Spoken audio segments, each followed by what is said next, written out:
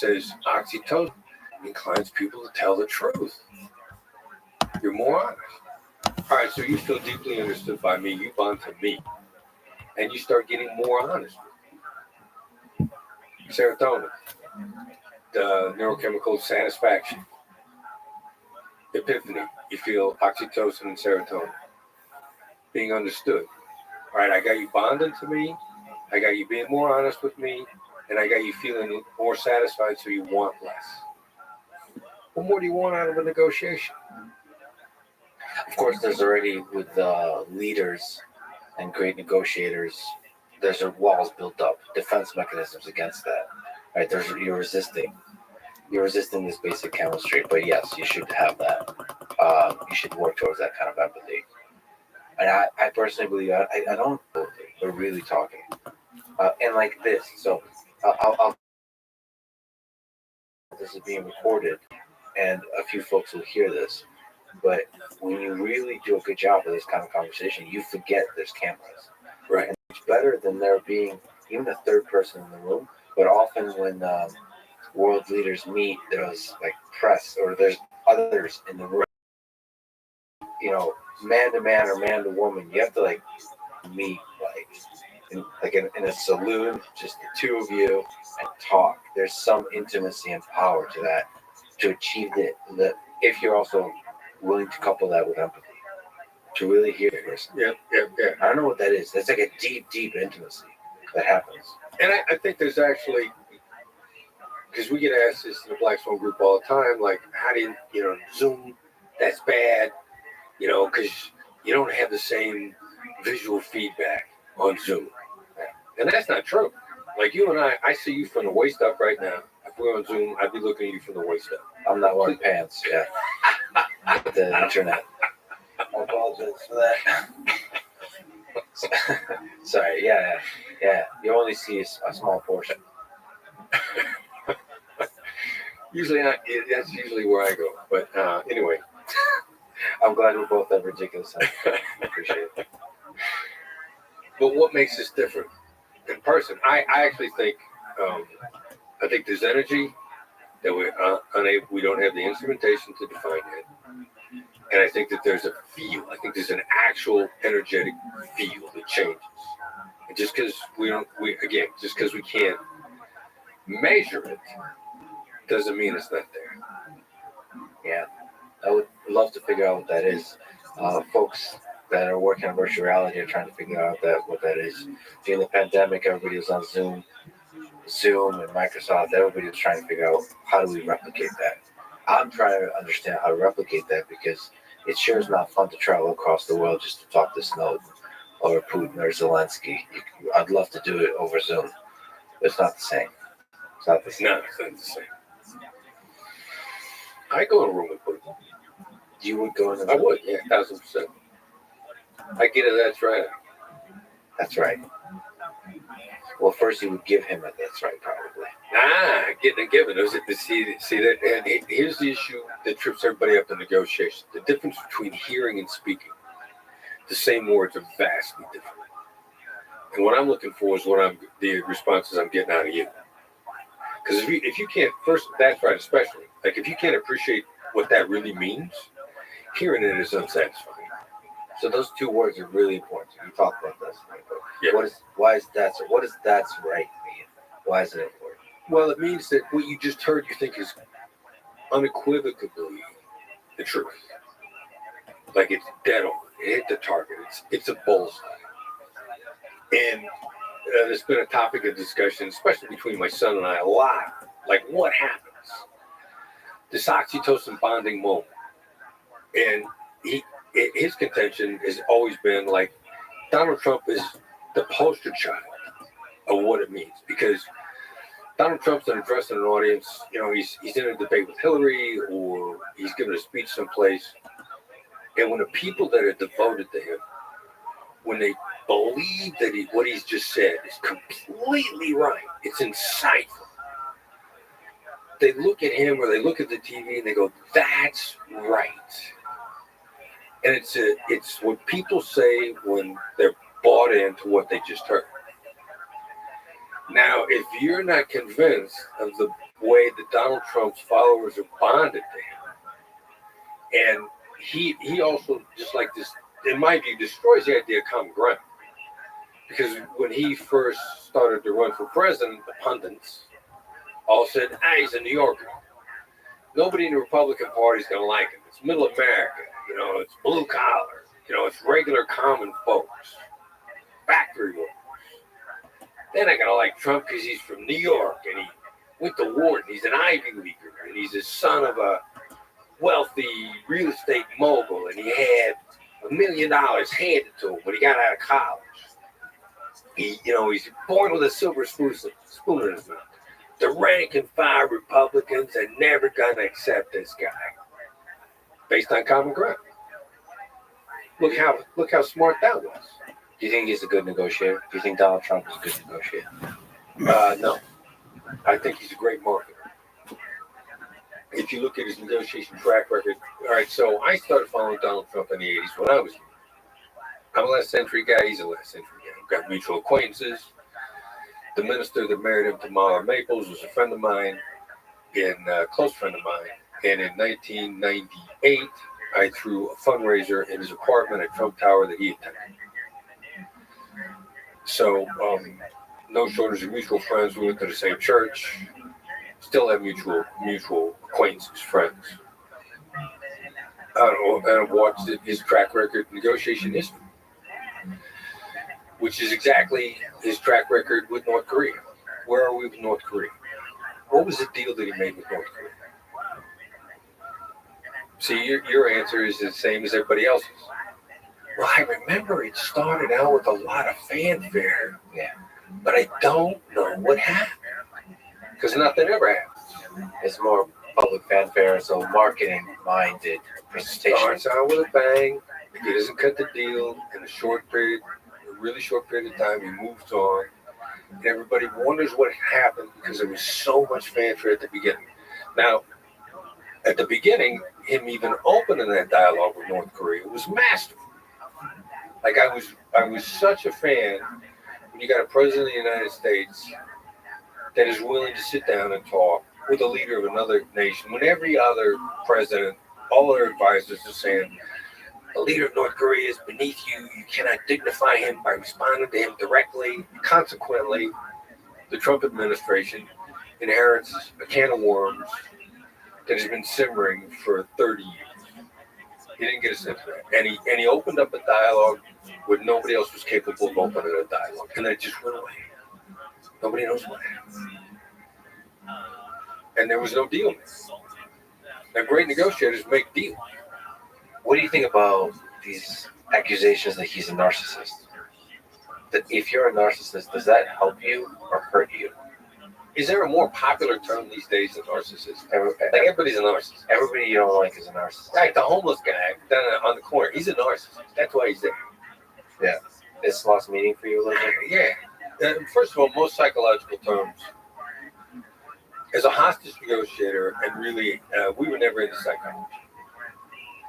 And we steered away from it because psychology is, at best, soft science. If it's not informed these days, if it's not informed by real studies or neuroscience, the guys that I'm impressed with these days, psychologists, neuroscientists. Now I'm interested in that guy again. But then the psychology convention, do you get them all together and they all agree? But also the interesting thing about psychology is each individual person is way more complicated than the category psychology tries to create. And there's something about the human brain. The moment you classify somebody as a narcissist or depressed or bipolar or insane in any kind of way, for some reason you give yourself a convenient excuse not to see them as a complicated human being, to empathize with them. I had that when I was talking to, I did an interview with Kanye West, and then there's a lot of popular opinions about him being mentally unwell and so on. And I felt that kind of way of thinking is a very convenient way of thinking, to ignore the fact that he's a human being that, again, wants to be understood and heard. And that's the only way you can have that conversation. Yeah, I agree completely. That's right. I feel so close to you now. It might be because I'm not wearing pants. All right. So what we You're funnier than I am. That bothers me. All right. I'll say something stupid soon. Don't worry about it. We said we were talking about terrorists and not negotiating with terrorists.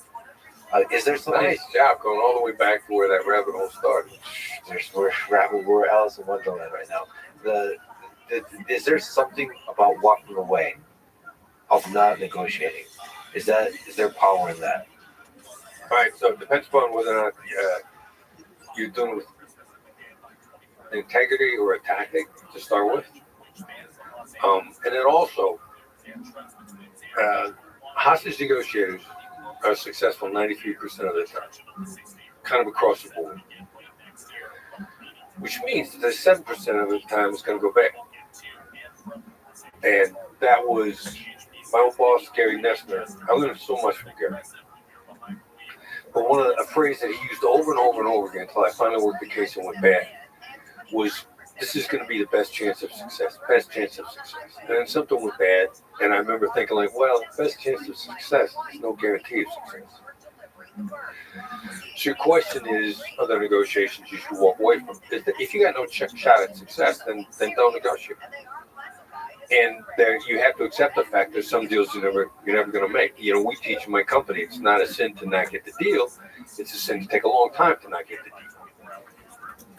And, you know, Gary, in his infinite wisdom, you know, they realized that there was something called suicide by cop. And that it might have, Gary was very much into clusters of behavior. He kept us away from psychological terms, and there would be clusters of behavior that would be high-risk indicators. And he wrote a block of instruction called high-risk indicators, which meant if you start seeing this stuff show up, this thing's probably going bad. And you're going to need to recognize that from the very beginning and adjust accordingly. And it's the same way in business and personal. I'm talking to the head of a marketing company. I have tremendous respect. I admire what this guy in this company does.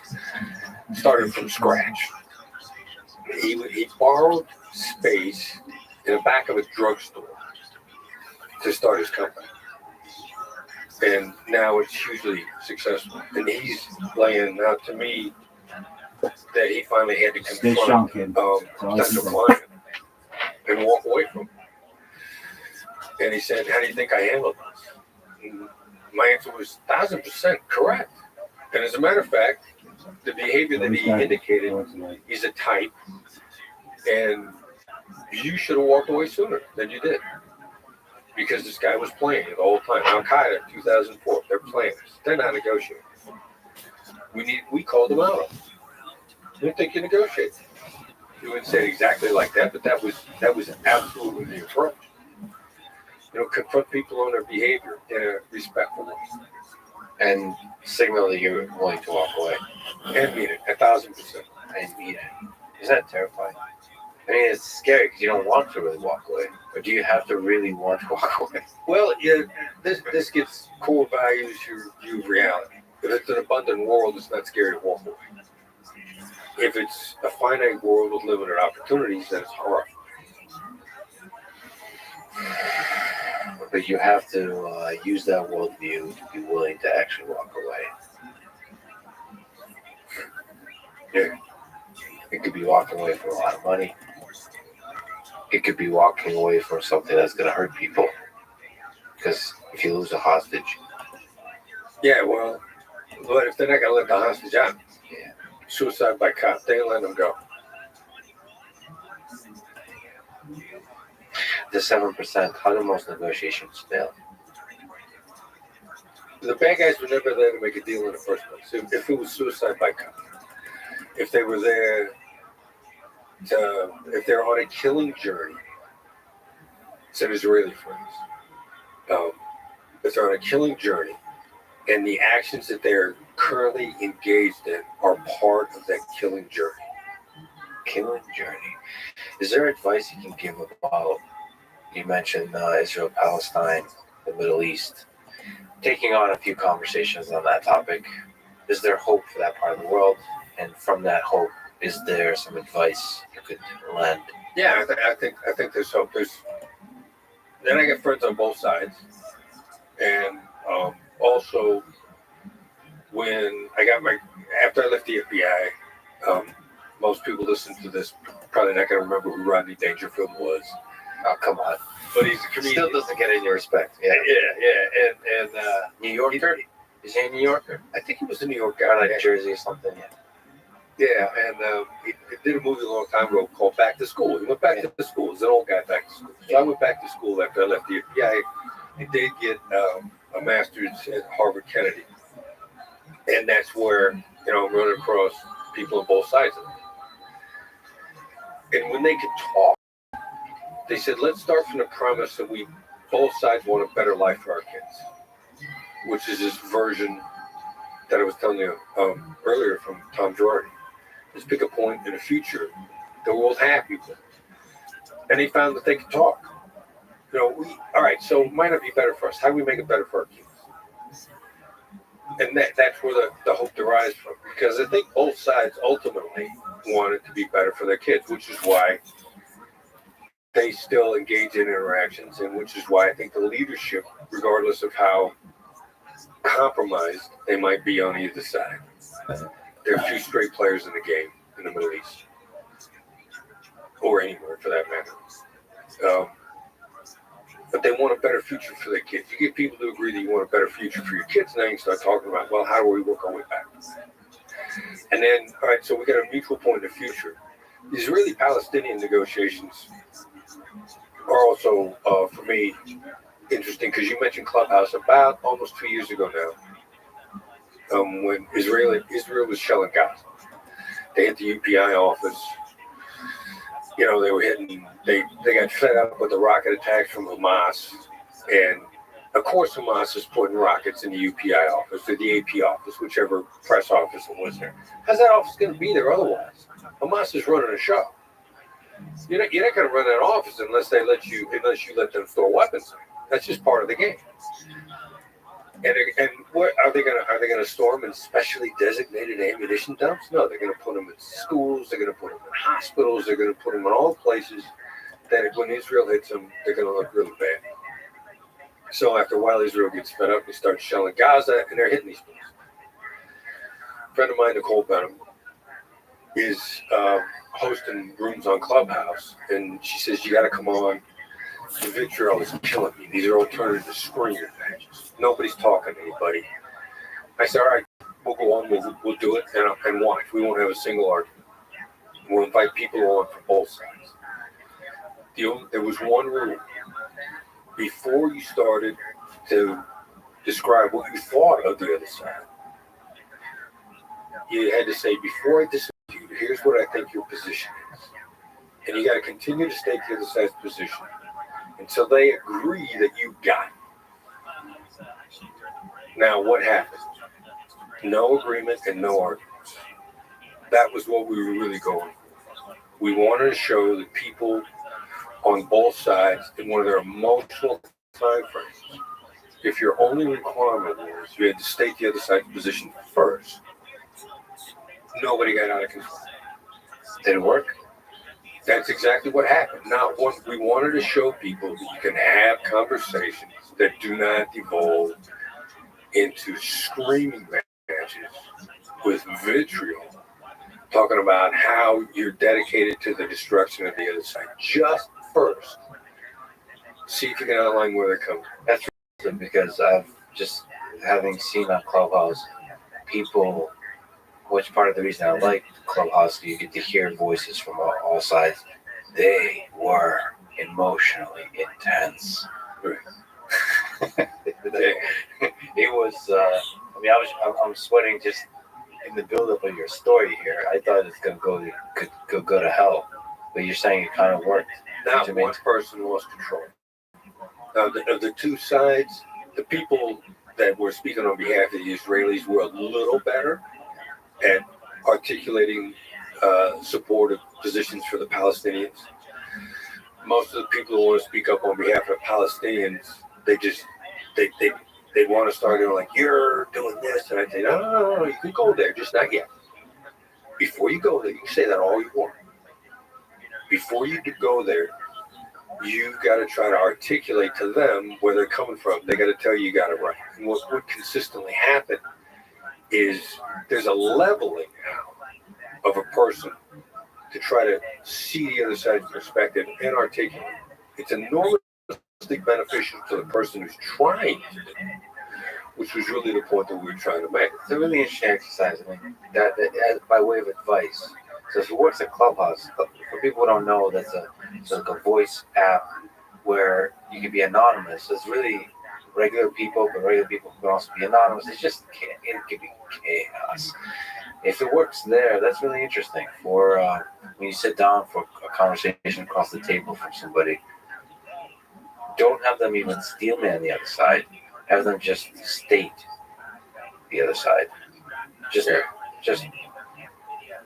explain your understanding. Yeah, that's it. Every now and then I'll jump in. Like, there's somebody supporting Israel, whoever the heck they were. And they'd say a couple things. And the Palestinian guy would be like, or gal, or supportive of them, would say, you missed some stuff. And I'd say, let me jump in. First of all, I know what the Nakba is. The Nakba is the catastrophe. That's the day Israel was born. For the rest of the world, it's the birth of Israel, for you, it's the Nakba. I said, you've got members of your family that is still walking around carrying keys to the front door of the house. They handed me. And they'd be like, yeah. And I'd say, you feel bad that, in point of fact, that in World War II, the world stood back and watched while the Nazis threw the Jews off a building. Well, the problem was they landed on you. And they'd be like, yeah, that's where they're coming from. So articulating, deeply what the other side feels is transformative for both people involved in the process. What's the toughest negotiation you've ever been a part of, or maybe observed or heard? What's a difficult case just stands out to you, or maybe just one of many? Well, the stuff we went through with Al Qaeda in and around Iraq and Saudi. First one was in Saudi, 2004 timeframe. The hardest part about that was working with family members and not deceiving them about the possibility of the outcome. Yeah, how do you talk to family members? Is that part of the negotiation? Yeah, empathy, learning empathy the hard way. And then being able to take it up to higher levels. Because at its base level, a guy that we're working with now that's coaching us in the U.S. and is a business partner, his name is Jonathan Smith, he pointed out to us that there's a Shu-Ha-Ri concept. Are you familiar with Shu-Ha-Ri? It's a martial arts concept. And she was do it exactly as the master is telling you to do it. Wax on, Karate Kid stuff. Ha is when you've done the repetitions enough times, you get the feel for it, and you begin to see the same lessons coming from other masters. You're seeing the same thing show up in other places. And at the Re level, you're still in the discipline, but you're making up your own rules. It's almost a flow state. And you don't realize that you're making up your own rules. If somebody asks you where you learned that, you probably say, my sensei taught it to me, my master taught it to me. This will come back around to negotiating with families pretty quick. We did this once because there's a bunch of people that we coach, business people that are scared of the amount of money that they're losing if we're not coaching them regularly. One of these guys, Michael, we're interviewing him for a social media posting about 2 years ago. And Michael says, yeah, you got to gather the days. And I remember thinking, I went, ooh, I like that. I said, where did you hear that? He goes, I don't know. I heard it from you, I think. And I was like, no. I didn't remember saying that. Yeah. At that first time I've heard that. He's in Re. So what's this got to do with families? Empathy at its base level and the shoe level, I learned it on the suicide hotline, is saying like, sound angry. I'm just calling out the elephant in the room. Your emotions, what's driving you. I'm throwing a label on your affect. And I'm saying you sound, or it sounds like you are. Because that's the basic Karate Kid wax on, wax off approach. Now, there are hostage negotiators that'll tell you empathy doesn't work at home. Not true. They've never gotten out of shoe. You're getting ready to talk to your significant other, and you want to go someplace that you know is going to make her angry. You want to go do something. Now that's real negotiation right there. You could say to her, you sound angry, in which case she's going to blow up because her reaction is, you made me angry, bozo. How can you act like you're an innocent third party, or that you were independent of how I feel bad? And you learn a little bit more, and you say the high level is probably going to make you angry. And then what I did with families, I knew how they felt before I walked in the door. I knew that they were scared to death. You find out that your husband, your father, your brother has been grabbed by Al Qaeda, who are in the business of chopping people's heads off. You're gonna be horrified. I can't walk into them and go like, "You sound angry." Of course I'm angry, you idiot. But knowing what they are, I used to walk into families' houses and I'd say, "I know you." Now, what do the circumstances dictate that they should also feel? They're going to feel abandoned by their government. They're going to feel totally alone. They're going to be scared. And they're going to be angry because they feel the government abandoned them. Now, in point of fact, is this an accurate statement? That their loved one voluntarily went into a war zone and voluntarily went someplace their government told them not to go? Are the facts that the government abandoned them? Absolutely not. As a matter of fact, the government tried to get them to not go, and they went anyway. But that doesn't change how they felt in the moment. And I walk into a house and I go, I know you. I know you feel abandoned and alone.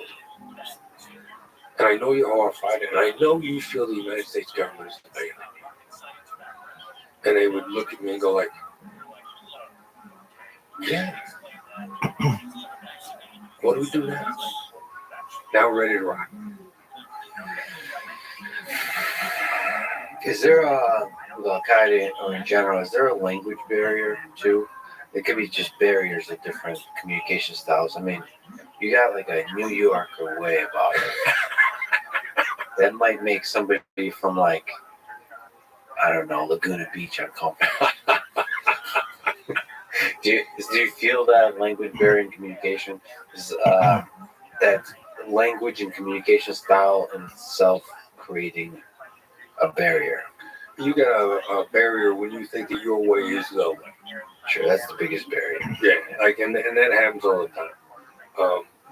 When people talk about what about cross-cultural negotiations? You know, what hand do I got to shake hands with? Sure. So that I can get my way. Well, if you strip it all down, we're all basically the same blank slate when we were born.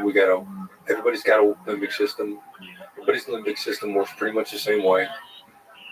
People are driven by the same sorts of decisions. How does this affect my future? What am I at risk of losing? How does this affect my identity? You're an Al-Qaeda kidnapper. You're a New York City businessman. You're a tobacco farmer in the South. All making those same decisions based on those same things. So as soon as I start to navigate that, and I tailor my approach, which is what empathy is, to what you think, how you see things. So I can be the biggest goofball ever from, if you live in the South, yeah, maybe I'm a New Yorker, or I'm somebody from LA, or somebody from Chicago. But my geography is foreign to you, but as soon as I start dialing in on how you see things, suddenly you're listening. What about the three voices you talk about? The different voices you can use in that communication. Right. The assertive voice, direct and honest. I'm a natural born assertive. Natural born. I thought we're all blank slate. You're born. Well, stop catching me on what I said. How dare you accuse me of what I've said? To quote Bono, I stand accused of what I've said, the things I've said. It's a good line. he's got a few good lines. Yeah. So assertive voice. You're born that way. Which one? What are the other ones? Analyst. You're an analyst. And I can tell you're assertive. Yeah. What's an analyst voice? Well, an analyst is close to Smarter, more thoughtful. No, as a matter of fact. Look, you ever do a decision tree? Yeah. See, you like it too, don't you? So decision trees, I'm a computer scientist, so I like mathematical, systematic ways of seeing the world. There's an analyst. You think Donald Trump would ever say that? Unlikely. More the assertive kind. He's a natural born assertive, yeah. Are all New Yorkers like this? Is this something in the water? Or That's the craziest thing. I mean, there's an affect that a city can have. Yeah. And, New York's Northeast, not just New York, but the Northeast is a little more the affect of the area, of the culture of the area. The individuals still boil down into the three types across the board. What's the third one? Accommodator, smiling, optimistic, hopeful. I'm 1,000% convinced that the phrase "hope is not a strategy" is designed at people's frustration over a third of the population being accommodators that are hope-driven. I hope this works out. And they're very on the surface, they're very relationship-oriented. They tend to appear to be very positive, and they are. But it's really built around hope. And the idea is you can adopt these three voices. You can learn them. They're all learnable. Analysts are often mistaken for accommodators because, as you said before, the analysts are more introspective, more analytical.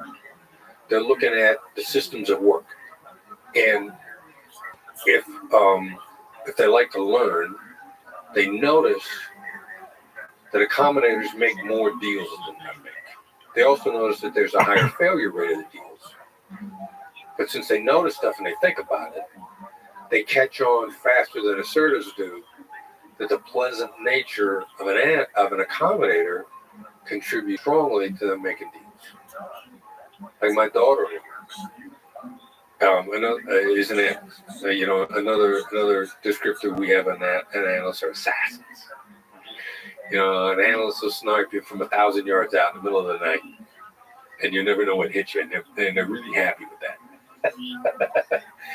But how has assertiveness, the assertive voice, served you in negotiation? Poorly.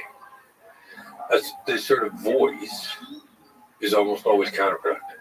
It feels like getting hit in the face with a brick, and that's almost always counterproductive.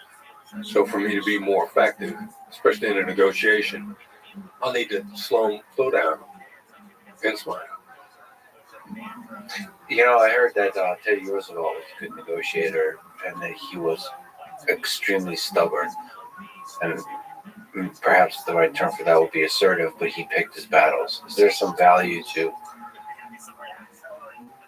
holding strong to principle? So I don't even know if that's probably the opposite of empathy. Are there times when you can just be extremely stubborn to your principles? We do it all the time. We just, we're just nice about it. Okay, it helps to be nice, you're saying. Well, yes, because I need you to hear me. And the assertive tone of voice. So when we do our training, typically we do an exercise called 60 Seconds of Shenanigans. And I play the bad guy bank robber, and I ask you to be the hostage negotiator. And your job is I give you the 4 real world constraints. And then you got to try and negotiate me out of the bank. Now we're doing this. Now the first voice that I always use in that exercise is the assertive voice, which is the commanding voice. It's the voice that all police officers issue loud and clear commands. It doesn't. To me, I don't feel like I'm attacking you. I just feel like I'm being direct and honest and clear. You, on the other hand, feel attacked. Now, we're doing this exercise in Austin a couple of years ago. The first participant has an Apple Watch on. He tells us afterwards that sitting still, not even answering, when he first gets hit in the face with the assertive voice, his heart rate jumped to 170, which is a typical fight or flight reaction. I come at you like I'm fighting you. Your fight flight mechanisms all kick into gear, which clouds your thinking. You're automatically dumber in the moment. So if I want to make a great long-term deal with you, highly profitable, I'm agnostic to you being profitable. If you be profitable, that's fine. I mean, money for me. Me making you dumber will always hurt me. Me making you feel attacked will always hurt me. So there's never a value of being in you making me afraid. What's up, pimp? There's never. How you doing, Jake? It's What's good in your neck of the woods? When we write a book. Very cool. Well, you're in the right spot. Because he said How was your there's day? scientific data out there that's called strategic umbrage. Well, there's data. Well, whether or not it's scientific, That's all I right. would call that into question. Come on in. And But he said there's studies out we're there watching that hostage show that negotiators on strategic Lex umbrage Friedman. works. And another thing that I also enjoy, Yes, sir. you probably get tired of me saying. Can you see my camera in there? He talked. There's never enough wonderful things to say about the great Andrew Huberman, the host of the Huberman Lab podcast. Everybody should subscribe That's to. okay. You should talk to Andrew. You're funnier than he is, though. I'll give you that. He's accidental. He makes me laugh all the time. Not when he's trying to be funny. Yeah, he's one of the people in this world that's truly legit. He's a really strong scientist and a really strong communicator and a good human being. And those together don't come often, and it's nice to see. Yeah, he's a treasure, national treasure. Anyway, you were saying. Well, he sort of taught me how to think about that and studies and science and also from different books that he's turned me on to. He's really helped me think about this stuff. So the studies about strategic umbrage were done, the ones that I've seen, that show it's effective. There were simulated negotiations with college students. Now, here's the problem with that. A simulated negotiation with a college student. College students are going to sit down as part of their assignment. They're going to sit down one time. They're going to sit down for 45 minutes, and they're going to think that if they didn't come to a deal at all, that they failed. And there's no ongoing implementation. There's just the deal, and then they walk away of a pretend situation. So they got no actual real skin in the game. There's no deal on earth. You sit down and come to agreement in 45 minutes and never see each other again because there's the implementation of the deal, even if it's only payment. So the data is flawed based on the way it was collected. It's a highly flawed study. And all data is flawed, as you know, as a scientist. You just got to be aware of what the flaws are and decide whether or not that destroys the study. Or what do you think? You take a look at the data. What up, pimp? There's no such thing as perfect data. Look at the data. See the data that says that. Have you seen my U channels? Is based on flawed circumstances. Can you explain strategic umbrage? Getting mad, cheering on the other side into a That's okay. getting mad, Just- and using anger strategically I just went on at once. to bully the other side into a break. That's right. That's nice to hear in some sense. It's nice to hear that empathy is the right way in all situations. It's like, Best chance of success. Not that it works every time, just it works more than anything else. what is the technique of mirroring? There's a lot of cool stuff in your book. They just kind of jump around. What's mirroring? Mirroring is like it's one of the most fun skills because it's the simplest to execute. You just repeat 1 to 3 ish words of what somebody said. Usually the last 1 to 3. What I found about it is the people that really like mirroring love it because it's so simple and so effortless and invisible. They typically for lack of a better term, tend to be both high IQ and high EQ. Like, I'm not a high IQ guy. I'm average dude. I like to think that I can learn. And EQ, emotional intelligence, is a skill you can build, and I'm always working on building it. But a lot of really regular average people, we're like, mirroring, that's stupid. I'm not doing that. And I don't know why they don't like it. But when I find somebody that loves to mirror, I'll always ask them, how'd you score on IQ? And typically their IQ is pretty high. Now, I don't know why that combination attracts people to mirroring, because there's 9 skills, 8 from hostage negotiation, and the 9th really was tone of voice, and we just defined that as a skill. And each one is different and focuses on different components of the conversation. And a lot of people don't like the mirror. They found it so awkward. Like, I'm not particularly strong in mirroring. I got to do it intentionally. I'm good at labeling. But does it also always work? Oh, yeah. Yeah, it feels maybe awkward, but it's true. There's got to be ways to signal that you're truly listening. That's part of it. I think you can do body language. You can, there's a lot of ways to signal that, but mirroring is probably just this trivial little hack. It kind of is. You know what? There's a situation. I had a conversation with Stephen Coggan, his historian, and he would say my name a lot throughout the conversation. He would be like, "Well, you have to understand, Lex, is that," and for some reason that would make me feel really good. I was like, he cares about me, and I wonder if that key, if everyone has that key, that could be the name. Just using people's name could be powerful. Using a name is really context driven. It can be extremely powerful with someone who's genuine, and it comes across in their demeanor, and it's used in a way that you can tell is meant to encourage you, as opposed to exploit you. And the people that are really into exploiting will also do the same thing. So you have to avoid using the things that people that are exploiters, manipulators use, because it might signal to others that this person is trying to trick them. Got to be very conscious. What's labeling that you mentioned? The thing you like? Well, I said earlier the whole progression from you sound angry to this is probably going to make you angry to I know you're angry. Labeling is hanging a label on an emotion or an affect, and then just calling it out. Is that almost always good? Could it be a source of frustration when a person is being angry and you kind of put a label on it? Call out the elephant. Is it possible that will lead to escalation of that feeling versus a resolution? Well, what would make it bad? Like, if I'm pointing out like that blatantly out, like if I say, look, I need you to get up and go down to the bank and make the deposit. Let's say I'm talking to somebody who works for my company. I need you to get on the phone with this person and make the appointment. And they go, sounds like you want me to talk to this person. Yeah. That'll be the way. If it just looks so absurdly obvious that there's no insight in your label at all.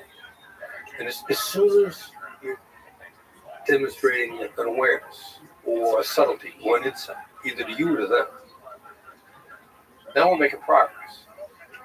So the only time the label could ever potentially be counterproductive is like if you weren't actually listening and the label indicates that you're not listening. I'm teaching at USC and I'm teaching labels, and one of the kids in the class, he just wants to take the skills and make his deals and just hustle them, and he's just looking for a hustle. So he writes up a paper about, he goes, there's some malls, I think it was by Palm Springs or someplace, some outlet malls, a lot of people go to buy suits. So he goes in there and he immediately starts the bargaining that my book teaches with no empathy. And he's like, throws a price to the guy, and the guy's like, no. And he throws another price to the guy, and the guy's like, no. And then Welcome, anal boy. Hope you're living like a pimp. I know it doesn't. I just shot down everything you just said. If anything, it sounds like we're never gonna make a deal. But he tried to use Pleasure to meet you. for manipulation. Now the guy didn't get mad on the other side. There's like clearly this dude's not listening. And at the core of everything, you have a bunch of like, almost like hacks, like techniques you can use, but at the core of it is everything. At the core is everything. Yeah, that's the main thing. You can be able to just sit there and listen. You can see. Yeah, look for insights. You know what? I like silence. Where you're both sitting there chilling with a drink, looking up at the stars. There's a moment. The silence makes you kind of zoom out, realize you're in this together, as opposed to playing a game or some kind of like chess game or negotiation. You're in it together. I don't know. There's some intimacy to the silence, and like if I'll ask a question and just let the other person sit there in silence before they answer, or the vice versa. They ask me a question, I sit there in silence. Feels like a big intimate thing. Yes. Hey, I like this story. The other two types, until they've experienced that, are afraid. Thanks, Big Dog. And what I'm actually going to do is, What's the green dot? one of the reasons I'm really comfortable with silence, I think, because I've experienced its effectiveness, and also my son Brandon, like he's a king of dynamic silence. Where are you from? Like he coaches people. He says, "Go silent, count thousands, Ukraine. don't stop till you run out of numbers." Ukraine. Good mind. He's also No, good. from Palestine. Full of good minds. He is. That is. Even better. And so there's so much to it. But the other two types are natural wiring against the white until they've experienced it. And you've got instinct, intuition's giving you data once you've experienced it. But your amygdala's kicking into gear. Again, sorry, I realize it's more complicated than that. Until you've experienced it. So confidence is hope-based. How do they signal fury? The silent fury. So when you go silent, they're scared to death you're furious. Because that's how they indicate. The assertive thinks the use the analyst went silent because you wanted to talk some more. When in point of fact, you're thinking or, and I love your description, the feeling of intimacy and silence and experiencing the moment. Because I'm actually going to factor that into trying to get the accommodators love shared intimacy. They would love to experience it. And I can see that being very compelling, them be willing to cross that chasm and experience silence and see how it works for them. Yeah, it's nerve-wracking, which is why it's intimate. Because you start thinking, what's the other person thinking? Are we actually going to do this? Are we going to sit here for 10 seconds and count? I mean, there's tricks to it, I guess, like Brandon says, is to just count it out and realize through data that there's intimacy to it. At a friend of mine, he lost his voice singing, so he couldn't. The doctor said he can't talk for a week, just to heal the voice, the vocal cords. But he hung out with other people, with friends, and didn't talk to them. He just hung out, and he said it was really intimate. They both didn't talk to each other. They just sat there and enjoyed time together. I don't know. It's a wake-up call. It's a thing to try, maybe, with all the people in your life. Just hang out and don't say anything. Like, as an experiment. Anything the entire day. But spend Or try it. Yeah, definitely. It's interesting. I haven't tried it myself. It seems, it's kind of like a silent retreat, but more active as part of, like, regular everyday life. Anyway. Is there other interesting techniques we can talk about here? So, for example, creating the illusion of control. Yeah, it's principally, by asking what and how questions. Because people love to tell others what to do or how to do it. It does a lot. That was really the way when the book was first written, that we really thought about what and how questions. It's giving the other side the illusion of control. And there's a lot more to it than that. that we've discovered. I mean, it triggers deep thinking, it wears people down. Deep thinking can be exhausting. And you want. So what's the role of exhaustion in negotiation? Is that ultimately one? You got to be careful with that. Some people exhaust intentionally. One of my negotiation heroes, a guy now who's unfortunately suffering from dementia and Alzheimer's. John Domenico Pico is the UN hostage negotiators that got all the Western hostages out of Beirut in the 80s.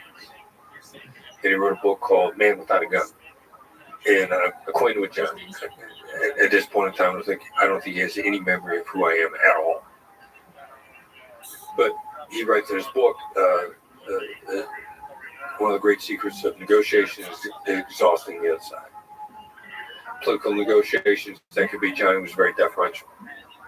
He was in the middle of, in the 80s, leading up to about 1986-ish. Every negotiation involving warring parties in the Middle East that you can imagine. He was in Cyprus. He was in Afghanistan, Iraq and Iran. The Iranian government had tremendous trust in him as a Westerner, a representative of the UN.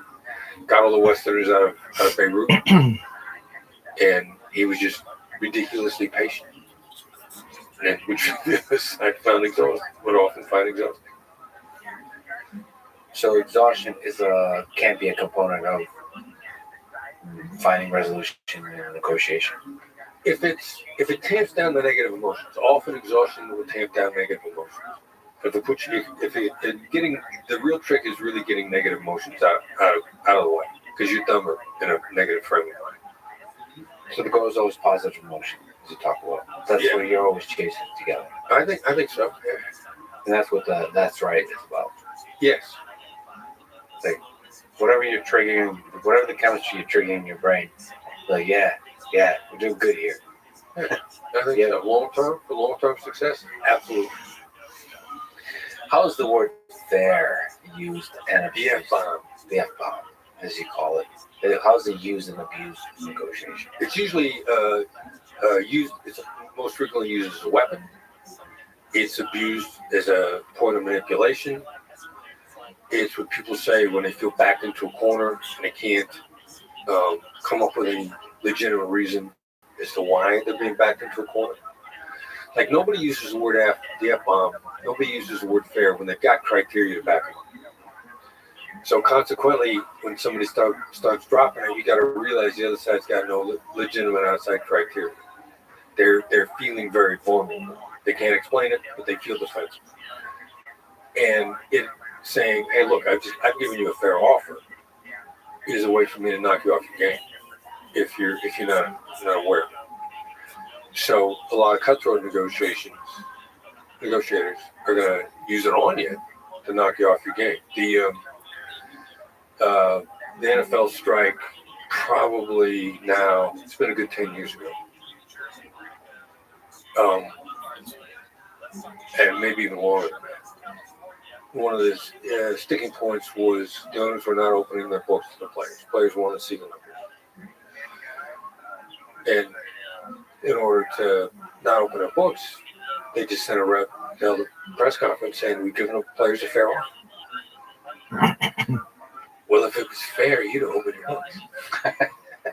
Yeah.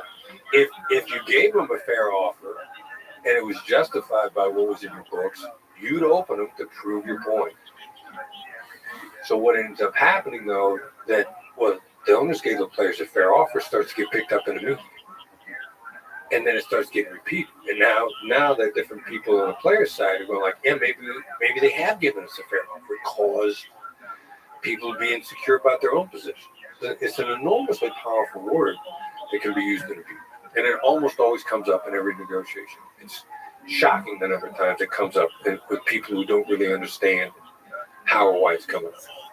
So usually it's a signal of a not a good place in negotiation. Without question, I'm completely convinced that if the person is using the word as a means of getting what they want, then either accidentally or on purpose, either in their gut or they know they got a bad position or that God is afraid that they are.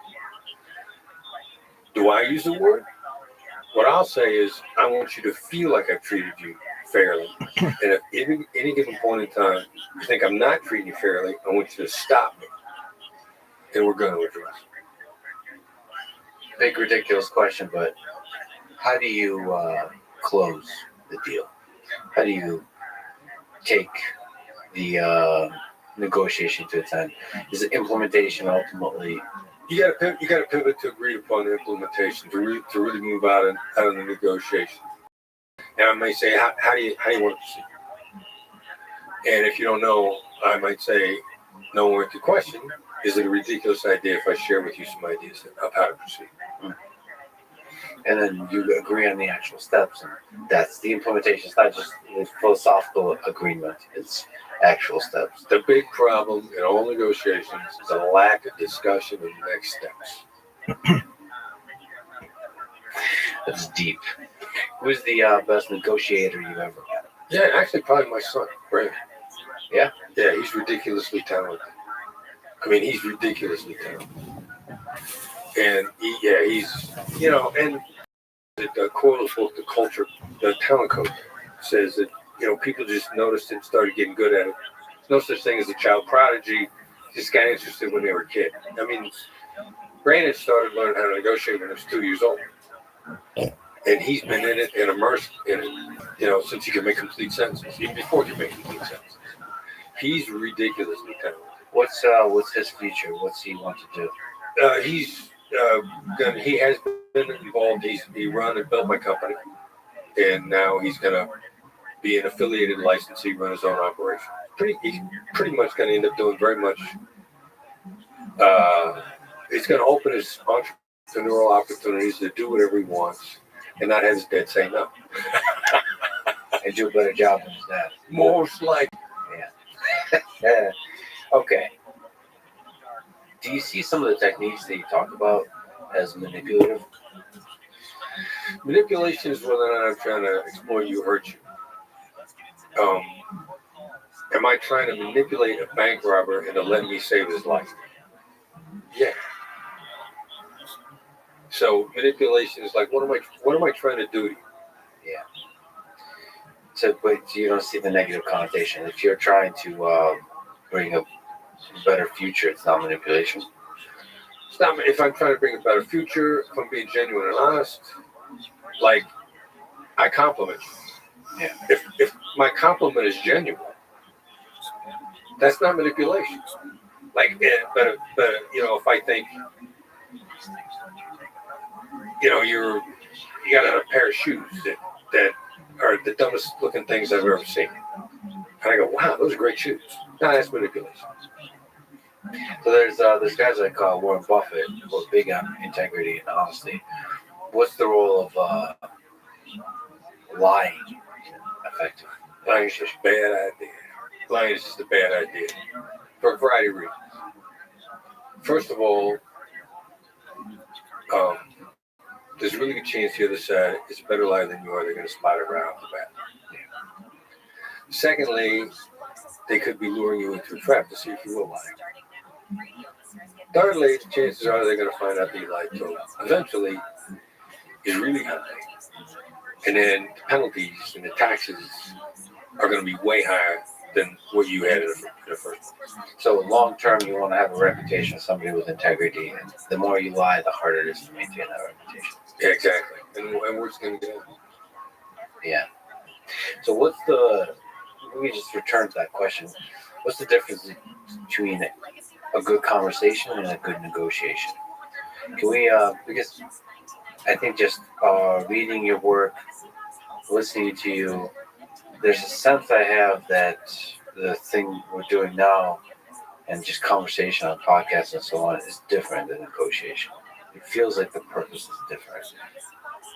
And yet having some of the same awareness of the value of empathy is extremely important. It feels like the goals are different. Or no? Really close, fine line. I mean, I rolled in here not having any expectations, not looking for anything other than to have an interesting conversation. And to hear what was behind the questions that you're asking me and what interests you, and then also your description of silence, the power of silence, something I'm going to take away is a learning point and how I'm going to teach others. But I didn't come in here. I suppose a negotiation is when we're both aware of a problem we're trying to solve. Right. There's no problem in the room. Right. Just to solve, except maybe like the human condition and Insight. It was insight. learning. How do you train to become better in negotiating? In business, in life. Yeah, just small stakes practice for high stakes results. I mean, decide what kind of negotiating resonates with you. I mean, What's that mean? Small stakes practice for high stakes. Small stakes. It's a small, little, incremental. Picking up girls at a bar. Or what are we talking about? well, it can be. For some people, that's high stakes practice. Well, labeling mirrors. One of the basic tools of great negotiation. Labeling mirror, paraphrasing somewhere. So you start labeling a mirror people that you just have in regular interaction with, just to gain a feel for whether or not you can read somebody's affect or how accurate you read to get better. And so, label the lifter or the grocery store clerk or the person behind the airline counter at the airport. So putting a label on their affect. Or throwing something at them because negotiation is a perishable skill. Emotional intelligence is perishable. So seeing if you can indicate that you understand their language. One of my favorite labels to throw out on somebody, which, maybe re-level, I might look at somebody who looks distressed and I'll go, tough day. So several years ago, I'm at the counter at LAX. Well, I'm waiting in line to get to the counter.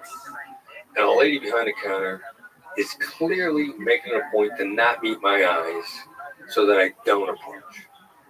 And she looks, and so like you know when you're next in line, and they're making sure that you don't meet eyes. And I'm thinking to myself, all right, so they're having a bad day. So I walk up, and as soon as I approach the counter, I go, tough day. And she kind of snaps around. And she goes, no, how can I help you? And goes out of her way to help. Now I'm practicing, but I also know it made her feel better. It relieved some of the stress. So now I'm going through TSA. I want to look for people who are having a tough day. It's a good place to find. It's a good place to find and practice.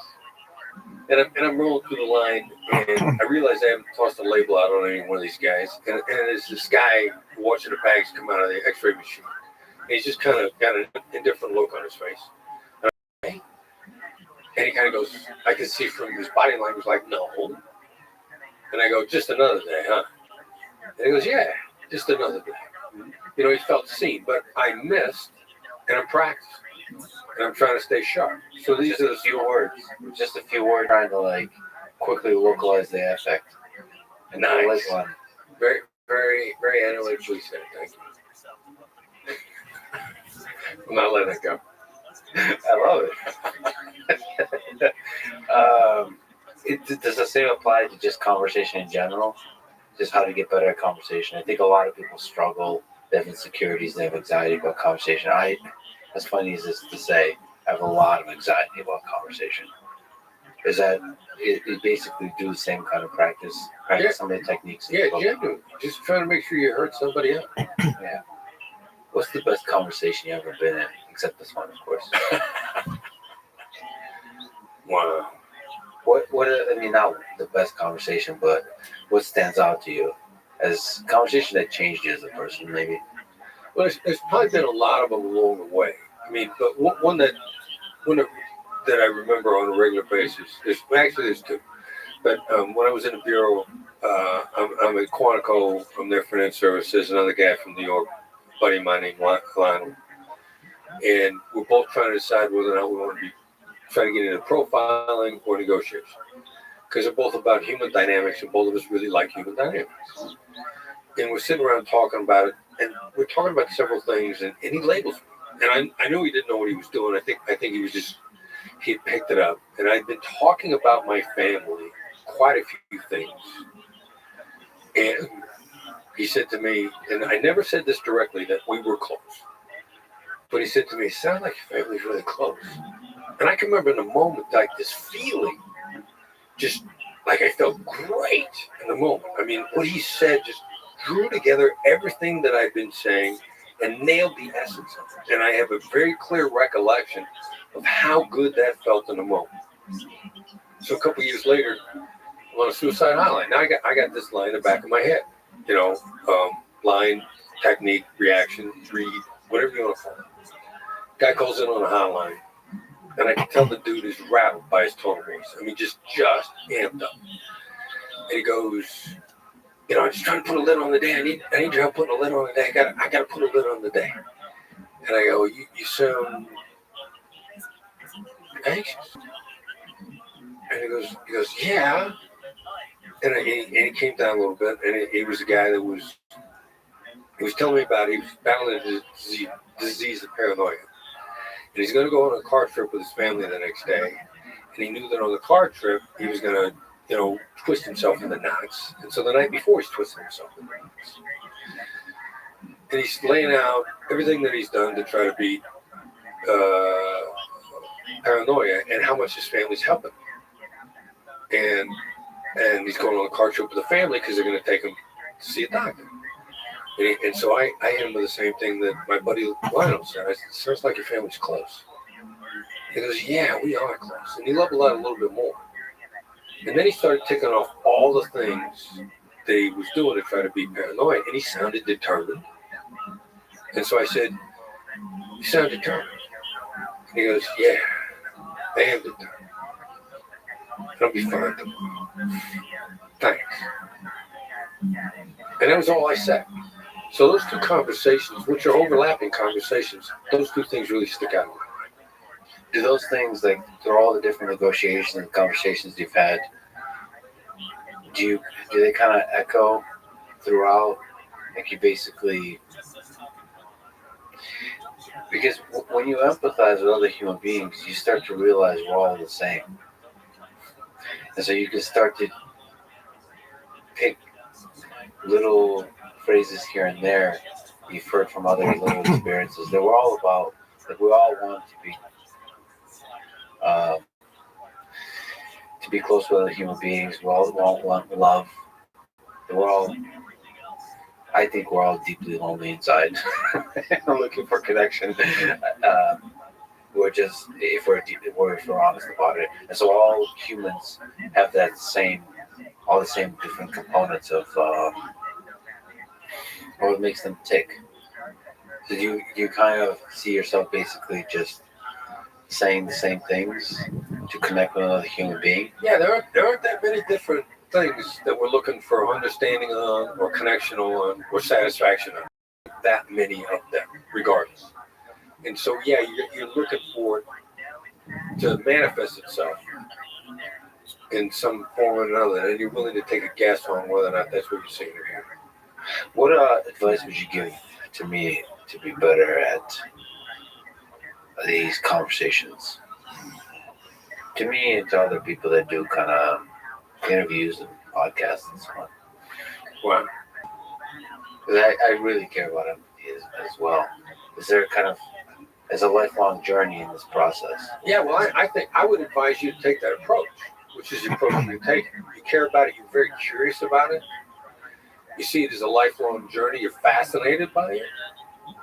You enjoy learning about it. And you definitely do see it as a lifelong journey, as opposed to, this is what if I can acquire this, then I can manipulate it. No, I mean, I fall in love with people I talk to. There's a kind of deep connection. It lingers with you, especially when I'm preparing. The more material there's on a person, the more you get to fall in love with them ahead of time. You get to really understand, not understand, but what I mean by fall in love is appreciate, but also become deeply curious. That's what I mean by fall in love. Like, yeah. You appreciate the things you know, but you start to see, like Alice in Wonderland, you start to see that there's all this cool stuff you can learn if you keep interacting with them. And then when you show up and you actually meet, you realize it's like more and more and more and more. It's like in physics. The more you learn, the more you realize you don't know. And it's like, it's really exciting. And then it could also be heartbreaking because you have to say goodbye. Goodbye. I hate goodbyes. I hate goodbyes. Same story, right? Yeah. It reminds me that I'm going to die one day. Like, things end, good things end. It sucks. But then it makes the moment more delicious, you know, that you get to spend together. Yeah. Okay. I just want to, I completely forgot. I wanted to ask you about this. The 7/38-55% rule. It's really interesting. Is there at all truth to it? That 7% of a message is conveyed from the words used, 38% from the tone of voice, and 55% from body language.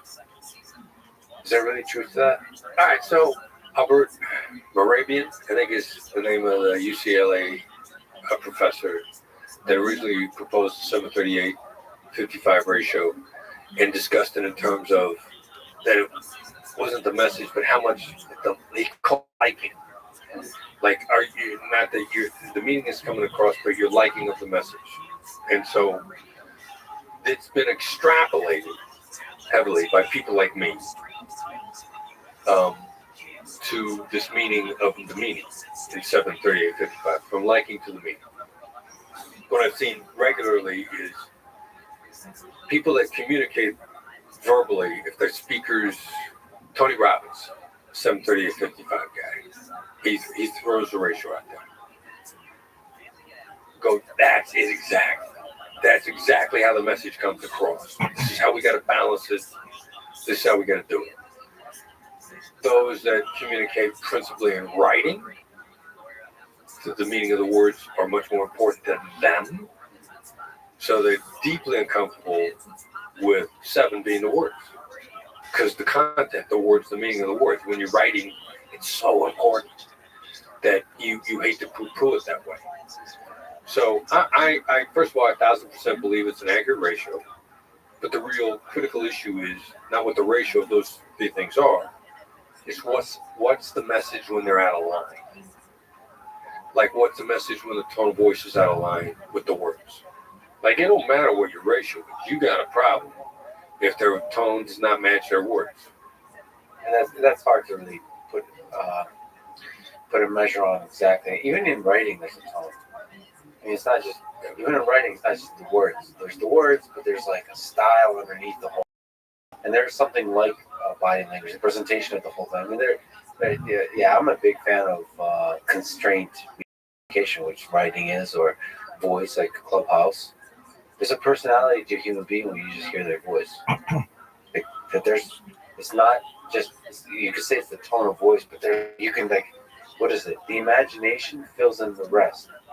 Like, when I'm listening to somebody, I'm imagining some amorphous being, right, doing things. When they get angry, I'm imagining anger. I don't know what exactly I'm visualizing. And so you made me think of a funny story, because we were talking about your buddy Elon before, and I told you, about that I'd interacted with some of the senior executives. So I know that they love working with him, and I think he's an interesting guy, and they realize that he can be funny, and he jokes around. Yeah. So they're telling me on this conference call, just words, and a guy on the other end of the line says something. That was wrong, but wasn't bad. And so they said they're on the phone, and Elon goes, "You're fired." And then everybody in the room with him can see that he's joking. But the person on the other side can't, and they all go, "Wait! They can't see your look on your face right now. You gotta stop, because the guy on the other side is dying right now. He doesn't realize you're joking." So there was, there were the words and the tone of voice, but it lacked the visual to go with it. Nevertheless, it's probably funny. I'm sure it was very funny at the time. Maybe not to him.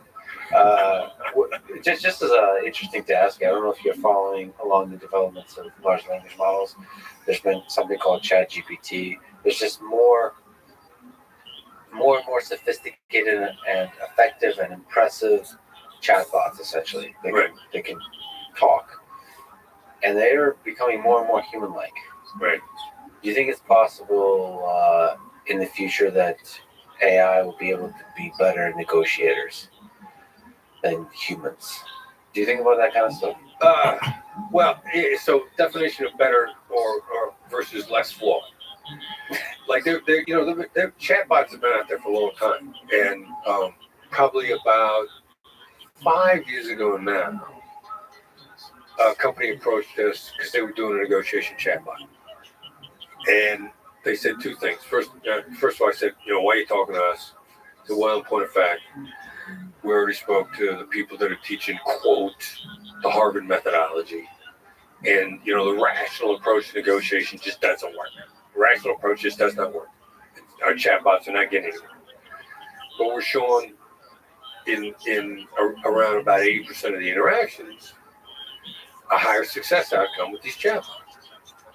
And they showed me what they were doing, and it was still a lot deeply flawed, emotional intelligence-wise.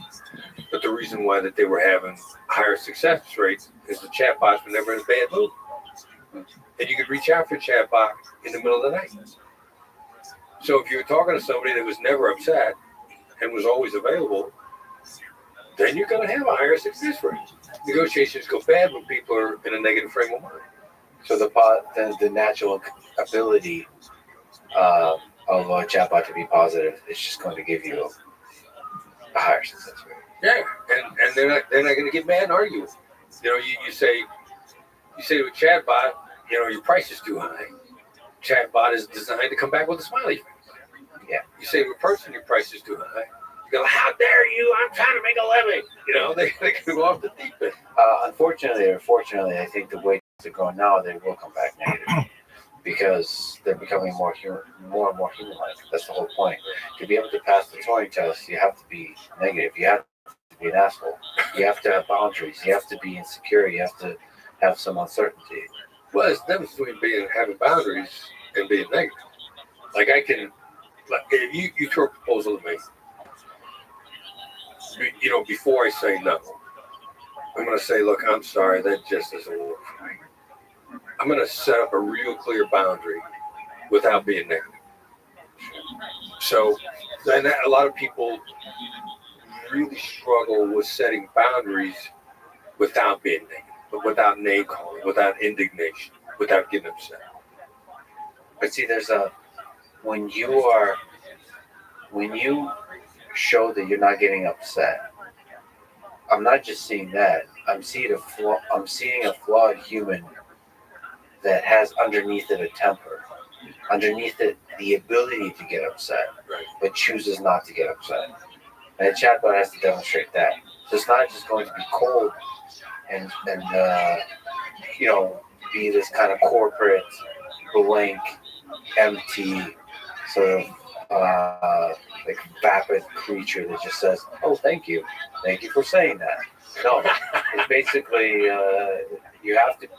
The chatbot has to be able to be mean and choose not to be. Interesting. I don't know.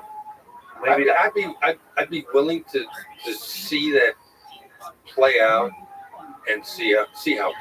But I guess what I'm saying is to be a good negotiator, you have to have the capacity to be a bad person and choose not Really? to. I think so. I think you just got to have the capacity to set a boundary and stick to it. Interesting. Because I think it's hard for me to trust a person who's not aware of their own demons. Because if you say you don't have any demons, if you don't have any flaws, I can't trust you. Yeah, well, first of all, it's a lie, right? So everybody's lying. Right. It's back to lying. Yes. So you have to have a self-awareness about that. But you be able to control it, demonstrate the able to control it. I mean, this is humans. I just think humans, intelligent, effective humans, are able to do this well. And chatbots are not yet. And they're moving in that direction. So it makes me think about what is actually required for effective negotiation. That's what AI systems do, is they make you ask yourself, what is that makes humans special? Any discipline. What is it that makes humans special? Chess and Go games, which AI systems are able to beat humans at now. What is it that makes them effective at negotiation? What does it make them effective at something that's extremely difficult, which is navigating physical spaces? So doing things like making yourself a cup of coffee is exceptionally difficult. robots. Because of all the complexities involved in navigating physical reality. We have so much common sense reasoning built in. Just about how gravity works, about how objects move, the what kind of objects there are in the world. It's like it's really difficult to describe because it all seems so damn trivial, but it's not trivial. Because a lot of that we just learn as babies. We keep running into things and we learn about that. And so AI systems help us understand what is it that makes humans really, what is the wisdom we have in our heads. And negotiation to me is super interesting. Negotiation is not, it's about business, it's about geopolitics, it's about running government.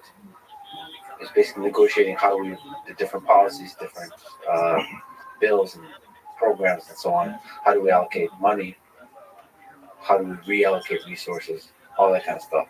It seems like AI in the future could be better at that. But maybe not. Maybe you have to be a messy, weird, insecure, uncertain human and debate each other and yell at each other on Twitter. Maybe you have to have the red and the blue teams that yell at each other in the process of figuring out what is true. Maybe AI systems will not be able to do that.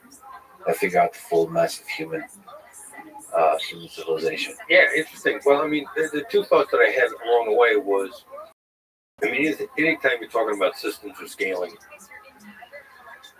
you're talking, my belief is chatbot systems, things that don't require decision making, just following the instructions.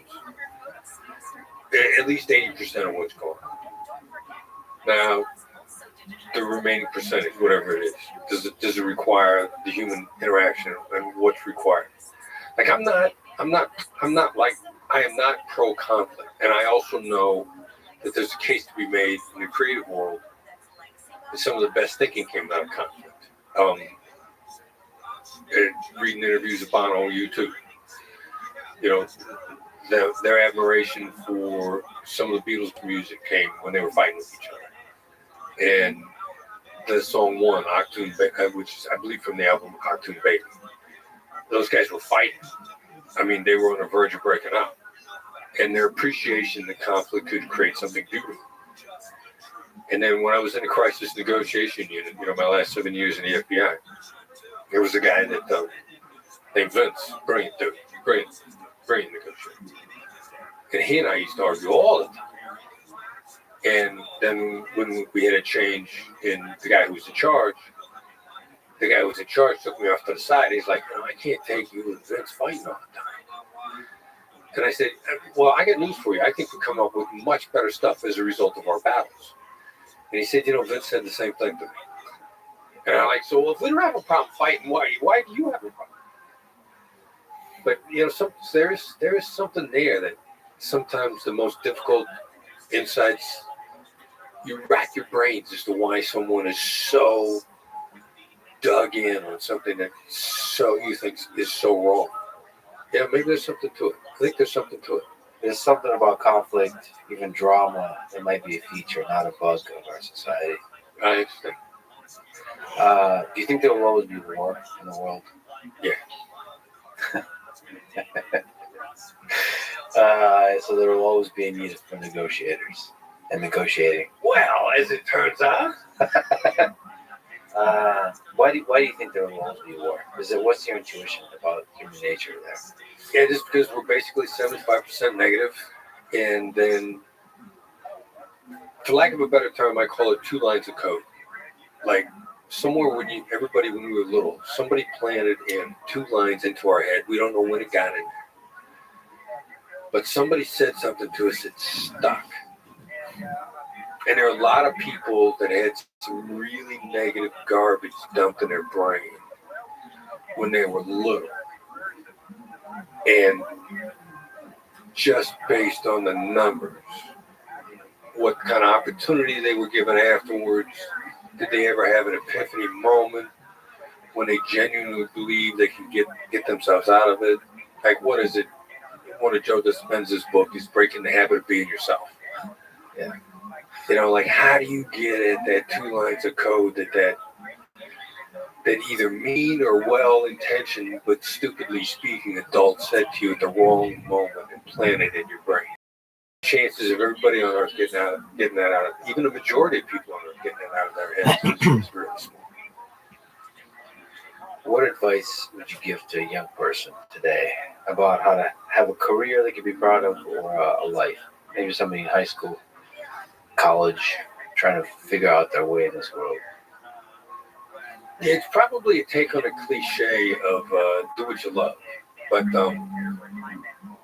if you figure out your ideals and pursue your ideals and stick to them when it costs you. Like a guy I admire very much, Michael Mogil, runs this Operation Crisp video in Atlanta. In one of his talks, he would say, core values are what you stick to that costs you money. It's not a value that really matters to you unless it's costing you. And stick to your values.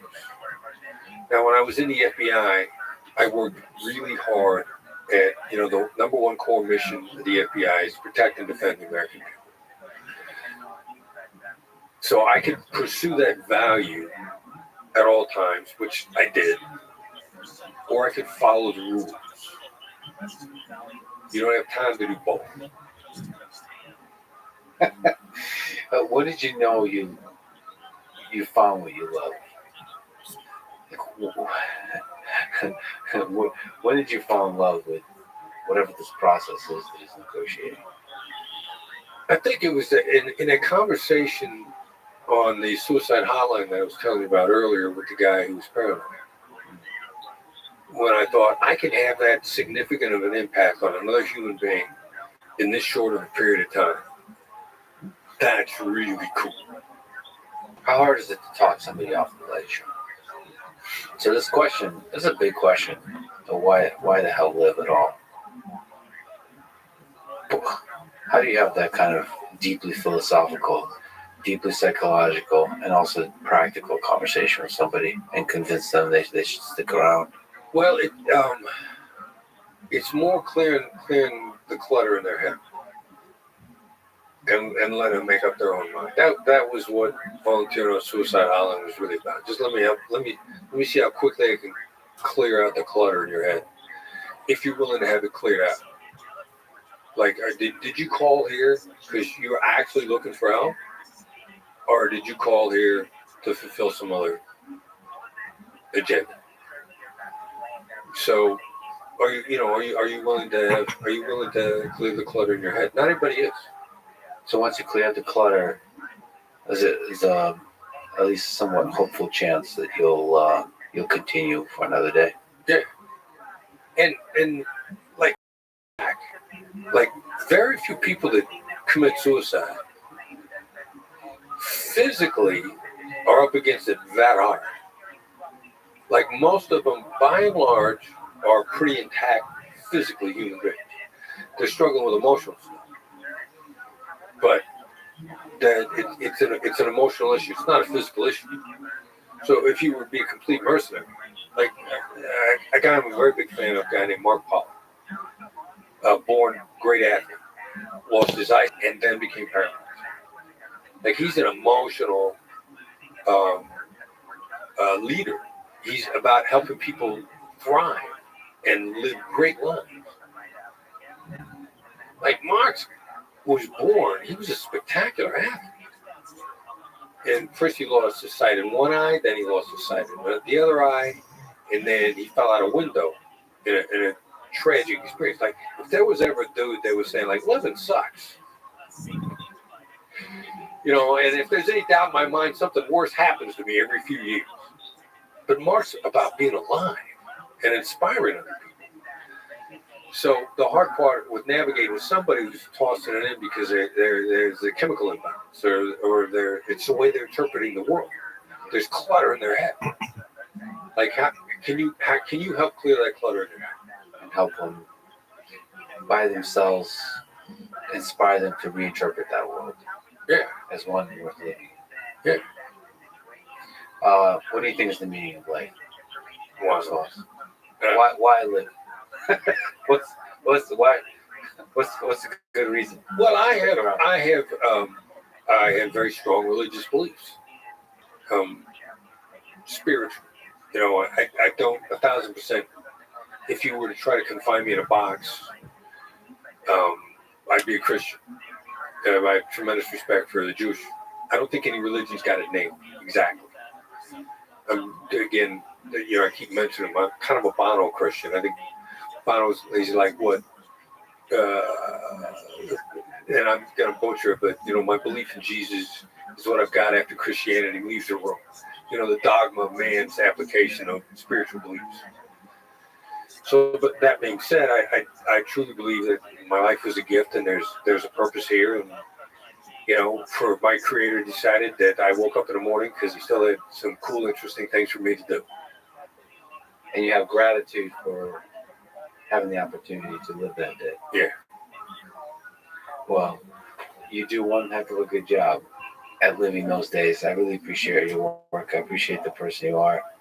Thank you for just everything you've done today, for just being empathic. Honestly, you're a great listener. You're a great conversationalist. It's just an honor to meet you and to talk to you. This was really awesome, Chris. My pleasure. Thanks for listening to this conversation with Chris Voss. To support this podcast, please check out our sponsors in the description. And now, let me leave you with some words from John F. Kennedy. Let us never negotiate out of fear, but let us never fear to negotiate. Thank you for listening, and hope to see you next time.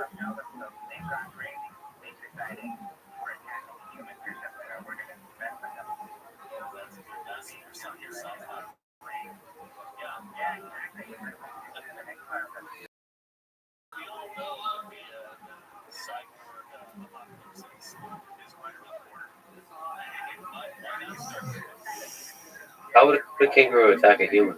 Knock them down, and then they choke them. Did the kangaroos do? They choke each other, yeah. They don't choke each other. You don't believe me? Go on your video. They choke each other out. I mean, probably the most annoying one was obviously the one where I had Gordon Armbar. I was like, tap, bro. And he wouldn't tap, so I let him out.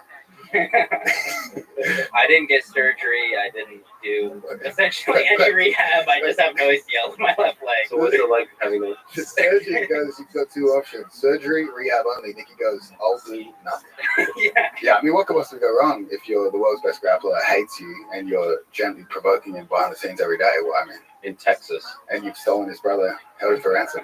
It is like a story of a shitty Western. The last part, difficult wake up for me. I try to find a sad movie and at least cry. About a pound out. That really gets me over the line. What are the rules in the streets? Do you think if you're on steroids, you would have finished the choke?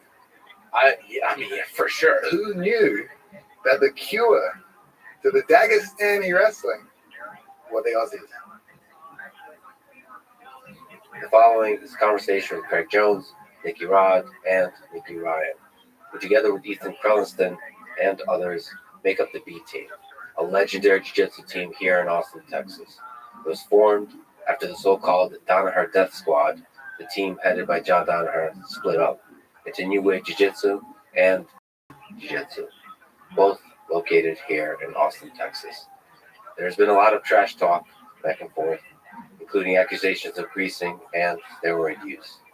And I, as a practitioner and fan of grappling, jiu-jitsu, and martial arts in general, am here for it. To see the best grapplers in history go at it, both on the mat and on Instagram. I like the people on both teams and train with both. And I'm really happy to see the exciting, rapid evolution of the sport that these athletes and coaches are catalyzing. This is the Let's Freaking Podcast. To support it, check out our sponsors in the description. And now, dear friends, there's Craig Jones, Nicky Rod, and Nicky Ryan. Craig, can you introduce everyone? Yep, so we got Nicky Rod here, brown belt, two-time ADCC silver medalist. Nicky Ryan here.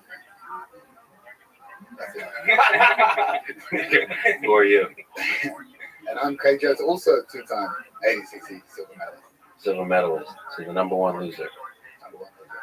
And maybe a little bit more. Your bio says widely known as the Black Belt Slayer, hails from New Jersey, the land of pizza and biceps.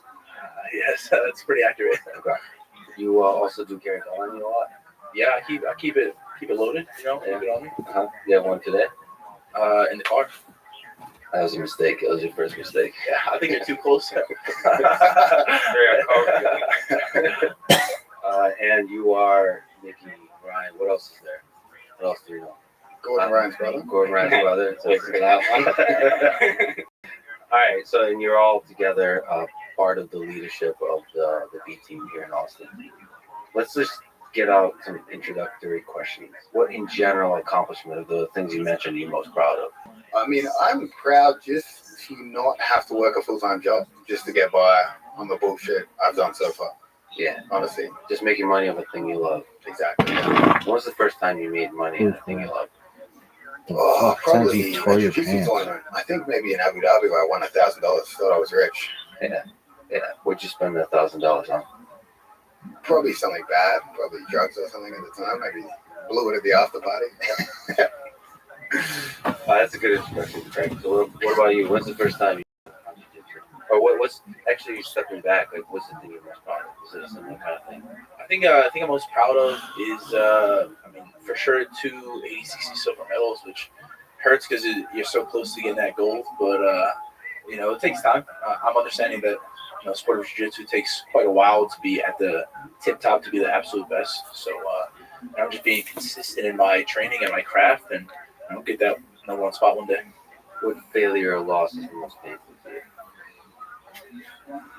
I probably have a pretty short-term memory, so my losses I just forget about. Yeah, I mean for sure, my loss at this past ADCC in the finals, that one stung a bit because I definitely thought I was gonna win. I mean, like it takes a while to produce the skills or the reactions more so that you need to have to be that number one pound for pound guy. And pre-ADCC, I was coming off an injury, so it took me a little bit to find the right mentality and physicality that I needed in order to, get the wins that required gold. So, yeah, it's just a process. Interesting. You keep saying process, like it takes a while to build up. So you're not like thinking of a loss like ADCC is like the specific failures. You haven't gone long enough in a particular process to being a champ. Well, I mean, for me, I'm closing in on 5 years of specifically jiu-jitsu training. I'm about 4.5 right now, and it's just you constantly have these ups and downs in training where like as long as you stay consistent, you'll have a gradual raise, but it's still you'll have these peaks and lows, and just trying to get better every day. I'm definitely not where I will be in a few years from now, but I'm striving to get there. Are you actually a brown belt? Or is that a joke? Brown belt, yeah. You're a brown belt. Like how many stripes? No stripes. No stripes. Stripeless. Okay. Is that part of the process that you're working through? Definitely part of the process. I mean, I think a black belt is just based upon how much knowledge you have. Obviously, like, if you're talking competitive wise, like from when I started, I was able to beat most black belts. So it's just kind of how I was gifted from my wrestling experience. And, the time will come when it's right, but I'm not in a rush at all. I'm continuing. I just kind of take every day for what it is and try to improve upon that. I mean, I want to give you the black belt. Nikki Ryan said him already. What is it? Are you guys, like as no gi folks, do you take that seriously? Like the black belt? Or like how much does it come into play into? Yeah, I mean, it's like what Rod said, it's based off of knowledge, not just, what you do out on the competition mats, because, like you said, he had years of wrestling experience, and obviously he's very physically gifted. So we grade based off of the amount of knowledge that you have. Like, how do you measure knowledge? I think teaching is a good measurement of it, like how well you're able to show the moves, and really make sure that you have an understanding of what you're doing.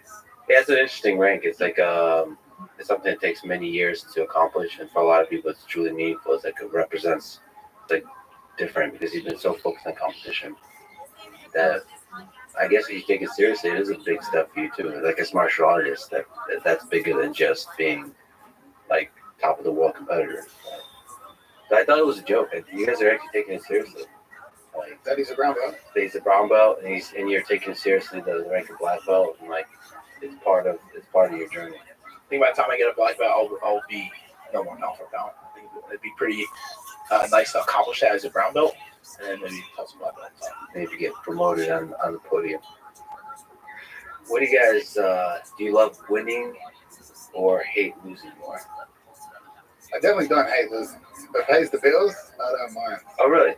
Yeah, but honestly, if I win, I feel more relief than anything rather than like excitement and stuff. I'm like, oh thank God that's over. I hate losing for sure, but I understand that it's necessary to get to where you want to be. And then winning is like, I mean, what I think winning is probably the closest you can get to like heroin or something. Because I mean, we're on like if you do have extreme success in a tournament that you've been adamant about training for and competing in for a while, and you end up winning it. I mean, I feel like you're on that high for days at a time. Heroin's gonna be better. You think so? I'm gonna stick with no. I'm not gonna suck dick to win. Suck it for heroin. Okay. I guess that's a good point. Yeah. Because you come from a little bit of a wrestling culture. One of the things I really love is at the end of the match when they lose, they just run off. They're like almost pissed off. It's like some mixture of anger and frustration with themselves.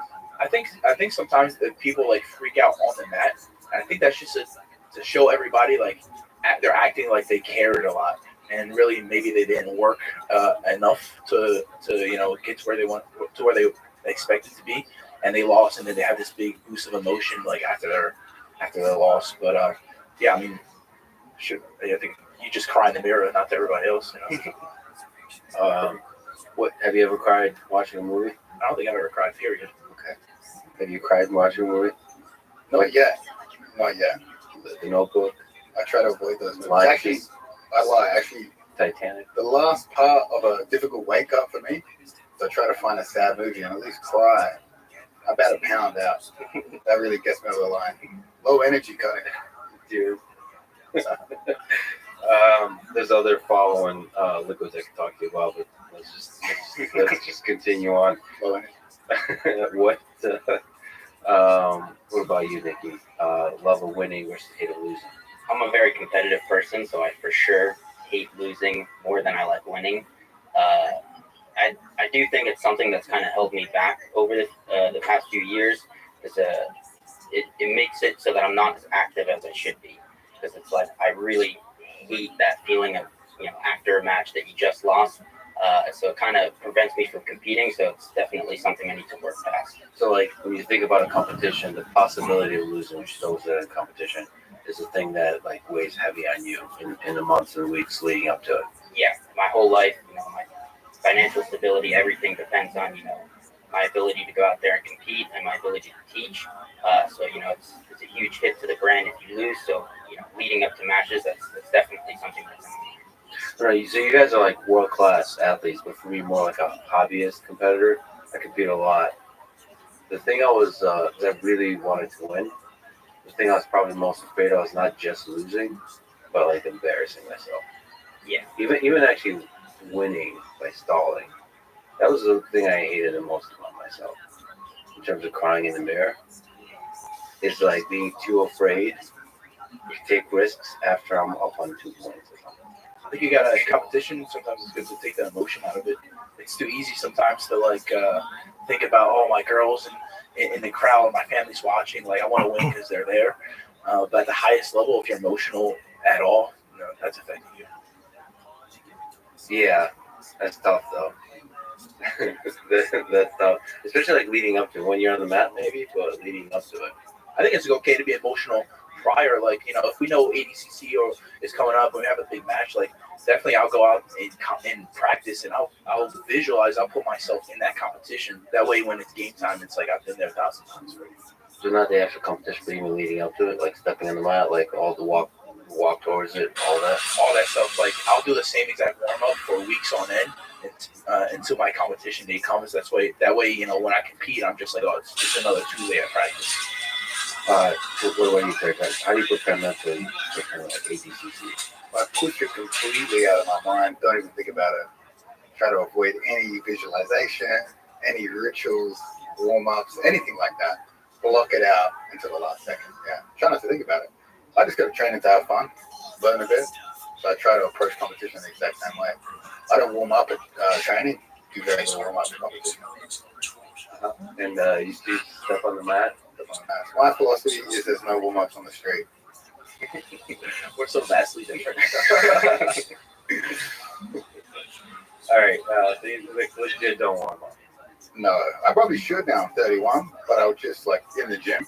Take it easy the first round. You know, like if I look around the room and if you're Ryan's job, I might go, I have an easy the first round. So even for like the most high stakes matches, you try to push it out. Yeah, I didn't even think about it. What about like all this social like Instagram posts you have to do about that match? You just make a joke out of it and kind of I mean, that's actually kind of pretty silly, you know, we're just wrestling each other, you know. Yeah. We put the meaning into it, but to someone that doesn't follow the sport, it's stupid. Well, all of human existence is pretty silly. Like, what are we doing? None of us really know what's going on. We kind of have sex to reproduce. We get hungry, we eat, and then we're all chasing money and cars and whatever the hell in a capitalist society. Or we worship a dictator in a authoritarian regime. Yeah, and then we get off on we let power abuse us, and then we just murder others because we get off on it. Yeah, and then eventually all of us will die because the sun will run out of energy. Because colonizing other planets is very difficult. So none of it matters. It's a good philosophy. It's pretty good. That's exactly what How I does the sun run out of them? Oh, you caught me there. It's burnt out. It's a nuclear fusion engine that eventually burns out.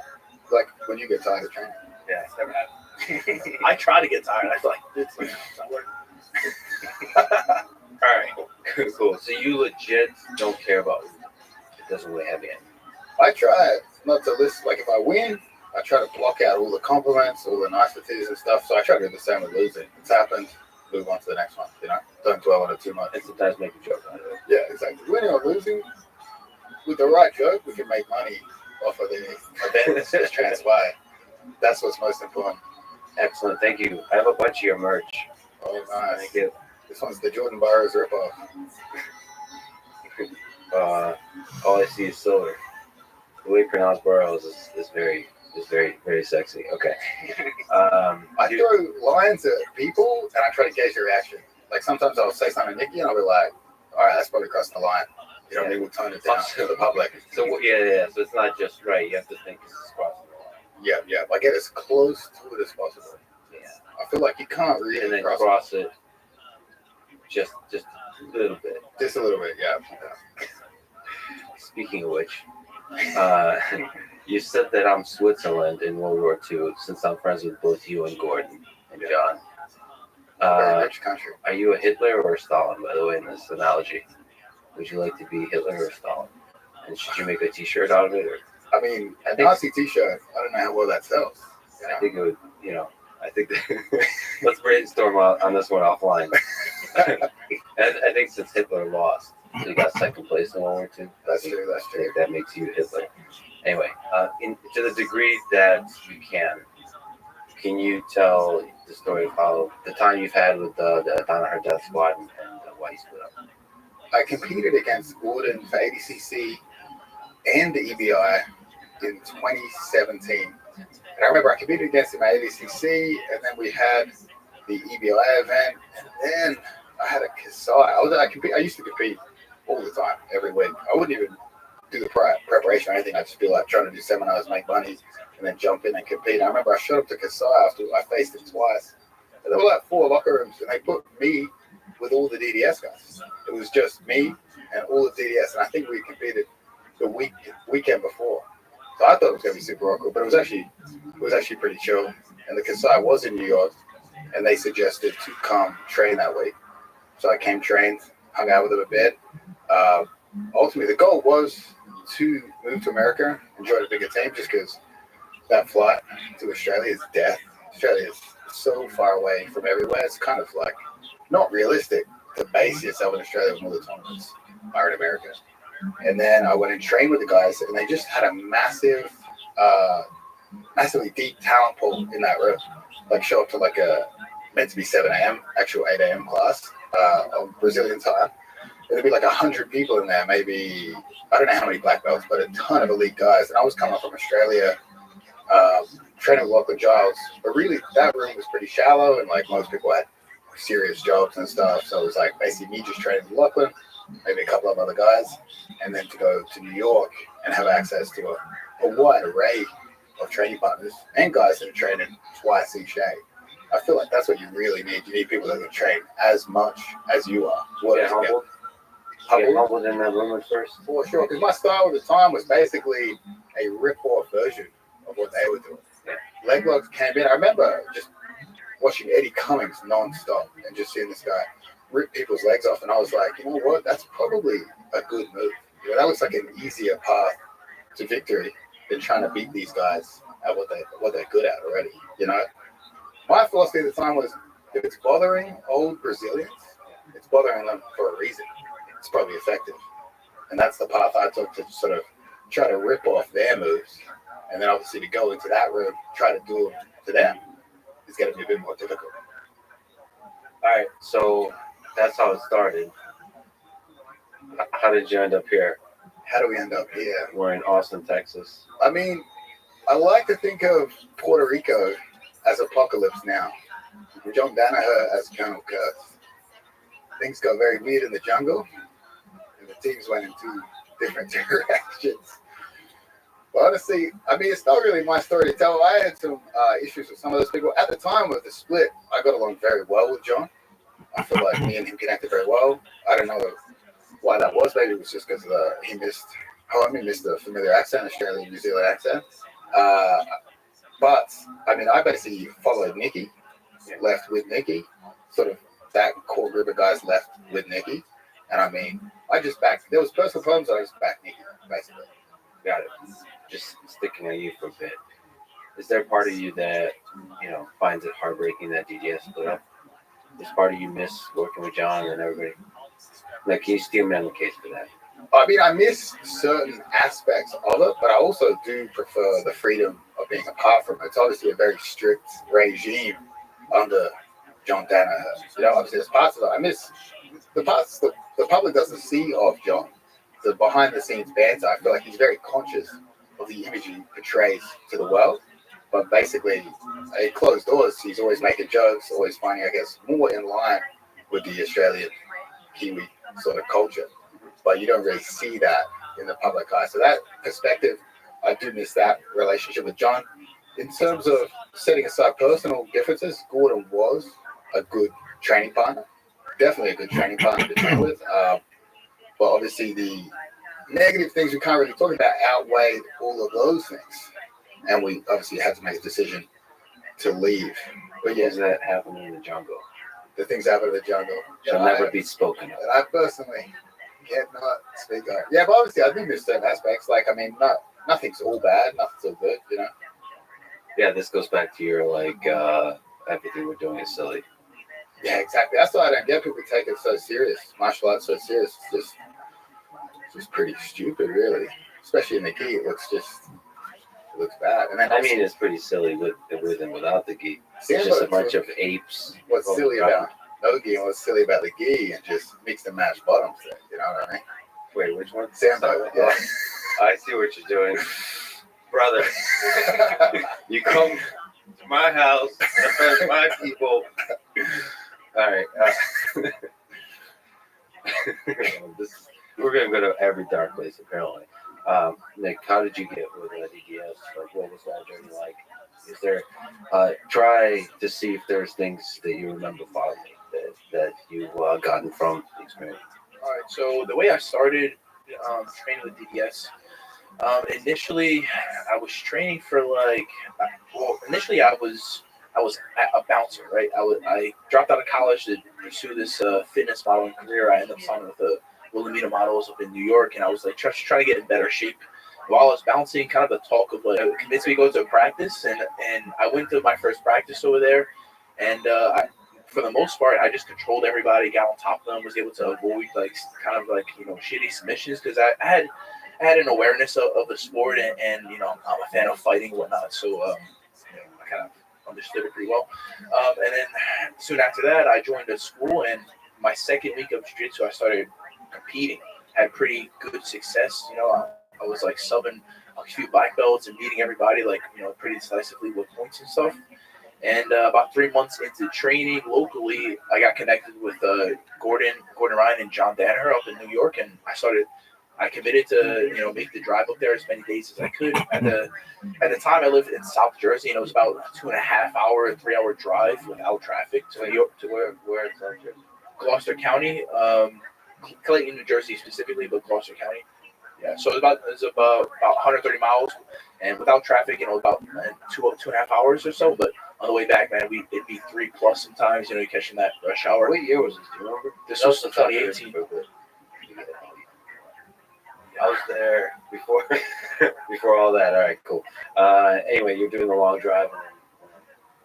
Yeah, doing the long drive, and then once I won ADCC trials, I was able to make a couple bucks, and then I got my silver medal at ADCC, and I was able to afford to live up there in New York and North Jersey area. So I lived up there, trained there full time every day, and it was kind of stuck with the team throughout the turbulent times, and found ourselves in Austin. In the jungle. In the jungle, yeah. The things we shall not speak of. Yeah. What are there things that you remember that you learned from John Donner and from your time spent? Yeah, I mean, I definitely learned a ton from John and the team as a whole. Like, you have to be the guy that asks questions in that type of environment, right? Because you're not going to get singled out to be that specific star or the best guy in the room when you have all these other stud athletes. So I really had to seek out and figure out the kind of questions that I needed to ask. And once I became a bit more verbal with my training, and I'm expressing all my curiosities about grappling to these guys, definitely helped boost my technique and my career as a whole. Yeah, did you understand what kind of stuff technically you want to get good at, what fits your body, what would be good for you, what are your weaknesses and all that? So initially, when I started grappling, I had an innate ability to just get to opponent's back. So I was like, all right, I'm good at getting to the back. Let me perfect controlling the back and then submitting opponent via rear naked choke. And then besides that, I really focused on leg lock defense, and then eventually came the body lock pass, where I'm really good at body lock passing my opponents now. And it just takes quite a long time because you have to find different sequences, and then there's always these an abundance of opportunities that your opponent gets from these specific sequences. So it takes a while. Is there part of you that finds the fact that DJS split up harder? I definitely, having one person to go to that runs practice every day, that's consistent. It was definitely a gift. But now I'm also gifted with many other partners. I'm Nicky Ryan, Craig Jones. Applause. Craig Jones. We have Ethan Curley, Damian Anderson. So a full team of knowledgeable athletes that I can continue to go to with multiple questions. But yeah, definitely. It took me some time to adjust to training or to learning from specifically my team and not just one person. We should mention for people just listening, because you can't visually see, that Nicky Ryan is currently terrified, and Craig Jones is currently enjoying the fact that Nicky is terrified. But anyway, can you talk about your time with DDS? I started training when I was around 13. My brother Gordon had started prior to me, and I really just went into training just as a means to exercise and lose weight at the beginning, because I was pretty fat as a kid. So I went to the first class, loved it, and then just started training every day at Gary's Gym, Brunswick. And then during the summer, when I'd get off from school, they would take me up to New York to train under John. And, I just absolutely loved it. I knew what I wanted to do with my life at a young age. So I ended up dropping out of school actually after my freshman year in high school. So yeah, at 15, I ended up dropping out and just pursuing jiu-jitsu full time, training every day at the school basement. What aspect of jiu-jitsu made you know that this is the thing for you? It's just something I just enjoyed being, on the mats every day. I love that there's, a problem-solving aspect to it. So it's mentally challenging, physically challenging, helps me get in shape. So I just, right off the bat, I knew I loved it. Okay, so then we go to the jungle. What happened in the jungle? And in general, I like this. I like this shroud of mystery. that shall never be penetrated. That should never be like. We've got a book deal. It's coming on. Book deal? Obviously, left high school. He's not writing. Okay, I'll do the Russian translation. Okay. So, what are things that you enjoy that you remember from working with John Donner? Yeah, I mean, obviously he's considered one of the best coaches in the world. Very charismatic guy when you see him in person. I pretty much was, kind of raised in the DDS. That's where I spent the majority of my time every day. So I obviously had very deep connections, with John, my brother, Gary, even Eddie Cummings and stuff back then. So obviously I miss interacting with those guys every day. And, it's like they said, it's good to have somebody to kind of crack the whip at you every day. And John was very good at that. When you're like younger in your teenage years, you have to get humbled, right? There's like a process to that. Yeah, for sure. And it's a pretty good room to get humbled in, I guess. Yeah, exactly. I mean, I started training with them just when like everybody started to break out. Gary was like the biggest name at the time, just because he had won ADCC trials already, and he had a crazy match with Kron Gracie at ADCC. But Eddie was just starting to break out. Gordon just started winning EBI, so I started training under John, right when everything was exploding. What are the good things about life, about jiu-jitsu you learned from your brother? Both me and my brother never really wanted to, work a full-time job doing something that we hate. And he was always, a very confident person. So he just went, fully started pursuing jiu-jitsu. So I'm very happy that, he did that, and I ended up following in his footsteps, because you can ask these guys, I'm a lazy sack of shit outside of the mat. So that's definitely one thing that I'm very grateful for. That he paved the way, like you can make money doing stuff you love. Yeah, exactly. And he was a big reason, why my parents eventually let me drop out of school, because when they were coming out, there's no money in the sport. It was very hard to make a full living. Like if you wanted to actually make a living, you'd eventually have to transfer to MMA. And I feel like Gordon and Gary and those guys were some of the first people to make a very good living off of just jiu-jitsu. This part of you find it heartbreaking that you split up from DDS, but also from your brother in terms of spending time on the mat every day? Yeah, for sure. Growing up, obviously he's my big brother. I looked up to him a lot. So I definitely, like I said, I miss interacting with those guys. I was pretty much raised, in that blue basement. But John was like, a father figure to me. So I definitely, miss seeing those guys every day. Do you have animosity towards Gordon, and does he have animosity toward you? And what is the source of that? And do you think you'll ever be able to forgive each other? Definitely, initially during the initial split, we definitely hated each other at the beginning.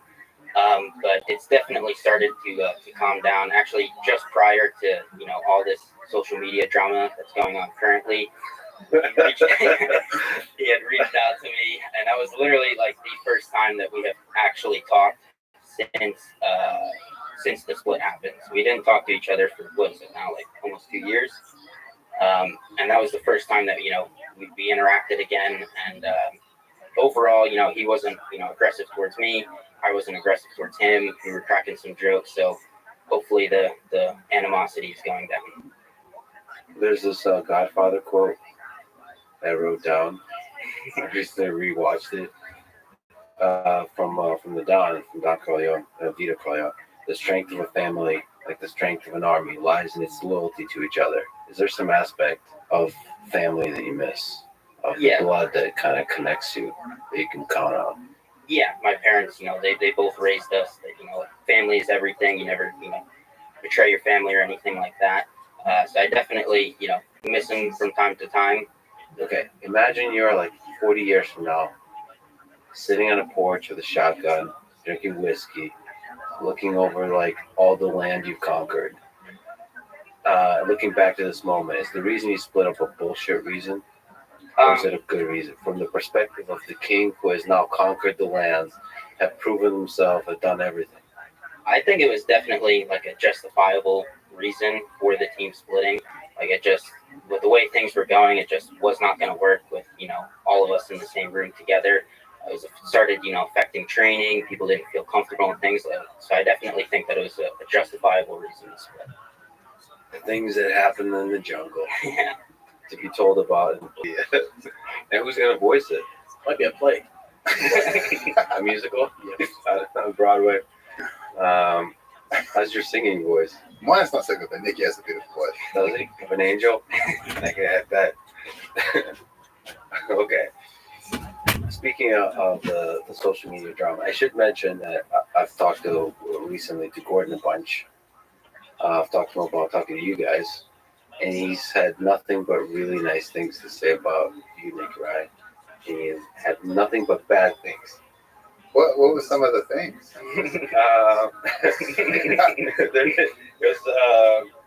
Well, let's just go to the social media first, because the social media stuff that you said publicly is just like a warm up. It's like foreplay, I guess.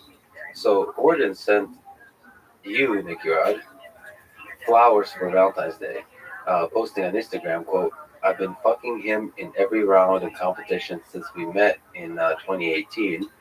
The least I can do is buy him flowers." We didn't get the flowers. Now, yeah, that was the question. Did you get the flowers? You never got the flowers. He sent it to the wrong address.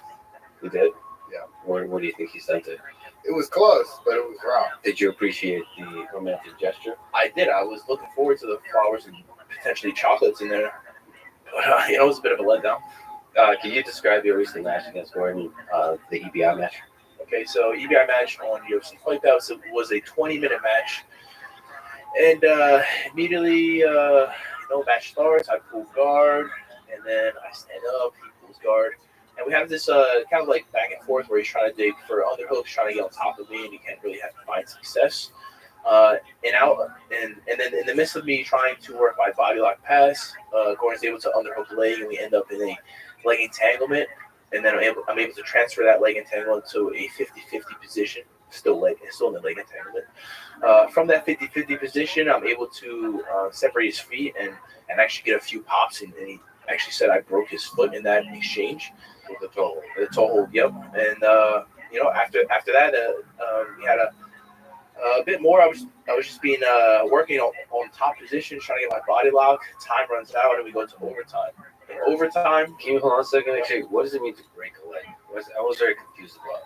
okay, so Is this like a expression, or what do you mean? What do you mean broken? Which part breaks in the toe hold? Okay, so in a toe hold, there's a few different grades of it. Like you could get a few pops and have some walking issues, and people consider that a break. And then you could break it fully and have your foot be like a limp noodle. I think what was the Achilles? Was the front of the Achilles or something? I mean, it would probably be ligaments. I mean, it's funny, like, a lot of people say they broke something, but, like, to me, you break bones, you tear ligaments. So I would imagine you probably had a grade 3 tear. Grade 3. How hard do you think is it? I always wondered that with like a straight foot lock. How hard is it to break the shin, or like the actual bones versus the tear stuff? Depends how many steroids there are. And obviously how much you're on. You're one of the few guys that haven't actually broken bones in competition. Yeah, have I? Oh yeah, Yeah, couple, yeah. Which bone did you break? Spiral fracture of the fibula. Very A lot of specific. power right there. Is it like a twisting? How did you break it? Oh, it was a heel hook. He always used to say heel hooks don't work, leg locks don't work. But unfortunately, age gets the best of all of us. I think he had some mileage on those ligaments. Yeah. And the bone, I guess. So it's actually what the bone. Yeah, his ankle like disconnected from the tibia and the fibula, but the fibula definitely sounds pretty bad there.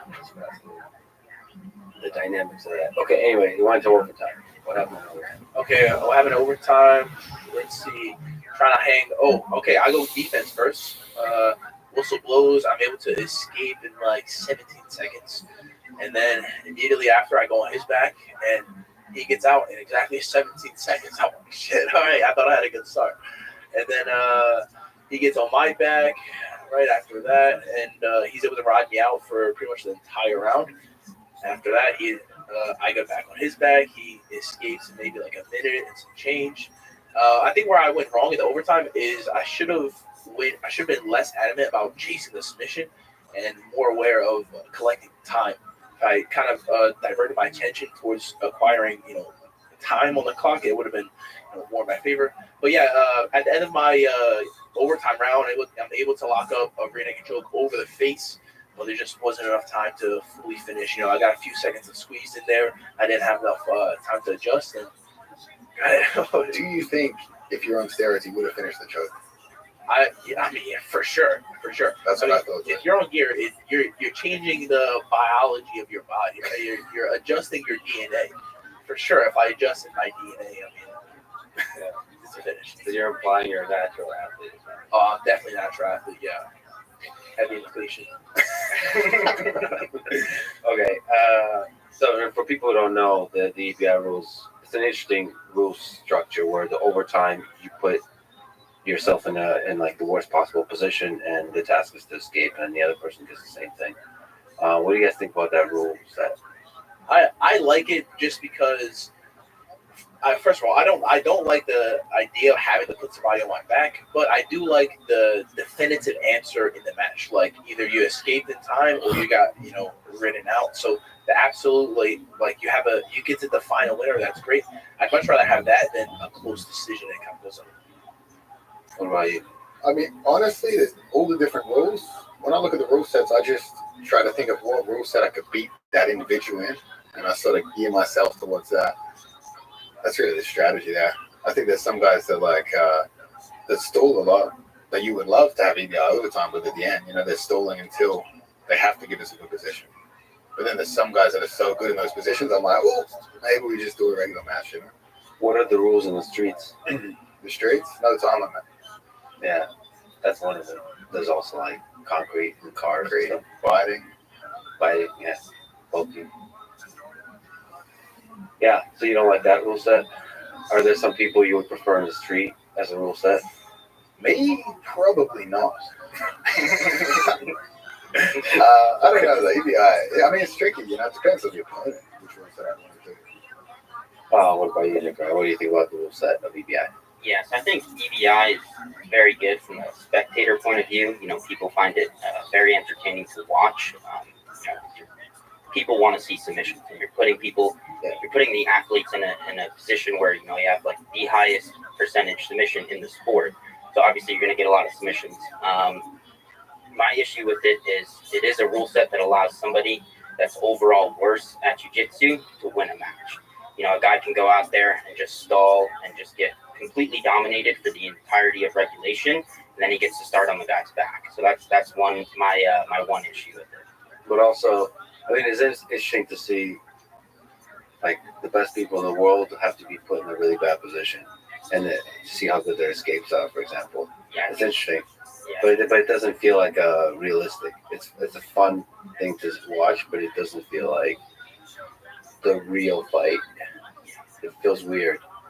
I'll claim it. If I start an overtime on someone and finish them, I'll claim it. But if they submit me in overtime, I'm like, You're good with that. Yeah, it's good. The issue is people like stalling to just win overtime. So where you got this guy that his whole training camp is just not get subbed and win overtime. It's a good point. By the way, I have a rose behind you. Somebody gave me a Valentine's flower, so if you missed the one from Gordon, I got one. Well, I appreciate that. It's good to feel love. Yeah. All right. So, what did you learn from that match? Like, any takeaways, technically speaking. Like, what do you need to work on? Well, I learned that I am pretty good. Yeah, pretty good. I got a few. I know exactly what my weakness is. It's the leg lock department, and I'm doing a lot to get better at that specific aspect. Attack. I would say attack, defense, reattacks. Even if I wanted to offensively enter a leg, I could use some work there as well. But I feel like once I solidify if I I'll become a black belt specifically in the leg lock department, I feel like I'd be unstoppable. If you, Nick Urad, definitively beat Gordon Ryan, how would you do it? buggy choke. Choke. Buggy choke. For the listener, I don't even know how to describe buggy choke. What's the definitive conclusion on that choke? Is it work? It's a choke that you do when you're in a What's the opposite of dominant? It's not submissive. In a non-dominant position at the bottom of side control. Yeah, just embarrassing submission to get called with, really. Yeah, but does it work? It works on certain people. For the listener, you go ask the word, Nicky. It's embarrassing, but it's also what? It's a little bit frustrating. For sure, yeah. It's a new part of the sport. I feel like the Rotolas brought it back into fashion, and even if you don't get it, because it's one of those moves that's so embarrassing, at the first sign of danger, the top guy abandons ship, and you can basically retain guard by attempting a very embarrassing submission. So that's the right of embarrassment. Yeah, people pull out very quick to avoid suffering the consequences. I think some people underestimate how good of a submission is. I mean, like once you're locked in there, there's not too many defenses for a buggy choke. Is there an instruction on the way from you? J-Rod, actually, my little brother has one. Oh yeah, for real? You actually legit have? Oh wow, dude, that's awesome. We'll check it out. So I mean, you're making a joke out of it, but it is like real. Like, there's a system to it. I mean, yeah, I don't know if we call it a system. It's a good move. I mean, you take an opponent that was just winning in a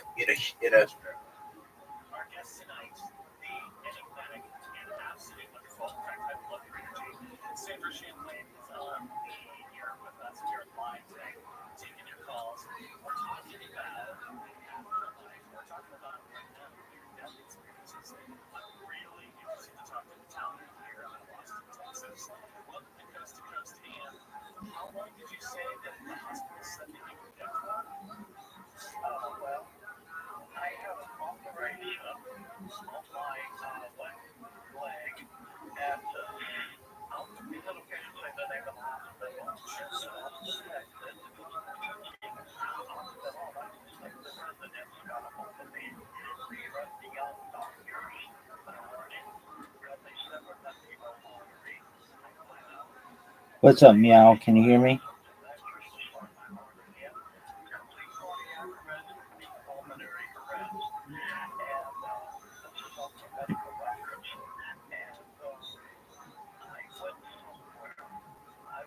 What up, Sophia? How are you?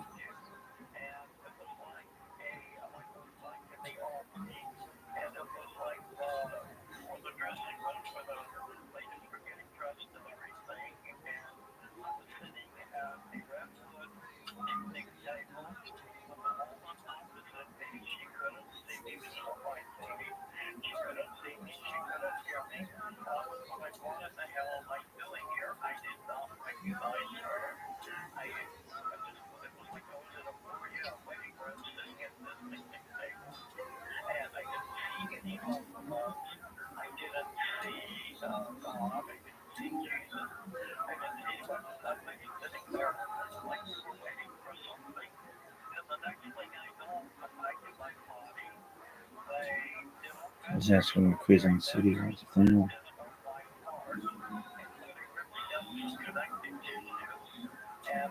What up, Dulal? How you?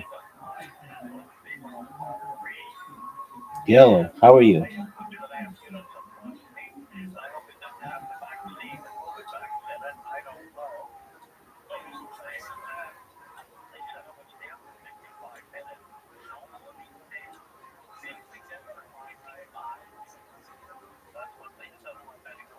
What up, August? How are you? How's your life?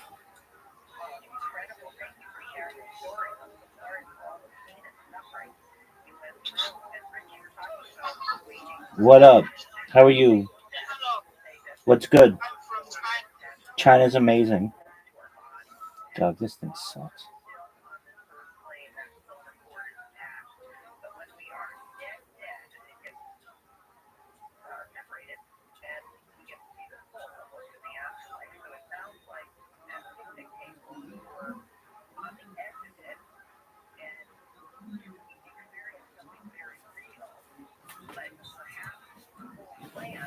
in a greatly dominant position, and then boom, in that same position, they're losing. You know, it's an interesting move. What's the name of the? You know what Quezon City is? The Buggypedia. I thought there'd be something like very Craig Jonesy about it. Okay, awesome. I know you don't want to sort of reveal the secrets of what you're working on, but in general, Some what kind does of- it take to beat Gordon? I guess. is the Okay, so question. it would have to be some kind of choke. I think any joint lock or anything like that, he's just gonna let it break and stay in the match. So I don't even think he'd tap from like a renegade choke. I think I would have to put him to sleep. So putting him to sleep is helpful. So Gordon is somebody who really hates me. Yeah, like he won't even tap in the practice room. I remember like I had a toehold a couple times in practice room, and he was just comfortable like working there. I'm like, I'm not really putting much on it. I think he just, maybe because of situations like that in practice, he kind of didn't respect my toehold's ability in competition. You've done that to me in practice. I have, yeah. Yeah, I give you a little. Give me a little pump and then let go. And that was only 10% right there. Imagine. Hey, don't get it to math. Okay, is there some part of that you think is necessary to be a champion? Is to like this almost unwillingness in competition to tap? I think it's definitely something to be said for people that are just like, willing to go that extra mile or to take that damage to secure their victory. Is there part of you that like would hate to tap or hate to tap? Yeah, I mean, all of me. Anyway, yeah, the whole part of me. Is there a John Legend song like that? All of you, all of me. Very romantic. Yeah, we're sticking on that theme. Okay, I'm sorry. One of the things Gordon asked, I forget how he put it because I think there's a lot of words that would need to be censored involved, but he said, ask them. Sometimes allegedly when I how it poo, feels to have a there's a 0-5 Poseidon's record case, against me, but it like 4 submissions. it really Combined. comes up I mean, first of all, and it gets on my butt wasn't cheeks. sure he could count the 5. That's an impressive thing. Allegedly. Really? 0-5. I mean, Really? I'll Tell me say about one it, thing. kid. Nobody beats me. Maybe crap. I love you so Lex, I did have a question. I did have a question for you. There was some controversy on your Twitter about a list of books. Yeah. And I was wondering why Gordon's book wasn't featured amongst that literature. Well, it was only the first 30 books, or like the first 20 books, and it would of course be in. Something interesting about Gordon, he's the first author that's written more books than he's read. Pretty good. If you face him and beat him, what's your take on what it takes to beat one? I mean, you guys kind of joke and you go pretty hard recently on each other, but as a fan of jiu-jitsu, I'm all in on this rivalry. It's just fun to watch. I mean, first of all, I don't think I go really hard with him. I think Gordon he's pretty sensitive. You know what I mean? He's looking for a large insult in a small insult. And for me, like Australians, we just attack each other all day, every day. And for me, like if I see someone that takes himself very seriously, that's like blood in the water. That's funny to me. To me, if I can just gently provoke and get a strong reaction, that's hilarious. Like Aussies, we will just attack each other. And the first person that gets upset, he kind of What are you loses the thinking? exchange. So I think that That's is okay. very, very entertaining. Like if you were to beat Gordon, would the mental game off the mat be part of it? I think it would be a factor for sure, but I mean, I'm never gonna come out too crazy direct with it. You know, like I find that like if you get too upset online and you're going crazy, I find that I'd be embarrassed to do that myself. Obviously, everyone's different. Everyone has a different style. What else can you do? You know, but like yeah, I think the mental aspect would play a big factor. I mean, mainly because if I were to beat him, I would send him a message every day until I die. Yeah, just to gently remind him that I got the last one. The last one is all that matters. We're not giving Snoy. So like once you beat him, you're going to run for the rest of your life. I mean, run but look back. Yeah, You know, look yeah, back a right. lot. With messages, ride your horse into the sunset. Okay. Oh, by the way, you talk very lightly. Talk shit very lightly against Alexander Volkanovski's opponent. Very lightly. Have you received death threats, or how are you still alive? Like Gordon, I would say people from Dagestan take a joke very well. You know Do what I they mean? really? Do they really? No. Oh, like Gordon. Oh, like sorry. I'm slow. Now, I went honestly, into aggressive mode in my head.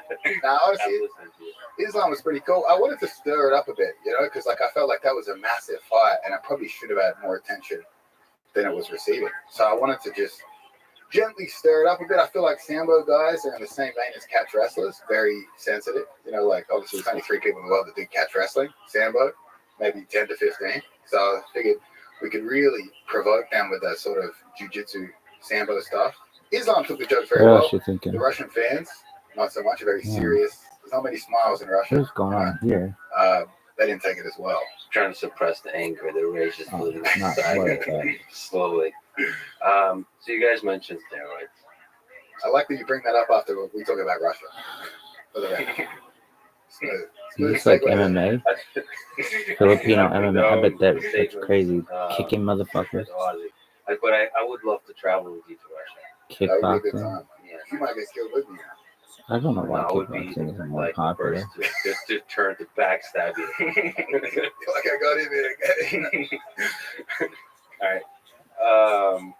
Are most of the top grapplers on steroids? What are you thinking? I mean, it's hard to say. You know, some people look like shit. Damn, this and they're one on is steroids. a Some supercomputer. people look excellent, and they're not on steroids. It's so hard to tell. That seems to be the general consensus that a lot of people on steroids. I'm always a little bit. I don't know. So to be honest, I've never seen anyone take steroids. I've never taken steroids. I don't even know if that's the right term to use or like TRT, any of that. So I'm very careful, like to not let my naivete, like, lead me to take conclusions. But I do feel a little bit weird about the witch hunt nature of it. That some people a little bit too eagerly claim that others are on steroids just because they're successful. But at the same time, it does seem that a lot of athletes will do whatever it takes to be successful. Yeah, I mean, if a sport doesn't test, you got to assume most people are going to do it. And especially now, as more money comes into the sport, you got to assume more people are going to do it, you know? I generally like do AGCC and like does jiu-jitsu test. It's actually encouraged. What's it? You get a pamphlet. Okay. They don't test. There's no testing. They test to make sure we're on steroids because obviously it's a big show for the UFC fight months in the future. They don't want anyone coming in out of shape. Very nice. Do you think using steroids in that kind of context in sports is wrong? Like stepping away if it's not illegal. I mean, Do you from think my ethically perspective, speaking? I like to assume everyone's on steroids and I have to feel bad about using steroids myself. Yeah. You use all of the steroids. I'm over 30, it's TRT, you know, that's the medical definition. That's the medical. Okay. I'd like to meet your doctor. Therapeutic use, you know. Therapeutic, right? Like, how do you just feel about it? I mean, it is cheating for sure. Whether they test for it or not, I think it is cheating. Obviously, some people are going to say, oh, fuck, everyone's on it. I should be able to get away with it. It makes it even playing field.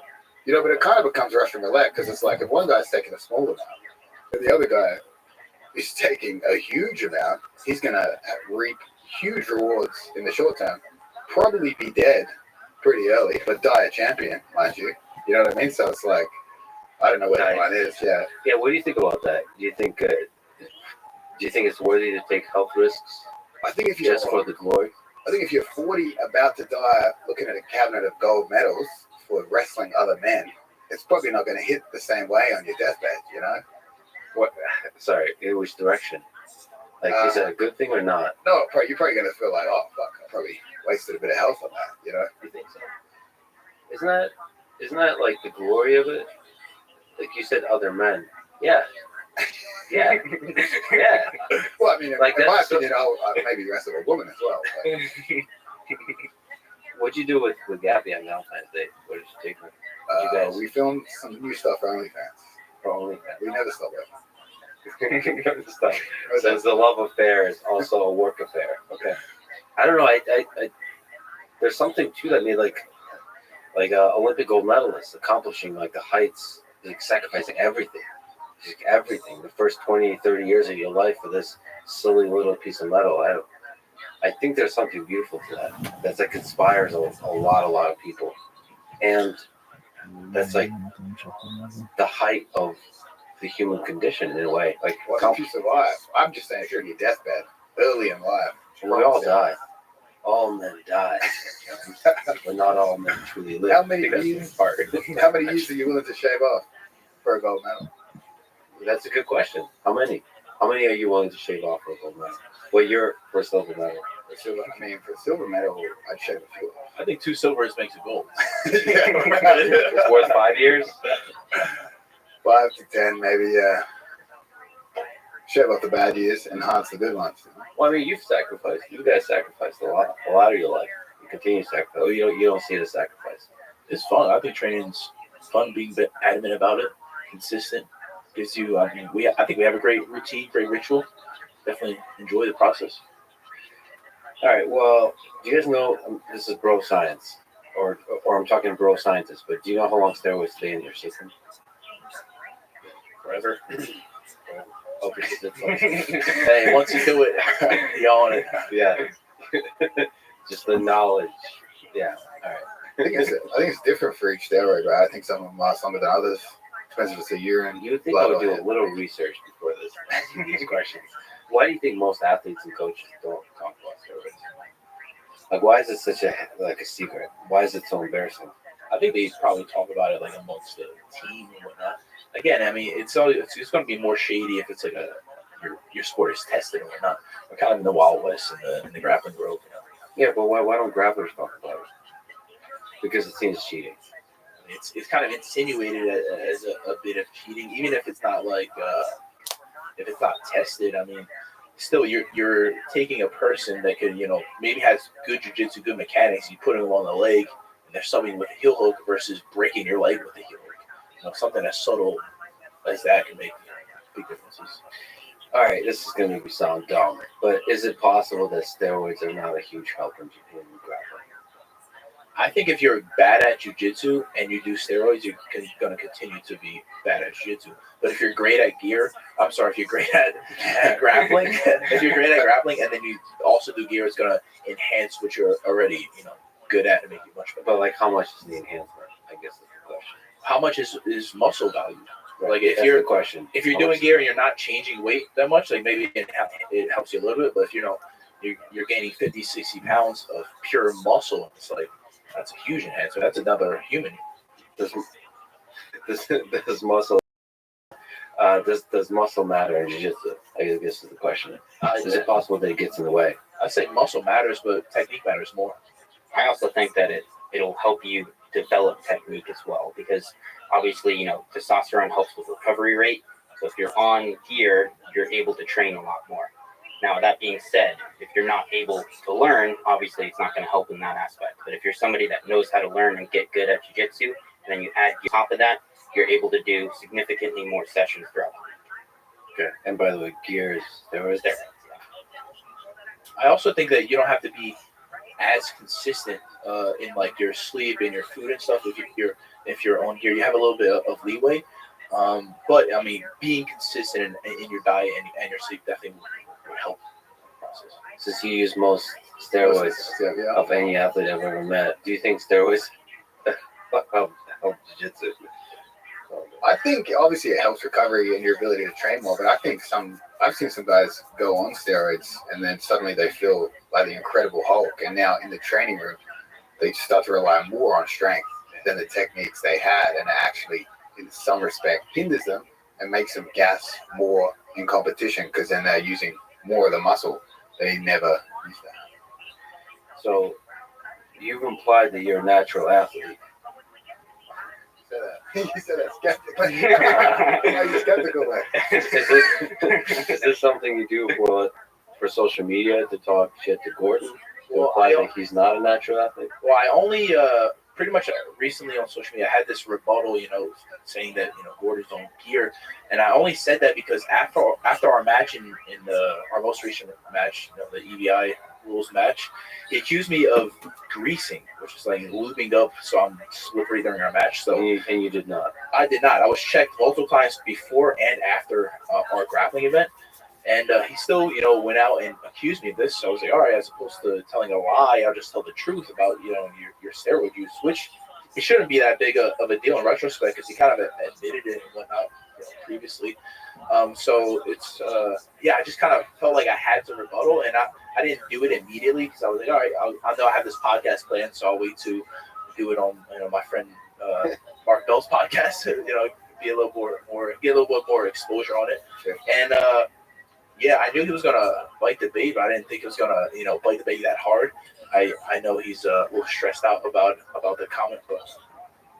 And that was the origin of you guys going back and forth on it. Well, it wasn't so much back and forth. It was just I went forth and then he kept going back. Like I remember one of my guys DM'd me and they were like, Gordon's made like 68 Instagram stories and 67 of them were all about you. I was like, all right, well, I'm in his head for sure. We appreciate that. They get followers. He even shouted out our RP team wipeout program. So thank you. Yeah.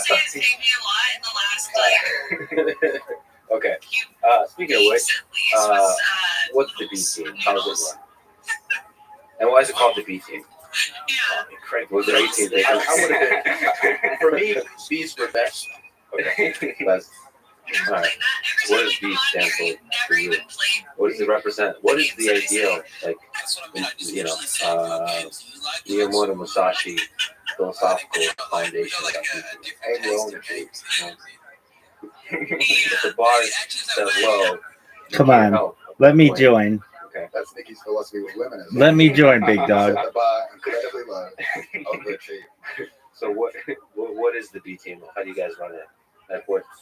Can you just talk about the school, how you found it? What is no it? way. What's it like? Not in a I mean, million years. pretty much just a regular jiu-jitsu gym. We started it as sort of a pros only, purple belt and above team, and we have me, Nikki Ryan, Ethan, Damien as coaches. Am I missing someone? Your memory is JB. the old age. Impeccable memory, yeah. And we got JB coming on to teach wipeouts, but just your stock standard jiu-jitsu team. We focus on more. We lean heavily towards the professional. You know, athletes side of things. We have a the lot of, stake is high-level guys in different. that. Yeah, class structure, regular instruction and positional sparring, open rounds. But we sort of took a heavy slant on market. That's a very good point. We really Stake try to is blow up the YouTube different. channel. Obviously, we sell a lot of clothing, merchandise, and stuff. So No we way. just sort of took a modern approach to a standard jiu-jitsu gym. Because, I mean, jiu-jitsu gyms are full of some of the most boring human beings on earth. So we try to Strong highlight words, Gretchen. Strong words. highlight the other side of things. Keep it pretty lighthearted. That could be fun. You know. Question from Reddit. Quote, need to hear Wouldn't some that of the be stories something, about kids? drop-ins that led to the making of the gem of a video, the do's and don'ts of training a B team. Any fun stories? Anyone that stands out. Do you guys remember any? Police involved ever? We had a guy come out to kick him out. He was stalking two of the members. I mean, that's just crazy, people. Like, I portray a pretty insane image online. And I guess No I am way. that a lot of the time, but at training, try to keep it. While training, There are tons around of people training, I'm in here. insulting everyone, but while training, I try to keep it pretty serious. But obviously, the image I portray lures in some of the crazier members. I mean, like, the thing is about the gym you guys run is really professional. It's like Guilty friendly. and prove it It's like, till proven the innocent. lighthearted joking is there, obviously. Like shit talk and all that kind of stuff. But No it's way. a pretty safe environment. Yeah, But the public persona might attract some. maniacs. I won't say which place I've trained at, but there's obviously some places you walk into the room and it's very, very serious. Yeah. There's no smiles around. Obviously, it's probably average training room in Russia, but no smiles. Very serious environment. You know what I mean? And I definitely don't like that. I don't want to show up to training and be walking on eggshells. Don't know what the coach's mood's like that day. I want to go in and have a good time. Keep it lighthearted. What was in the video? What are the do's and don'ts? It's like the address is public. Like anyone can show up. Anyone can show up. Yeah, what were the do's and don'ts? Does anyone challenge you like to a fight? Well, yeah. I mean, probably from other gyms in town, that's probably coming down the line. But do's and don'ts. I'm all in on that. I would be excited as a fan to just watch. I love the drama. Not the drama. No. Well, a little drama, a little drop of poison is good. But ultimately, it's the best grapplers in the world kind of going at it. Yeah, that's fun. Because maybe I'm wrong, but I think there is an underlying deep camaraderie at the end of the day when you're like at the top of the world. Yeah. And you're like in the same town. What could possibly go wrong? It's like a shitty Western, but like an epic Western. Like Clint Eastwood, like the good, the bad, and the ugly. Of course I love it. I'm here just eating popcorn like that. Square in the pot. I'm not staring at the box. I'm not staring at the box. These questions The are box. from Reddit. So that one for sure. Yeah, I mean, what could possibly go wrong if you're the world's best grappler hates you and you're gently provoking him behind the scenes every day? Well, I mean, In Texas. and you've stolen his brother, held him for ransom. It is like a story of a shitty Western, I think. You know a lot of white belts to train with you.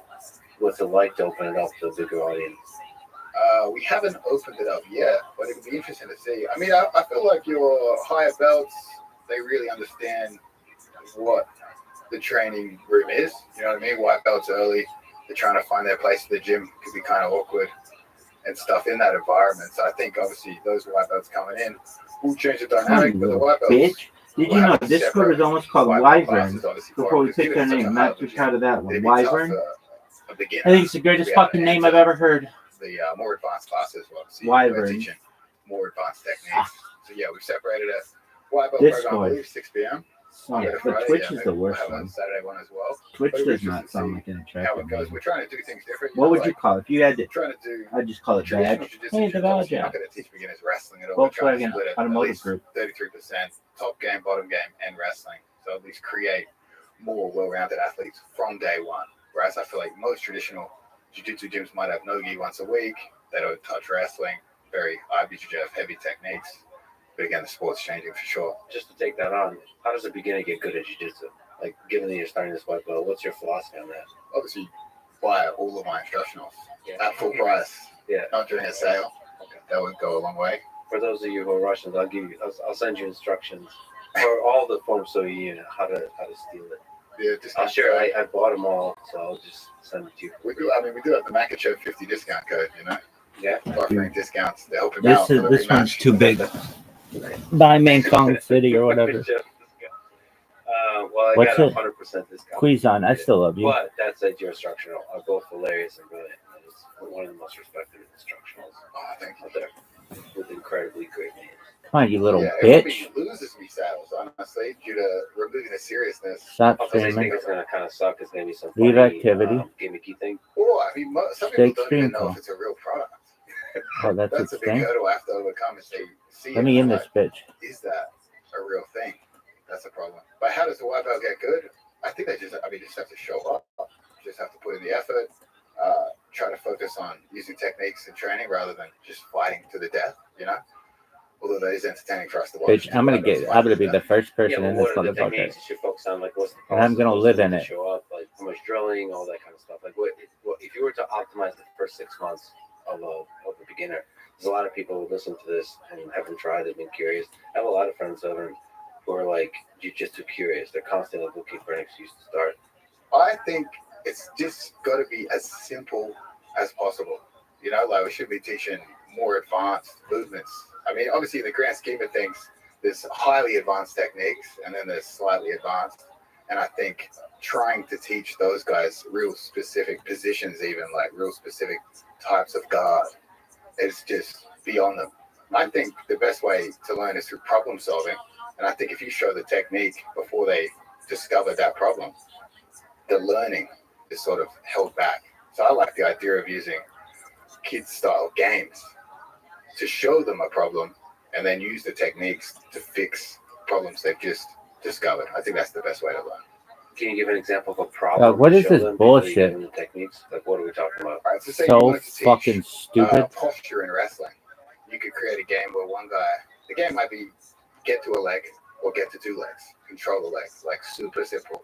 But the rules, the constraint would be one guy This is takes forced forever. to keep an upright posture, and one guy is forced, well not forced, but he's allowed to keep a bent to the Set hips, time zone. lower posture. And obviously within that Set time. constraint, Dog, the guy with hurry the better up. posture Time zone is going Pacific. to I have gotta more take a success. shit. He's going to have Do a better you? posture to secure No, I just a want leg this or to secure go. both legs, and therefore you've I can't demonstrated believe the how long flaws this is of taking. bad posture without having to explain it fucking to them finally before they find really this test thing. that out. And Okay, some and the result motherfucker of who that, likes you to would bet. realize that the bent over posture is better. Yeah, you have that aha moment rather than just being Evaluate that shit. having it spoken to you. You wrote. I'm gonna Greg, get in there. I'm a big fan of Set constraint-based time learning. I automatically. guess that's what you're talking about. I love presenting beginners with a problem before the solution. Like here, All the good stuff. I think of fucking Frosty every fucking time I hear that. Got out address issue record. by issue, cross space and hip control and so on. Okay. So what are some other examples like side control? Yeah, that would be an excellent one. Side control, like teacher, like obviously we say, oh, you secure a crossface so they can't turn into you. Is it working? It's much easier to have them try to hold someone down without explaining what a crossface is, and then use that technique to address the problem they've just encountered. So I think you could do that with a lot We of need areas some of motherfucker to jiu-jitsu, leave. like even more advanced, say 50-50, obviously a mirrored How many position. people are in You this both bitch? have access to each other's heels. Most people stall out of that position and keep their feet crossed. I think a great constraint for both of them, you can't cross your feet. These fuckers. Now you have to learn how Guilty to until proven. slip What the is all heel this? hook when they expose them, Why is it and locked? how to safely re-attack with your own. So the constraint is you can't be too defensive in that Oh, position. yeah. I think the rate of learning increases. Why do you think the rate of learning increases? Like, why do you think that works? Because you encounter more problems. Say in that situation, Oh, they're there going are to a get you lot of heal a lot people. more in whatever Why are they period of all time fucking you locked? allocate the drill for than if the legs are crossed. I don't think the hard part's splitting the legs to get to the submission. I think the hard part's practicing control while they're trying to slip it at a later stage, and then obviously trying to slip your heel when you're more dangerous, so it makes you more comfortable. There are so in that many bad people in position this if fucking you're used thing. to doing it with open legs. I've never Yeah, I seen think something that so probably like that this. style of teaching forces people to focus on. Holy shit. It's so easy to fall into focusing on like memorizing the Degen. particular details of a technique without thinking, Dude. where the hell does this even work? Holy And if you shit. don't have that, you get to focus on as cliche as it sounds, first principles. Like, why the hell? I did How that the hell did I song. get out of this? Like, why does this even Holy work? Why does shit. wrestling work? Why do you have a bent over posture? Oh You get those my. like start to ask those kinds of questions. Oh, because Eddie's in Which is kind there. of interesting because it's not obvious to me that bent over posture Is that why? the right posture for jiu-jitsu, right? Oh I'm confused my actually about god. that. I don't know. About the correct I've posture. never Yeah, seen for anything jiu-jitsu. like this. Like, what's the right answer? There's no way I I'm think getting bent over it. posture is still good for jiu-jitsu. Even with the Dude, judo I can't get and all into that. any call. Like, why are so many jiu-jitsu people like at a high level? I've never seen a The fucking thing posture's so high bad. up. Well, I think wrestling posture is just a bit too low because it's not Farmer's necessary. Right? Rally. Wrestlers are like Yeah, they'll low get enough me to the out ground of where this. your hands can touch the mat. But in jiu-jitsu, it's kind of a mix between like wrestling and Dude, if it judo asks me that, fuck or you, grapple don't with show wrestling. this again. So, How many fucking times do I have to press it's just this? a bit more lax, and it's bent over, but it's not upright, and it's also not super low. A bit more room for error too, because obviously the jiu-jitsu guy's shot I've never isn't going seen to be as anything so athletic or as good. quick as a wrestler, especially a wrestler with shoes. So it actually comes down to the It's like fact the that whole jiu-jitsu thing is people just on average, fucking even at jammed. the top level, are not good at shooting. 47? I think so. Yeah, I think 47 is the most? all the wrestlers in American stuff, they're starting Let me in. super early, super young. You know what I mean? They've by the time they get to the same age we are, really, in our sport and stuff, they Dog. spend much longer doing the actual What sport is? than the average jiu-jitsu guy. And then there's another level of wrestling, of course, with the Soviet bloc. That's just What are the rules? What is this? You, an So Australian like, don't rugby, get scammed. Yeah. a former rugby player. Oh Rugby's shit! kinda like There's a- one available. Football, but much less money. Is that what that is? Much less money, Ah, much tougher, I would say. I just But missed it. who knew that the cure to the Dagestani wrestling were the Aussies? With the Aussies? Okay, let's go there. Your friend, your training partner, Alexander Volkanovski, you helped to prepare for the Islam Makhachev versus Volkanovski fight. Who do you think, first of all, won that fight? That's a tricky one. How is that the tricky question? I will say when I All was the shit talk you've been doing, how is that the tricky question? when I was in the corner going into the fifth, I personally believed live that Volkanovski probably needed a finish to take the victory. Dog, what are the rules? What is Or this? you like legit? Is this just like Eddie's The gray area playpen? is the judging. Who knows? Plus, I was like, wait, we're in Australia. Where's this bias? You know, there's some Australian judges here. Rules. I was really hoping we'd give it a bias on that. What are the rules? Unfortunately not. Hopefully they lose Don't their job. spam. But So double. again, Okay. yeah, it was a close fight. I Don't think be- sometimes you're blinded in the moment because again, Rest. everyone counted Volkanovski out. The crowd's behind him. So everything he does is going to get a huge cheer. You're biased towards the smaller guy.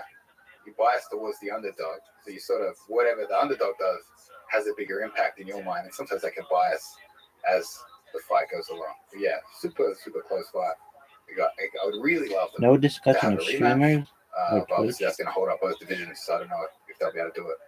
Do you think those will rematch soon? I mean, that was an epic fight. Dog, I was listening to stop. the fight companion during They it, was thought, and so they biased strongly the opinion. round 2 is the tricky one. Round 2 is the tricky one. Anyway, I'd love to see that run it back and do 3. Actually, there's an epic fight. What was the brief conversation you had with Islam Makhachev? What are they saying? I didn't know how he would take the joke because obviously Khabib tried to flying eagle kick Dylan Dennis in the face, so I wasn't sure how my humor would go.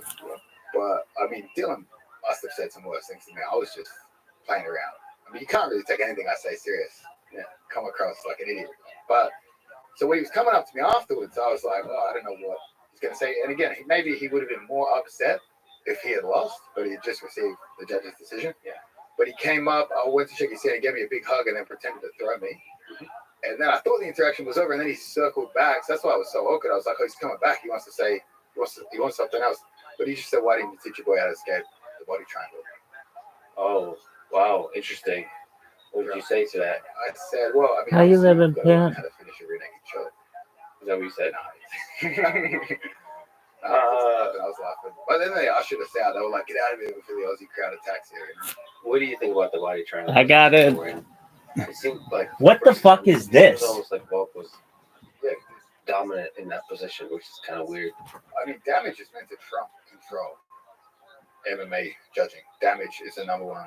Do you think the judges saw that? What did they score that as? I think they all scored 4 towards Islam. Yeah. 3 and Just 5. control. 2 of the judges scored towards Volks. 1 of the judges scored 3 for Islam. It was 49-46 for one of them, and the other ones were 48-47. I think the confusing round was round 2. I don't think anyone scored body triangle round for Volks, which I wish they had. Volkanovski was and is still arguably pound for pound greatest fighter in the world. How long have you known him? I don't know the first one. I met him before he was in the UFC. When I used to live in Melbourne, he came down to train at Absolute. Yeah. And then we really connected on Ultimate Fighter. One of his guys who was going to bring to Ultimate Fighter, Brad Riddell, pulled out last second. So he called me when I was in Puerto Rico, and he's like, do you want to coach on Tough for 5 weeks? And like I said, Puerto Rico was apocalypse now. I was like, yeah, get me out of here. So I jumped on that opportunity, and we were in Vegas 5 weeks together. Because he was meant to fight Ortega, and then he got hit with COVID real bad. Got stuck in, I think he was in hospital for maybe 1 to 2 weeks. And then before he flew back to Australia, they were like, all right, maybe we just do you guys as the Ultimate Fighter coaches. So I jumped on board with that. And that's really when we've become close. Yeah. Obviously, I was useful in the Ortega fight, helped him get out of submissions.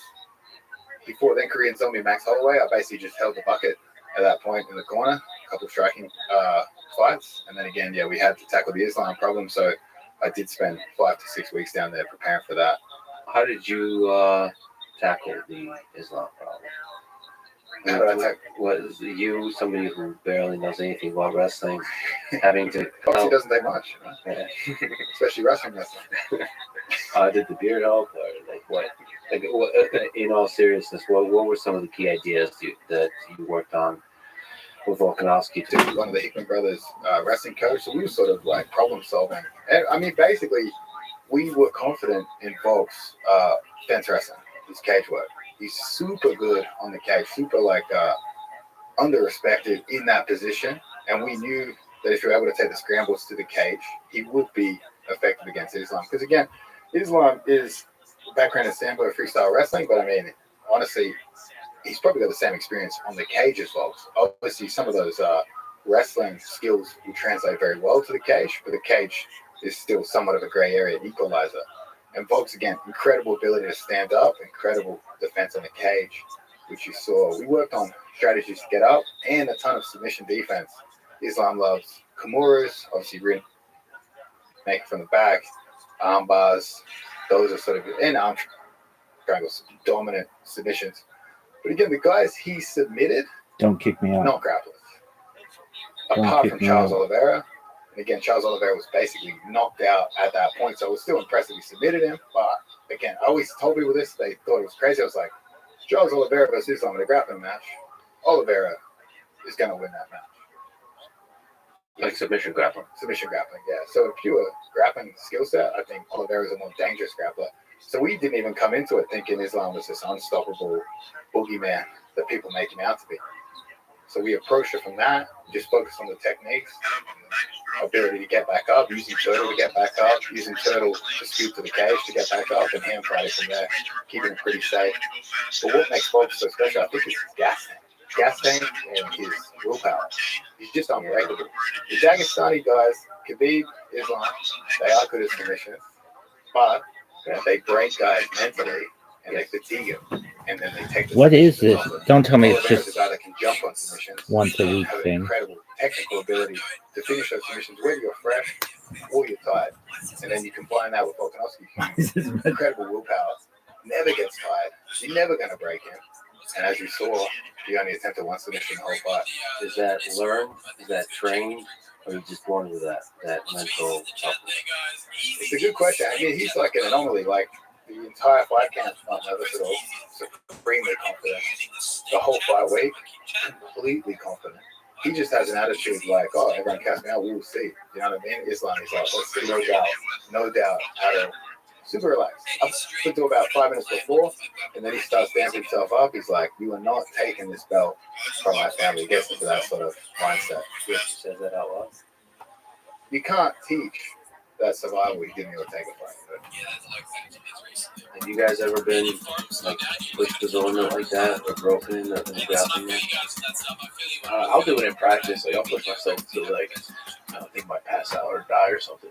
Like as far as like how tired you get, you know, because like in a match, You try not to ever get close to that. yeah, you try to because you know it's important to understand where your exhaustion point is.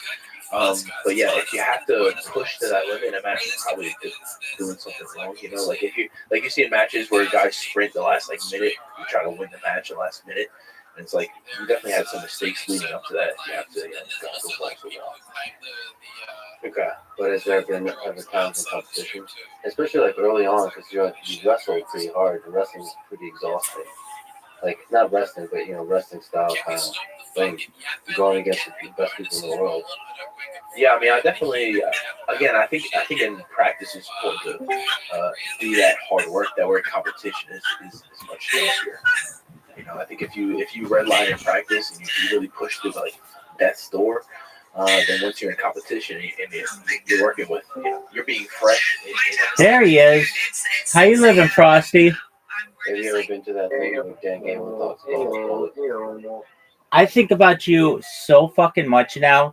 The fact that all you did literally was say all the good stuff. That's such an American thing. Or like, that's America. Because they play that fucking advertisement all the time. Immediately when I fucking hear it, I think of you. I'm telling you this. I might think about you 35 fucking times a day. Normally, I might think about you 3 or 4. Legitimately, like, oh, I wonder how he's doing.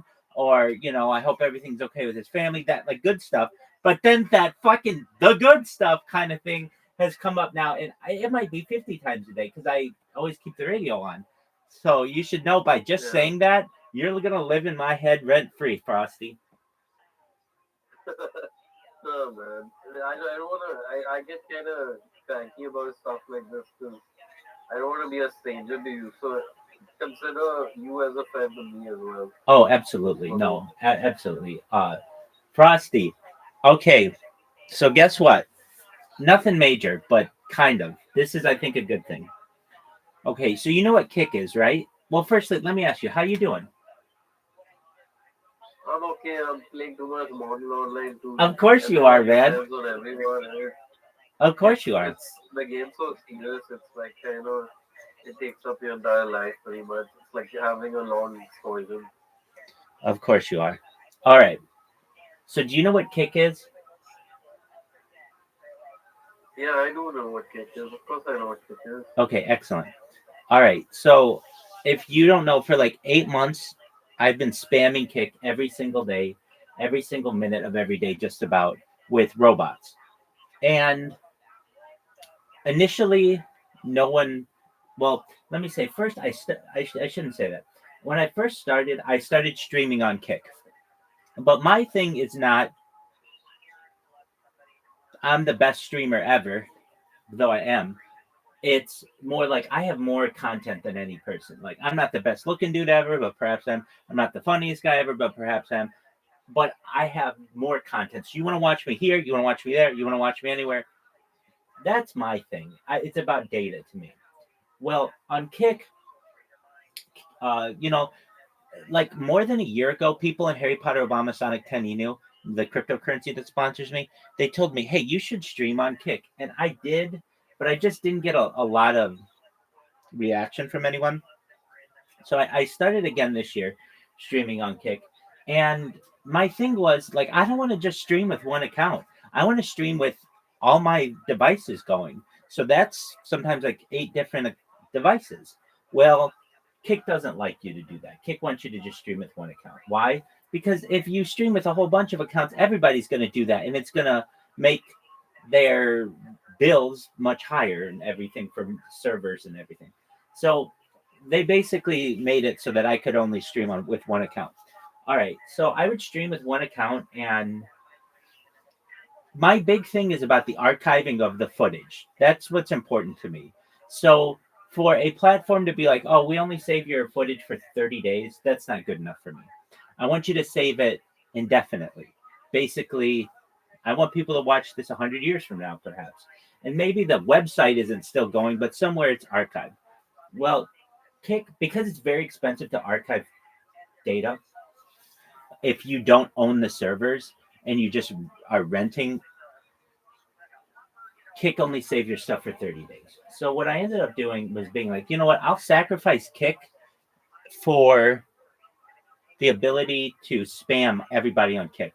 And, you know, maybe people will find out about me that way. And they did. I became the most famous person who even used Kick because my bots are always in. So, like, you name the biggest people on Kick, like Aiden Ross. I'm the number one streamer in Aiden Ross's Discord. Like, people like Amaranth. I've spoken with Amaranth. I mean, like, she knows who I am. Any of them. Ice Beside, they all know who I am. And that's great. But I'm not able to stream on there anymore because I violated their terms and conditions. But that's cool. I could give a shit about Kick. I know, though, that basically if I were to just have keep streaming on Kick, no one would still know about me. Why? Because I would only have like 0 or 1 or 2, 3 people watching me at a given time. And in order to really be seen, you have to bot yourself.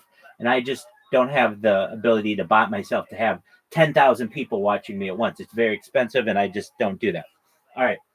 So what else? What I was doing something else too, which I would be in Discords, and I just randomly be in Discords. Oh yeah, of course you know what Kick is. That you met me through X Straight Savage, and shout out to X Straight Savage. Yeah. So yeah, that's how I found your Discord. Exactly. One more thing, but like, Sure. What do you plan on doing?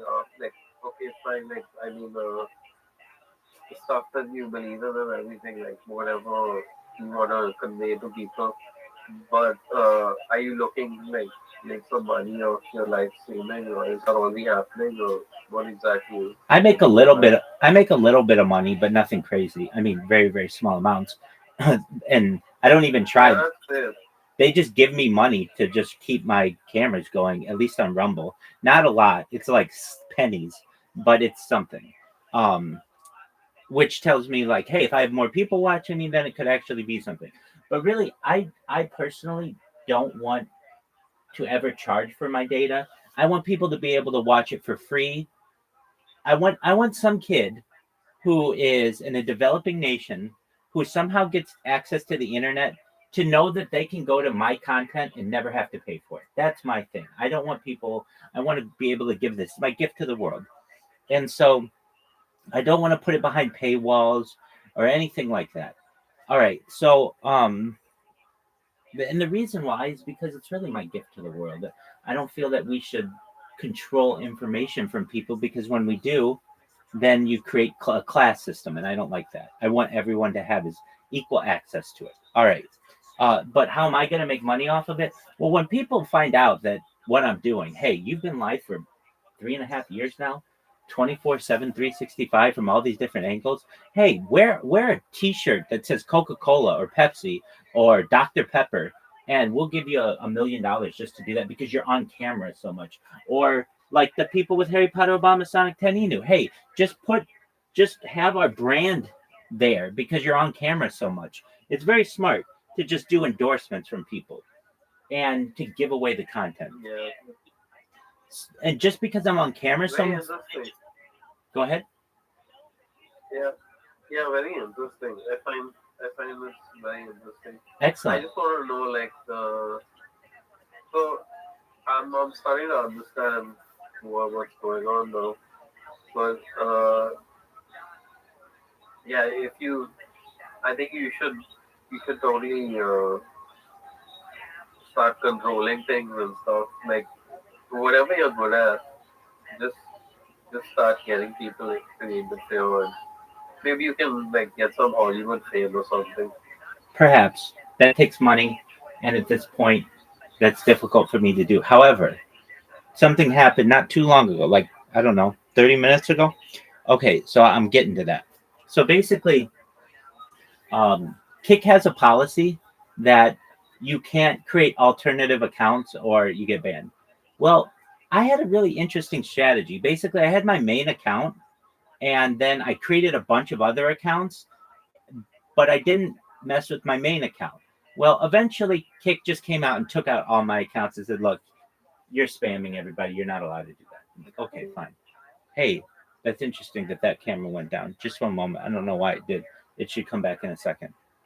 All right. And I started doing interviews with people from Kick that were big influencers that they had. One with Sam Bond, one with another influencer named Ori. And one of my interviews got the attention of the owner of Kick, which his name is Eddie. Do you know Eddie from Kick? Yeah, I've heard of them. I don't know him, but Excellent. So yeah. So I had been in the Kick Discord, and I had sent Eddie a friend request a long time ago, and I didn't think anything of it because whether you want to accept my friend request or whatever, I'm not losing sleep over it. Big whoop. Want to fight about it? Who cares? But after I did this one interview with Ori, I got him to accept my friend request, which is really interesting. And I was very, very positive about him. And I really mean this. I mean, if he were here right now, I would tell him that I think that he's like the next generation of tech. He's already a billionaire, but like mega billionaires. He's really gonna. He's very accessible. I mean, he's here on my phone right now doing a there we go, doing a like an Ask Me Anything, and he does it every week, which a lot of CEOs don't do. All right, but the thing is, because I spam Kick so much, let me just change this around. Because I spam Kick so much,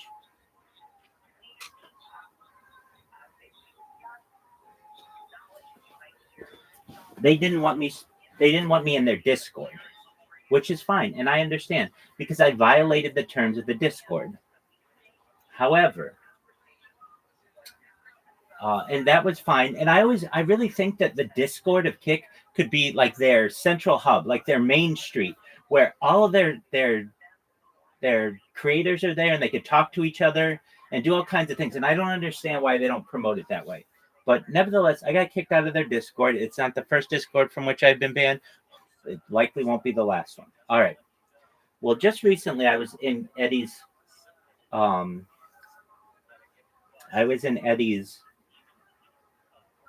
Kick stream, and I noticed somebody pasted a Discord link, and this is a different Discord. And I don't really know how Eddie made all his money, but he makes more money on Stake, the gambling website, than he does on Kick. Kick, I don't think makes much money at all, but Stake does. And I didn't think about it, but Stake's got a Discord as well. So I click on the link. I've never seen more people in a Discord in my entire life. Huge amounts of people. This one has like 38,000 people, but you could not get a seat in any of the rooms. 40 people, 40 people, 40 people, 40 people, 40 people. It was unbelievable. So I'm like, wow, if I could get into one of these rooms and just sit there, people will click on my profile and they'll see what I'm doing. And these are also, I don't want to say high net worth individuals, but if you're gambling on the internet, you gotta have some skin in the game somehow. It's not like you're just like Yeah. like I'm in another Discord that I love, the camp, which they're amazing people, but they're like 18, 19, 20-year-old students. They can't change your life. But these gamblers can, and especially people who like to gamble. They're they're people who they'll click on your stuff and be like, "Hey, what's going on I here?" tell you what, like since COVID and stuff, I think a lot of people have started just like you and me with like earning like not only little but like the just sort of like making it to good stuff. But what I'm trying to say is that yeah, if you want to move your like leadership over, I suggest like getting proximally close to like people because you don't have to always appear as like a like they won't think you're trolling or anything. Maybe if you kind of like brand it, just like put your whole thing in like a pretend wrapping paper, let's say, and start surveying up to like different places. I mean, it could get weird, yeah, but I think about like I don't know. It's just a question. The thing with me is I'm good at academics, so I can kind of move my niche around that area. You know? Absolutely. I Yeah. mean, Yeah. I'm basically marketing myself, and the way that I can market myself the best is to get into big discords where people all they have to do is click on my profile and they'll see all the different accounts that I have, which is impressive, and they'll see that I'm live on YouTube and that I have my own Discord, and they'll just get curious and start clicking around on it. That's my goal.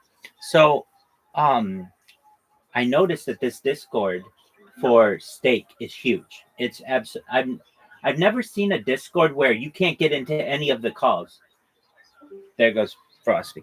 All right, well, somebody's got to be excited about this, like I am. He just bounced.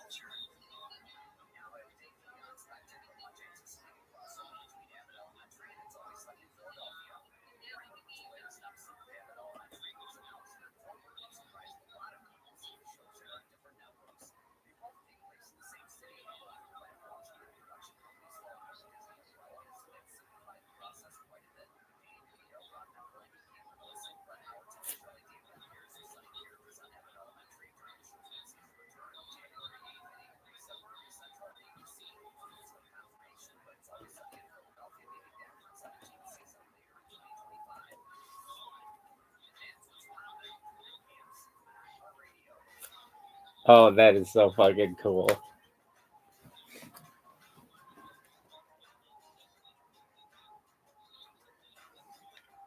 Where did Frosty go?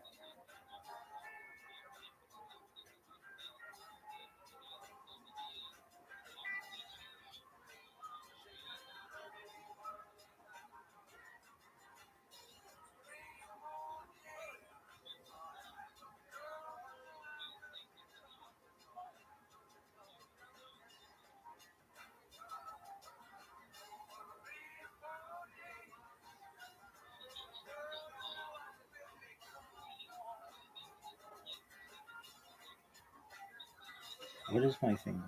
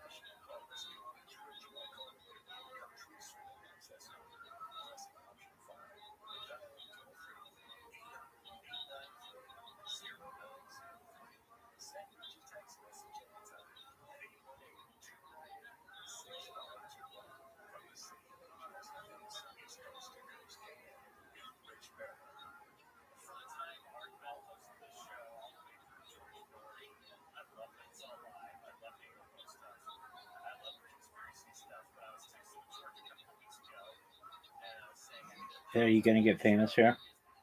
Yeah, if I don't get kicked out.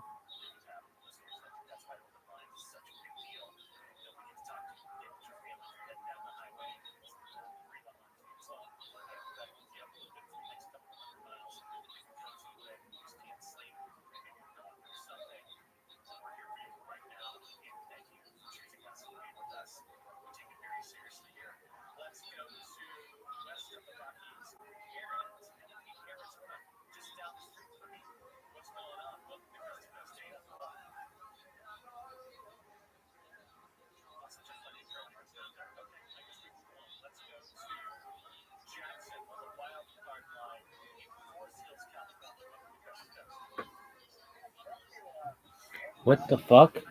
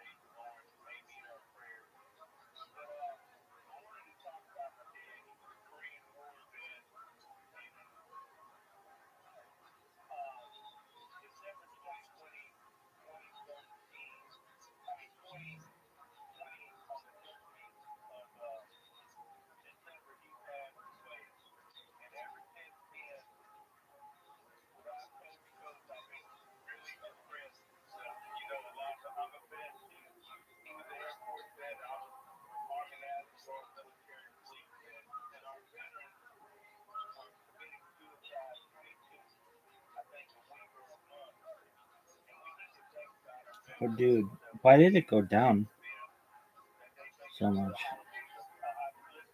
was thinking about Gates, but I changed my choice at the very end after the previous guy because he took really off of it. So, can I pick any game?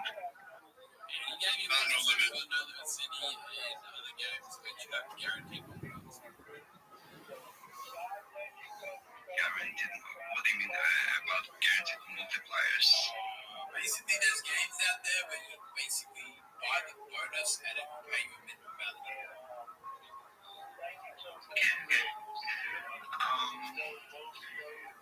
Man, I know you like an uncertainty, but I'm gonna go with Gates original OG. OG. Cool. Yeah, so Gates doesn't get old. He just is a really good.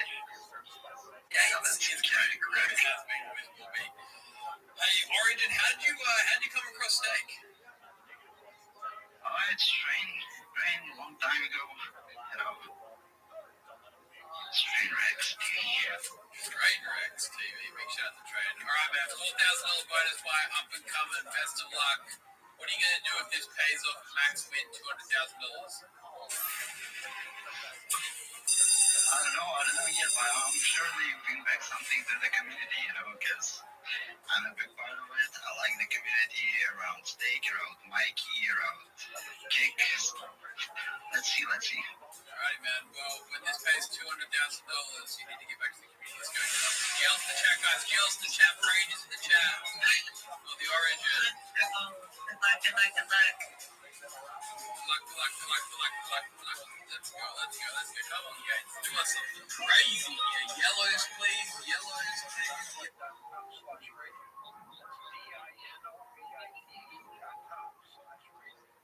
know you're certain about psychics. Is this fortune telling legit?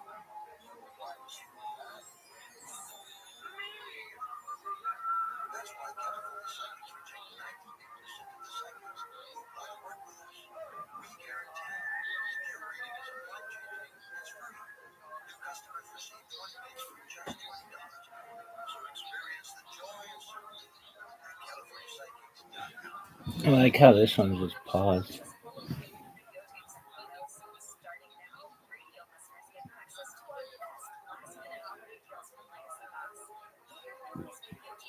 What do you think of the name Kick? Very good. It's just confusing with the other one. How about Steak? Also very good. I like his logo. It looks like a Sharpie. What would you say to Eddie if you saw him right now? Dog, just retweet my shit and we will go viral. Really? No, whatever. I'd be very positive towards him, I think.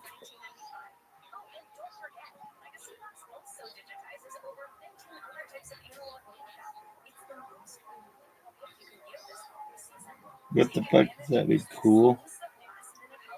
Period.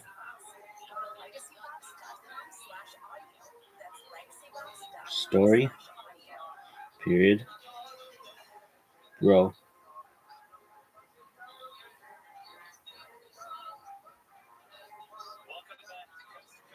Cool story, bro. What the fuck does that mean?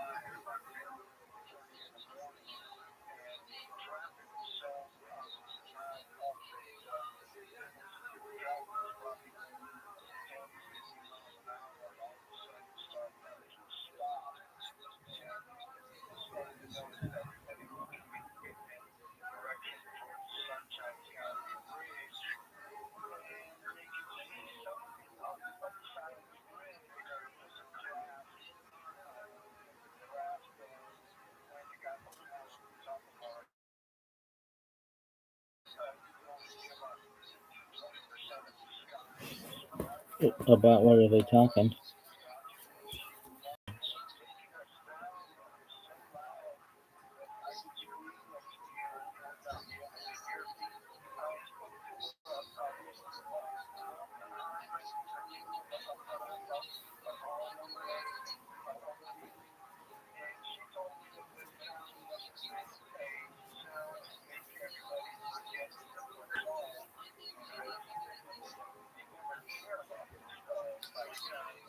That's hilarious. Come back at me, bro.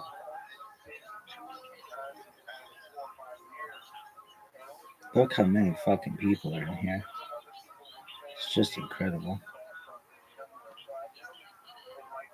I wonder why it was like impossible to get in. Now it's a little easier. Not that much easier.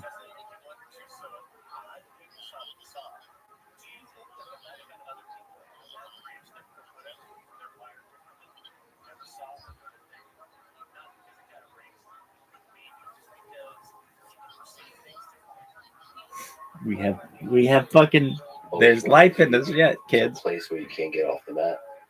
Like when you work so hard in the training room, you can't get off the mat. And I think he says he's failed at that in his career. He was always able to at least crawl off the mat. Yeah, I definitely never like actually died on the mat. I felt like I was gonna die, you know. Sure. What about you? Do you quit all the time? I get a light cramp. I'm like, you know what, you don't mean that. Let's do this against mine. Let's get it. Dude, if I make some Craig for a roll, he's in the back. Do you see the value of pushing yourself like to that place where you're knocking on death? Yeah, but within safety, you know, because obviously the most serious injuries occur when you're tired, overtraining and stuff like that. So I think like taking a page out of what those MMA fighters do, especially Volks with his training, like he's not necessarily pushing crazy in each round, but he's doing extra conditioning, assault bike stuff, crazy workouts outside. And he does do some crazy training workouts, but all safe, very safe. Like when he's redlining like that in the training room, it's a very controlled, safe setting. I think to do that in jiu-jitsu against some of these lunatics out there that are trying to kill you, especially when you have a name, can be dangerous. So your approach to jiu-jitsu is don't warm up and don't try too hard. For safety, yeah. No, for safety. Yeah, longevity, you know. And talk shit to about Russians. I got it. I hear you.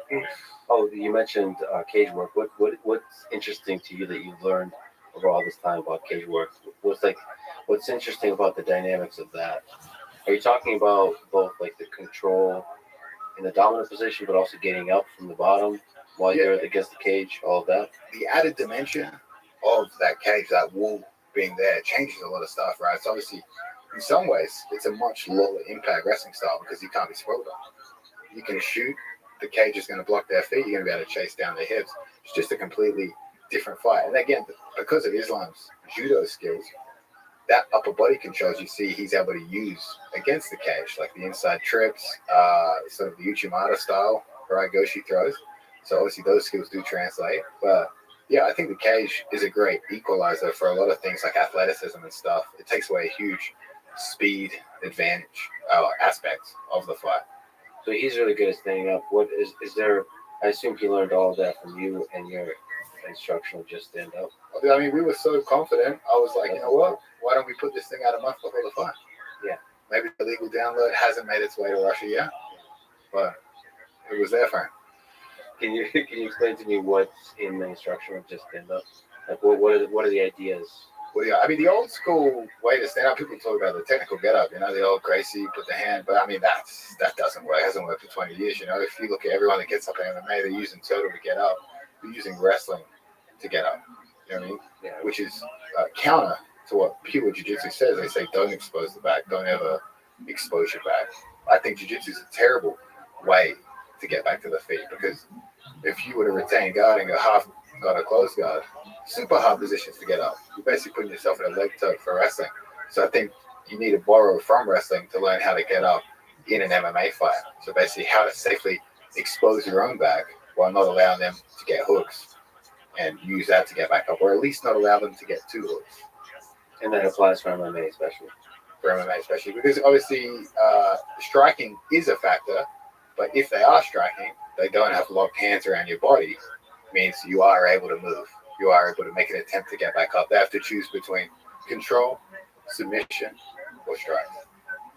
Post from Reddit, why does Craig Jones push so hard for a bottom is bad jiu-jitsu? What is so bad about playing bottom guard, such as half guard or deli? Those are the two options. No one likes the bottom. Why would I want to get up? Is the question for all of them. Is the bottom a bad place to be? I mean, the bottom's bad if you don't want that guy on top of you. That's the way I look at it. You know, That sounds like something a cowboy would say, but I don't know if that's much meaning. I think the point of jiu-jitsu is both are dangerous, being on bottom and on top. I think the longer the match is, probably favors the top guy more, just because every movement the bottom guy makes, probably carrying your weight, carrying that gravity on top of you. So I think it's a bit more efficient passing from the top as opposed to sweeping the bottom. Bottom's reactive. Top is active. The top player decides how to engage, how to approach the guard. They can use angles, they can use footwork, they can throw people, throw the leg spot. So it's an active position. Bottom's reactive. Reactive, you're going to get fatigued. Yeah, I think it's very difficult to gas somebody out while playing guard, but I think it's very easy to gas somebody out when attempting to pass it. Well, you guys talked about gassing people out, but is there more dangers from the bottom, like in terms of submissions and all that kind of stuff? Or not? I'm back and forth because I'm a top player, but I understand the value of being on bottom. Like when I do play guard, bottom, I feel like the submissions come much easier, and when I'm on top, they come also pretty easy, but maybe I just take a different route. Top Two cowboys talking about jiu-jitsu. Top on the streets, bottom in the streets.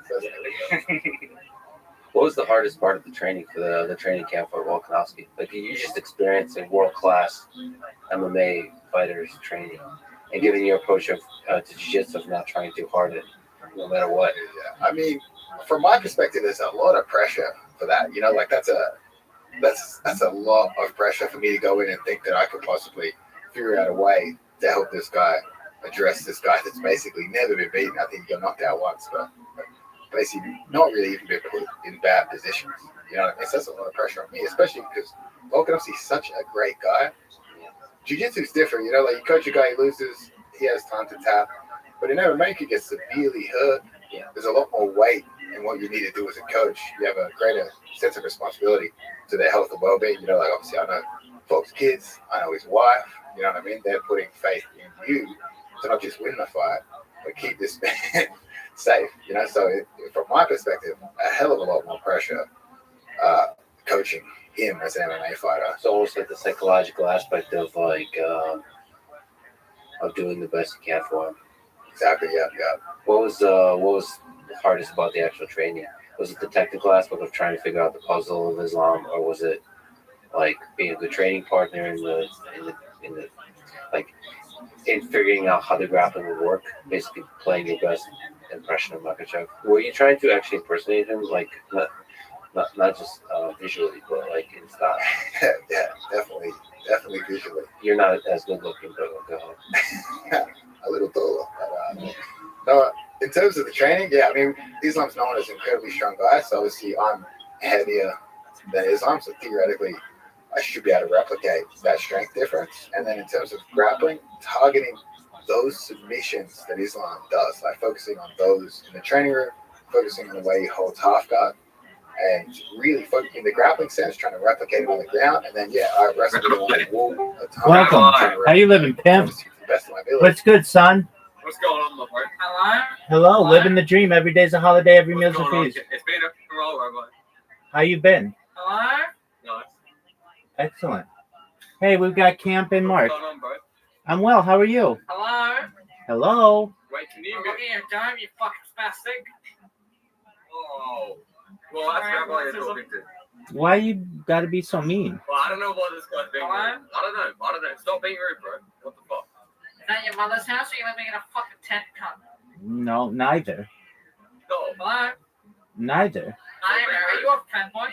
Dog. Hey, Stop being rude. Mark. No, stop saying that to Rabbi, cunt. Stop saying that to Rabbi now.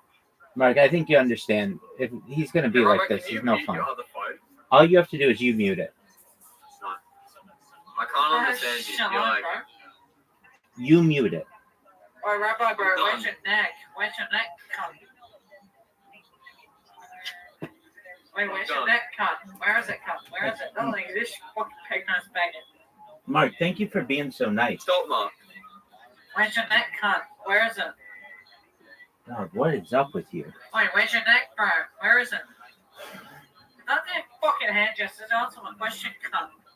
Can you stop, Mark? Stop being mean. Are you Jewish? Oh, is that Mark? Oh, okay, so Mark's the main one. Camp, how you been? Hey, he's got autism. He'll be nice in a minute. He's just back and raging. Okay, that's all right. If you are having trouble hearing me, just mute the other device. Rabbi, Yeah, baby. You weigh 150 kilos, by the way, right? Rabbi, can I please learn about aliens, Jeff? Yeah, dog. Have you seen what's happening in the United States? Yeah. I'm Okay. also gonna mute this mic, guys. Just fucking trolling. I'm sick of it. That's okay. Have you slammed your head into a concrete mixer before? So, Camp or CXMP, have you watched? I'm leaving. I can't concentrate with Mark in here, bro. I'm sorry. I'll join back later. Sounds good, my man. I understand.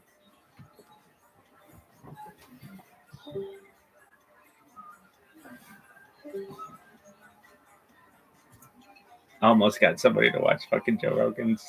But a lot of the stuff he does in the world, body lock heavy, inside trip, Uchimatas, and just constantly put in the work on box. You know what I mean? Like constantly chaining attacks against him, really replicate As that. he's trying to get up and escape and all that kind of stuff. So this submission, like both judo and submission, just attack. Exactly. And there's only so much you can do, really, because obviously I think he's been fighting a long time. So it's like you're trying to polish what he already is good at. You can't just completely create an entirely new game for him in the space of 6 weeks. So you're trying to take what he's already effective at, add to it. And luckily, a lot of the stuff he's already very good at was easy to add to for the fight. Question from Reddit. I'm very curious why other MMA fighters don't employ high-profile grapplers from B Team and New Wave to improve their grappling this week. By now, it's clear that they are levels above almost everyone in MMA simply because fighters there don't specialize in grappling. But it doesn't seem like fighters, even champions, get training partners from the most successful teams. Why is that the case? From your experience, why doesn't we call you? You might now. You're excited, aren't you? Put in a good word for me. Why? I will. Maybe I've never seen a fucking Discord like this. That's It's right. fucking wild. Pretty well. Yeah. No, you'll be walking with open arms.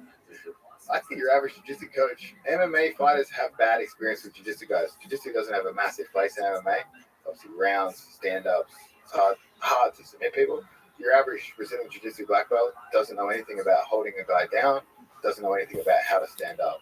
So I think if you overly utilize that jiu-jitsu guy that hasn't had experience in more modern no-gi or training MMA fighters previously, it's going to be a complete waste of time to them. I think they're smart enough to realize that. Do you have, do you have interest in MMA at all? Just not even like, well, certainly just competing yourself, but like just understanding the puzzle of MMA. Yeah, I mean, I've been a fan of mixed martial arts, for a very long time. Before I. So you're happy, aren't you? Personally, I'd much rather coach than fight. I miss But, my I fucking fight Filipino somebody for, people. A good check, and I Did get to it? pick the opponent. Don't worry, you'll be Have a fine proper without game. it for a little bit. I can think of a good opponent. Who's that? Just leave this fucking device and hope you don't get Who do you kicked think is the out. greatest MMA fighter of all time? Craig, let's start with you. Just as a fan of the sport, as somebody who's been deep in it. I mean, from my perspective, after that performance, I'm going to say Volkanovski because he was able to decisively outstrike Max Holloway, one of the greatest strikers in the sport, and he was able to hang with the wrestling of Islam Makhachev. And in terms of Ortega, he was able to, he's the best. So even though he technically lost, he still has the crown. I He's believe proven so. himself. Given the size, Steak stream call. I wonder if he's doing the thing on. The underdog. I don't even know what steak is. Is it? Did you think he would be able to Something hang you in any eat? I'm wrestling? sure. But No. I was really how do you surprised. log into it? Does it That's have why a my fucking eyes, app? like, No one knows. it's kind of funny. Winning at the end of the day, I feel like judges influence that. Although I did think Australian judges would rob the other way, but I was assuming they kind of somebody paid somebody and not enough maybe. But in general, I just thought he won in the eyes of what martial arts stands for, like sort of go into the fire and survive and thrive and finish the last round strong. Just kind of it's like spiritually is what a victory is. So I wish we kept going. Like one more round. Yeah, exactly that kind of thing. Well, what about you? What do you think? Like, who are the fighters you admire? Like, who do you think is the greatest of all time? I think the fighter I paid most attention to is John Jones. He has a great ability just to mix the high level striking, high level grappling. Although his jiu-jitsu by itself isn't probably isn't like super high level, but his ability to mix everything together, I would say he's the best. And he's a fellow heavier guy, heavyweight now, so it's nice to see how those guys move at that weight. And a fellow natural athlete. See what I did there? What about you, Nikki? Yeah, if I had to pick a GOAT, I'd probably have to say Khabib, just because he was undefeated, and he had a very high finishing rate. Very few of his fights actually went to decision. So he just overall he dominated almost every single opponent he went against. Dominant. We've been joking about it, but Craig, what do you think makes the Dagestani fighter so good? Like, from this small region of the world, so much dominance has come. I mean, obviously, the amount of freestyle wrestling champions from that region probably puts their wrestling above and beyond the best in all of MMA. And obviously, a lot of, even in the Olympics, a lot of champions out of there, right? So I think that skill set combined with them adding effective pin controls on the ground and jiu-jitsu submissions. But again, I think it's that hard training. Those guys like Khabib would maintain that pressure throughout the entire fight and break guys down. Their ability to fatigue guys to a breaking point, I think it's something they do best. I wonder what that is. What is that technique? What is that? What is it about their upbringing? Is that just that part of the world? From the Satia brothers, with on the freestyle wrestling side, to all the mixed martial arts people, it must be part of the culture. Also, they must be doing something. I don't think I haven't seen a convincing explanation of why yet. Of what's specific about their training, what's specific about their culture that creates that. Okay, what do you think about like the flip side? Do you admire somebody like Conor McGregor, who just knows how to create a spectacle? You, Craig, who like spectacles? Yeah, I mean, I really admire early Conor McGregor because I found it absolutely hilarious. I felt like that was peak banter. I feel like he just took the American world by storm. Aussies, British, Irish, Kiwis, we have a way better level of banter and attacking each other, and it's almost too easy to pick on Americans to take themselves very seriously. I mean, arguably even other parts of the world too, the Far East of Europe. But that's the tricky thing with Conor. I feel like you could have gotten in the same kind of trouble because the Russians really took everything very seriously. They weren't joking around.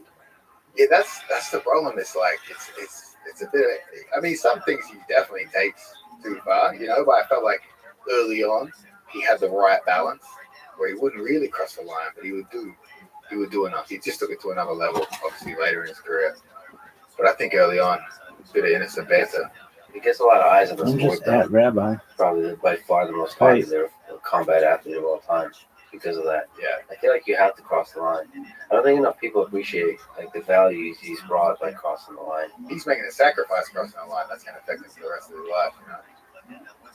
See, I don't think so. I think he always walks back because I think, unlike people who might disagree with this, I thought he always radiated a respect for the opponent, like afterwards and underneath it. It felt like the same way you do.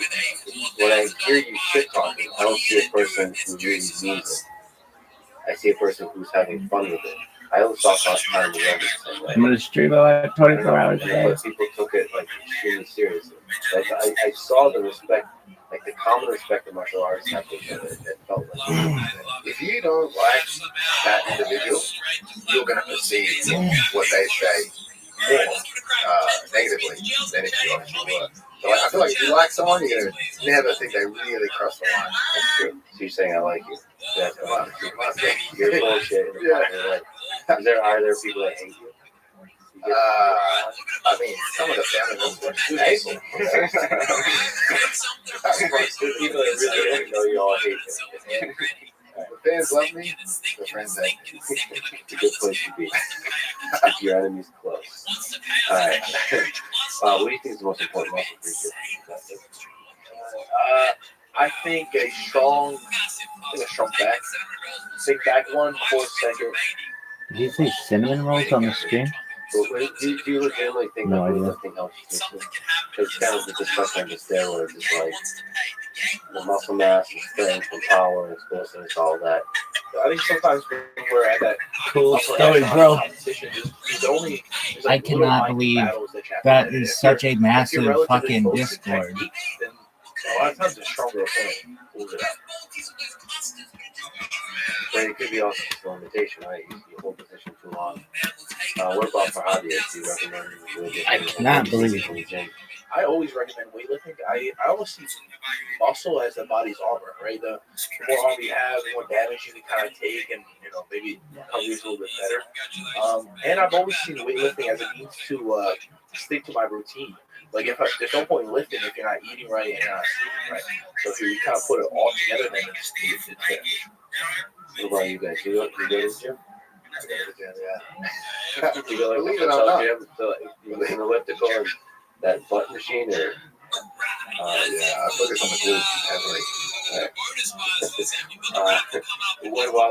What about injury prevention and so on? How do you train to minimize the risk of injury? You guys have all been pretty good out. You got a major injury, like the ACL. Yeah. So how do you train to minimize injury? What another I gotta ask, guys. Can you talk through your injury? That's what happened. Yeah, so How about big is 1 that? week prior Big to, time, baby. this last ADCC, Really? I was wrestling Wow. with this guy named Kent. That's how I'm gonna also get competing, fucking famous. and, Really? I went to go lift him from the I'll get banned from there for doing something. And we just felt something pop. He felt a shift with his leg. And when it first happened, it hurt for like the first 30 seconds. And then I honestly debated. I was like, maybe it was just, some freak thing. I was like, I literally thought about continuing the session. Then the next day. Are you happy about? Oh, what is this bullshit? So fucking stupid. Couldn't do a full squat. So it pretty much killed all of my training for the entire week leading up to the event. So I couldn't train or anything. Messed up the cut. Obviously, there's added nerves with that too. Fucking Not in the gym stupid. every day leading up to the competition. I went out there. I wasn't really able to full guard. I couldn't get full heel to butt connection, which is inevitable with playing guard. And I was very hesitant to shoot as well. So I came out with the idea of just trying to use hand fighting to tire my first opponent out, and then mainly look to get underhook or overhook and do mostly upper body wrestling. In the beginning of the match, I successfully got to an underhook, got to a rear body lock. He tried to roll, and I ended up in top position and side control. But it was during the no points period. And then as the match went on, I gassed out, and eventually he ended up taking me down and then scoring with Is Rabbi. So what's the injury? Yes, I got an MRI actually after the event. I didn't know. You waited until after the event? Yeah, I waited until after. It's like knowledge or ignorance is bliss. Yeah, exactly. I was like, honestly, I don't even want to know what's wrong. I was like, I just go out there, compete. I knew it was like the biggest event to date, and I really wanted to do it. Think about not doing it. It definitely was a thought in my head, especially that day after. It's always the worst day whenever you have like a serious injury. The day after, and I was like, man, I really can't do a full squat. I was like, I don't even know how I'm gonna be able to do this. It got a bit better over as the weeks went on. Best. The best. I was like, man, I have to. This is the best. I was like, it'll always be in the back of my mind, like, what if I ended up pulling out? What did you think about this whole?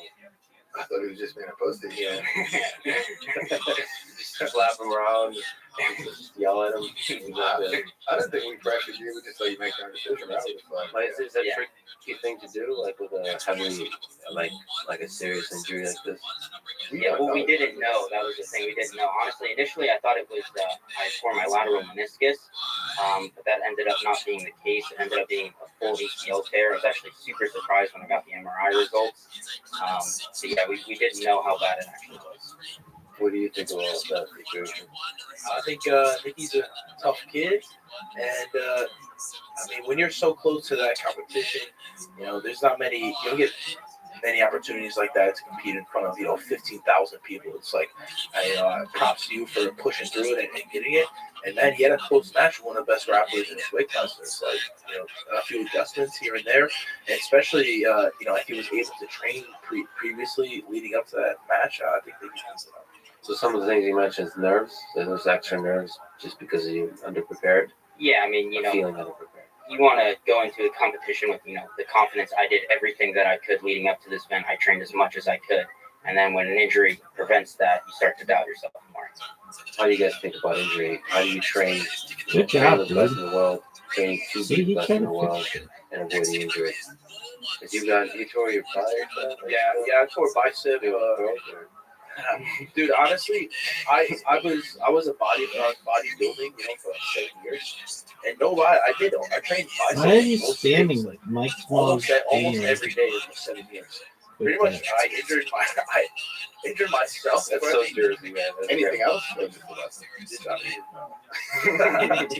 Yeah, I injured the bicep. Pretty much, the day before a wrestling practice, I had like a killer arm day. And my arm day, I just been training biceps, so very rigorously getting a stick pump. And I go to wrestling practice the next day, pretty late. I should have been there. I didn't get a proper warm up in.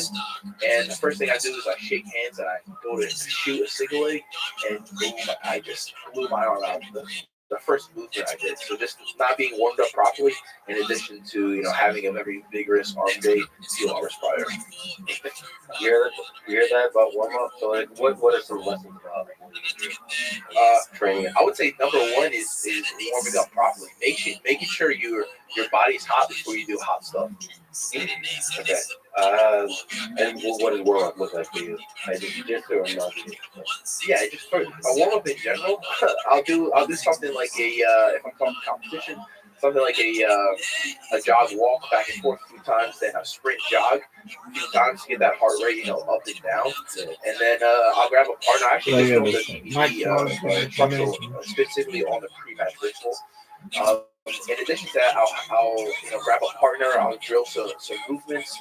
Typically, I'll drill some bad things. Like I'll start from bottom down, bottom side control, work out from there. And it's pretty much like 20 minutes in, I'm hot and I'm ready to go for rounds. What about you, Greg? So what's the worst of one injury? What's the worst injury you've had? I don't even know. I'm pretty good. Pretty healthy. Whenever you quit practice, has your heart ever been broken? Many times. But there's a thing I noticed. People that spend the most time warming up often the most injured. It's a strong correlation. You can't argue with science. I remember you're right. Training with all the times we had a 16-minute warm up. Surprise, always injured. Very common. I find that very common to train. No, I think people, it's how they train. Like if you, like me, first sign of discomfort, backpedal, push through that stuff. Go too hard, go when you're too tired, you know what I mean? Get too emotional in the roll. I feel like those are the times that I've been hurt. Where I just like, I can't let this guy get me. When I have that attitude, I believe it's how you train. And sort of, what is discomfort? Like positionally too? Like, because you're training against the killers and you training with him, it's probably pretty hard. Well, Craig gets a little tired. He's like, I'm good for today. He goes, once a month with Mickey, right? That's it. And then you quit like 30 seconds in. So, you gotta be safe. I like it. What about you? What have you looked in ACL? Rehab, so you haven't been like. I didn't get surgery. I didn't do essentially any rehab. I just have no ACL in my left leg. What do you like having those? The surgery goes, you've got two options: surgery, rehab only. Mickey goes, I'll do nothing. Definitely should pick up on the rehab. What's rehab for that? What's like twice a day doing some weird like bands or something? He's learned from this. He's learned some valuable lessons about taking care of his body. Yeah. What's it like just training with those? So at the beginning, it was definitely a little iffy. I'd have an occasional buckle. Like I'd just be wrestling with somebody and go to step back and it'd buckle backwards a bit. But honestly, now, like, I haven't had a single buckle instance in a while. It feels 100% normal when I train. It feels better than my other knee, to be honest. Like, I had my meniscus taken out in my right leg, and that one gets sore more often than the no ACL leg. Okay, all right. So put that aside. Is there wisdom you've learned from that experience? Yeah, definitely should be doing rehab and prehab. You know, I think that, you know, especially if you're a hobbyist or a professional athlete, you should be lifting. You know, whether you're rehabbing an injury or just for injury prevention. So I'm actually closer to Greg. I've trained my whole life, like pretty hard. Obviously, just a hobbyist, but like twice a day, judo, wrestling, all that. Never broke anything, never injured. Kind of like similar philosophy, except like last year, I guess a year and a half ago, I got a tiny like loincloth injury, and it still hasn't healed. And I've been using your approach of not giving a shit. Yeah. And like, all right, surely this is gonna heal. It'll be fine. But it hasn't. But of course, if I was like an actual athlete, I would like probably still train through it, just fuck it, figure it out. But when you have other stuff going on, you just kind of wait it out. But no, I think probably rehab, especially as you get older, you have to do that kind of stuff. I think it's important for people to, you know, determine whether what they're going through is an injury or they're just hurt a little bit. Because injury, you know, for sure, take time, rehab it, get better. But a lot of people, like, they'll stub a toe or something, like, oh, you're out for a few weeks. You know, so. Well, that's the problem with the injury I have. It feels like a stub toe. So I was like, so I'll just wait a couple days, it'll be fine. And then a couple days later, it's not fine. And you wait. And then I never got an MRI, never got any of that. It's like, I'm sure I'll be fine. Yeah. So it's hard to know sometimes, like, what, it's hard to know. I feel like a lot of people will just not check it out, will be fine. Well, because there's several failure cases. There is a failure case of where everything is just fucked up. You're like, fuck it. like you're bleeding everywhere. Yeah, it's fine. Whatever. So you have to be careful. A lot of these people fall into that too. I think I'm in that category. Go to the doctor. Why do you go to the doctor? The best approach is typically wait until something else gets hurt so that you forget about the grind. Yeah, exactly. That's what I was hoping. I was hoping to get hurt. So, waiting for the broken heart. Okay, that was very helpful. Oh, you mentioned you're doing a whole thing on the pre-match ritual. Can you kind of preview like what's involved in your pre-match ritual? It's pretty big in the wrestling culture and the fighting culture, like kind of what to do before your competition. But I think a few people are just kind of missing out exactly what to do. So I break it down for them. I break it down to people like 4 weeks in advance. How you should prep, your training and your nutrition and your sleep for competition. In addition to that, I break it down even like to a smaller scale, like how early you should get to the event, when you should be visualizing, your competition, what to do, like 30 minutes before, 20 minutes, 10 minutes, 5 minutes, and the kind of mentality you should have throughout those times before you actually step into that. When are you visualizing? Like how much are you visualizing? The actual, when you say competition, you're talking about the tournament or the actual people you might be competing against? A little bit of both. I'll spend time just visualizing the crowd. Like if it's going to be an arena with 50,000 people, I'll spend time in practice and whatnot, like putting myself inside that arena and visualizing, stepping on the mat and hearing the crowd scream and whatnot. That way, when competition time comes, it's kind of the same deal. I'm accustomed to it. In addition, when I get to the arena, I'll step on the mat. I'll kind of look at everything. I'll expose my senses to what it's going to be. And then I'll kind of shut everything off. Like some people, scroll through their phone and can treat it like normal, have this normal conversations. For me, I like to limit my sensory input, my sensory intake before I go out and compete. I just feel like sometimes we only have so many decisions you can make in a day, and I want all of my best decisions to be made right now. What about you? What do you limit your sensory input on game day? Honestly, know your routine. Nothing. I don't do anything. Guys are double silver. We're both. You should get it. You should buy a instructional to help you. Get another silver. No, honestly, nothing. Hey, I just try to relax too, like before training. Got a visualization or no? No visualization. So the opposite of visualization. You just avoid it. Yeah. Yeah, I don't even think about it. I'm just like, yeah, we'll have a good time. Yeah, try to appreciate it that I can do it. By the way, when you visualize, are you visualizing tough positions or are you visualizing winning? Definitely visualize winning. I'll visualize how I'm going to get to my most dominant positions, because in comp I want to do what I'm best at. I'm also I see my opponent in his best positions and how I'm going to get those if necessary. But most of the time, I'm just visualizing exactly what I'm going to do in that match, and I go out there and do it.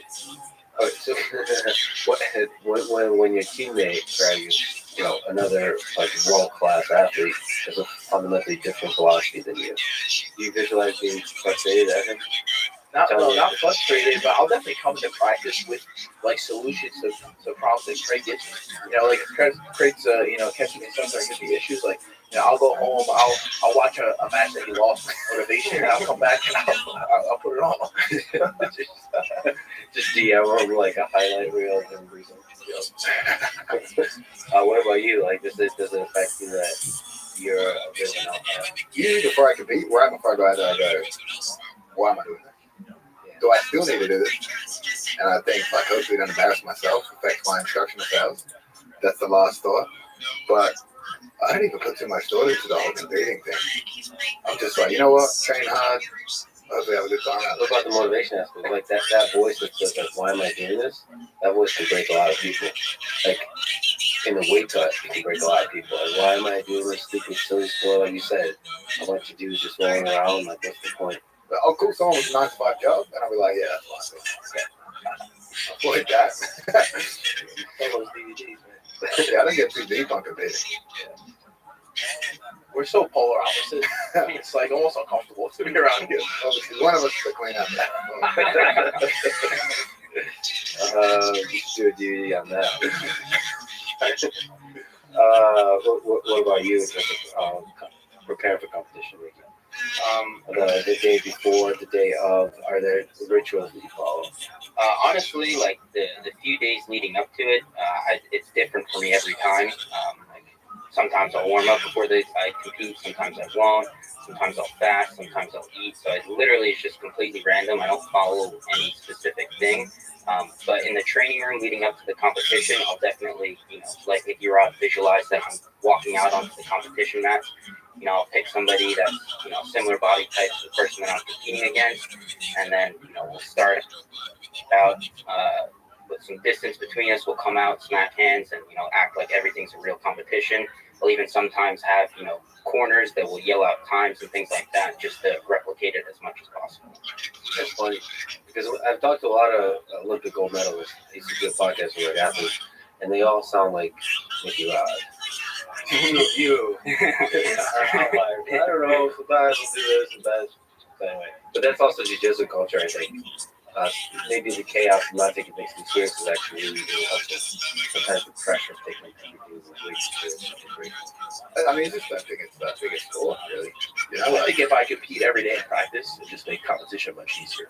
So I just put the pressure on there. On the competition, yeah. On the training, competing in the training.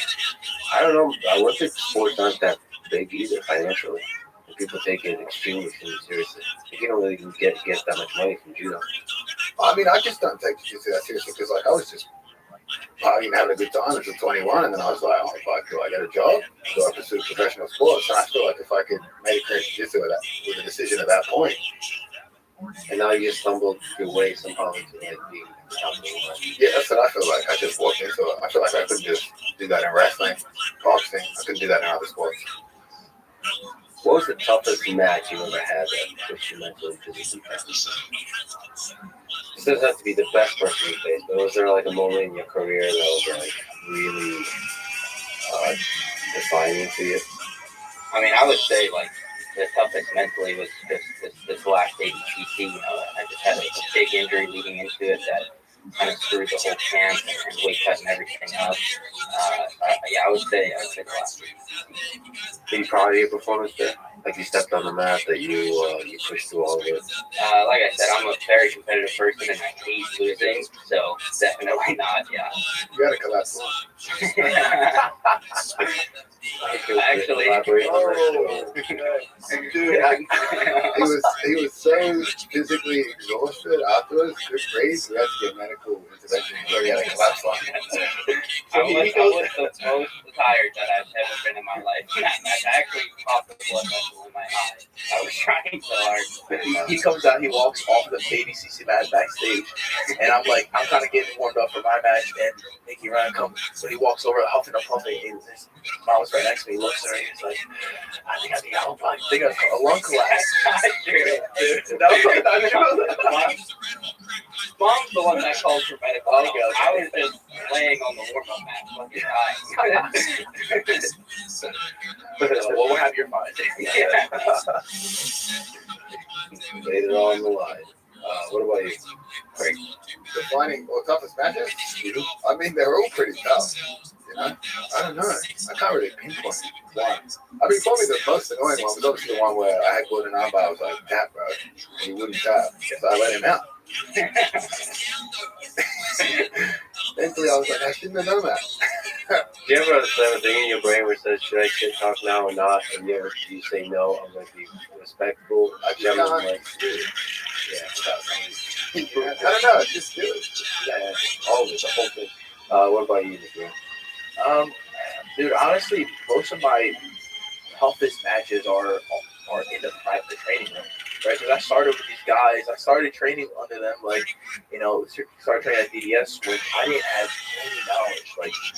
I knew wrestling, I knew a deep cut in jiu-jitsu, but I started training with them when I knew almost no jiu-jitsu, and I had to really work my way up. So definitely in the training room, having one of these guys on my back, or there was a stretch of a few weeks or months when COVID first hit, and it was just 4 of the best grapplers in the world, and we just did drilling and live rounds with these 4 guys, and it was hard. It was very hard.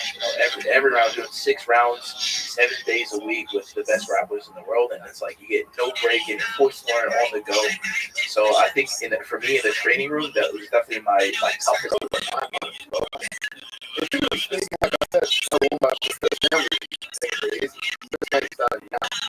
The whole room, the rest of the training room, they take out very lightly. Me and Nicky Ryan would be fighting to the death every day. I felt like we did an extra round every day. It was very cool. I'm very mean when I'm in this drilling or live. We would drill wrestling, quite a bit, stand up. And in the drilling, I just wouldn't let Craig take me down. We're not gonna lie, we're just drilling, but I just wouldn't let him. So things like that, I know that's good. So you mentioned Mount, so you do positional training. So would that be the hardest versus live training, open throwing some guards? I would say Mount and Turtle definitely maybe very tough, because you spend all this effort getting off the bottom out, and then you gotta get on top of the guy, and at the time I'm not that good at holding guys down, so they escape quick, and I'm like, fuck, I just try to hold him down, gotta go back down. Same thing with a turtle. It's you start by a turtle, you try to explode, get away, and then you switch, and the guy gets up pretty quick. You're like, yeah, I gotta go right back up. It's that constant circle, man. It's very tough, but definitely good character on that. What do you think is the value of positional training in general? Jiu-jitsu? Actually, this one just interacting with you guys. It's not commonly done. Just regular jiu-jitsu gym. What do you see? Because probably it's not commonly done because most of the experience is just frustrating. If you're evenly matched, you're basically frustrated the whole time. If you're doing it right. There's a psychological battle that happens in the mount turnaround. It's because you maybe get close to subbing a guy, or maybe you do sub him, and when you're starting turtle on your other back, you finish him, and then you get this high point, and then immediately you got to go back down to the defensive posture. It's very it's emotionally up and down. It's important that you're very good at gym. It puts you in positions you don't find yourself in regular training. So I think a lot of, if you're a big fish in a small pond and you don't do positional sparring, you're probably going to get exposed in competition. You might even look silly in those positions.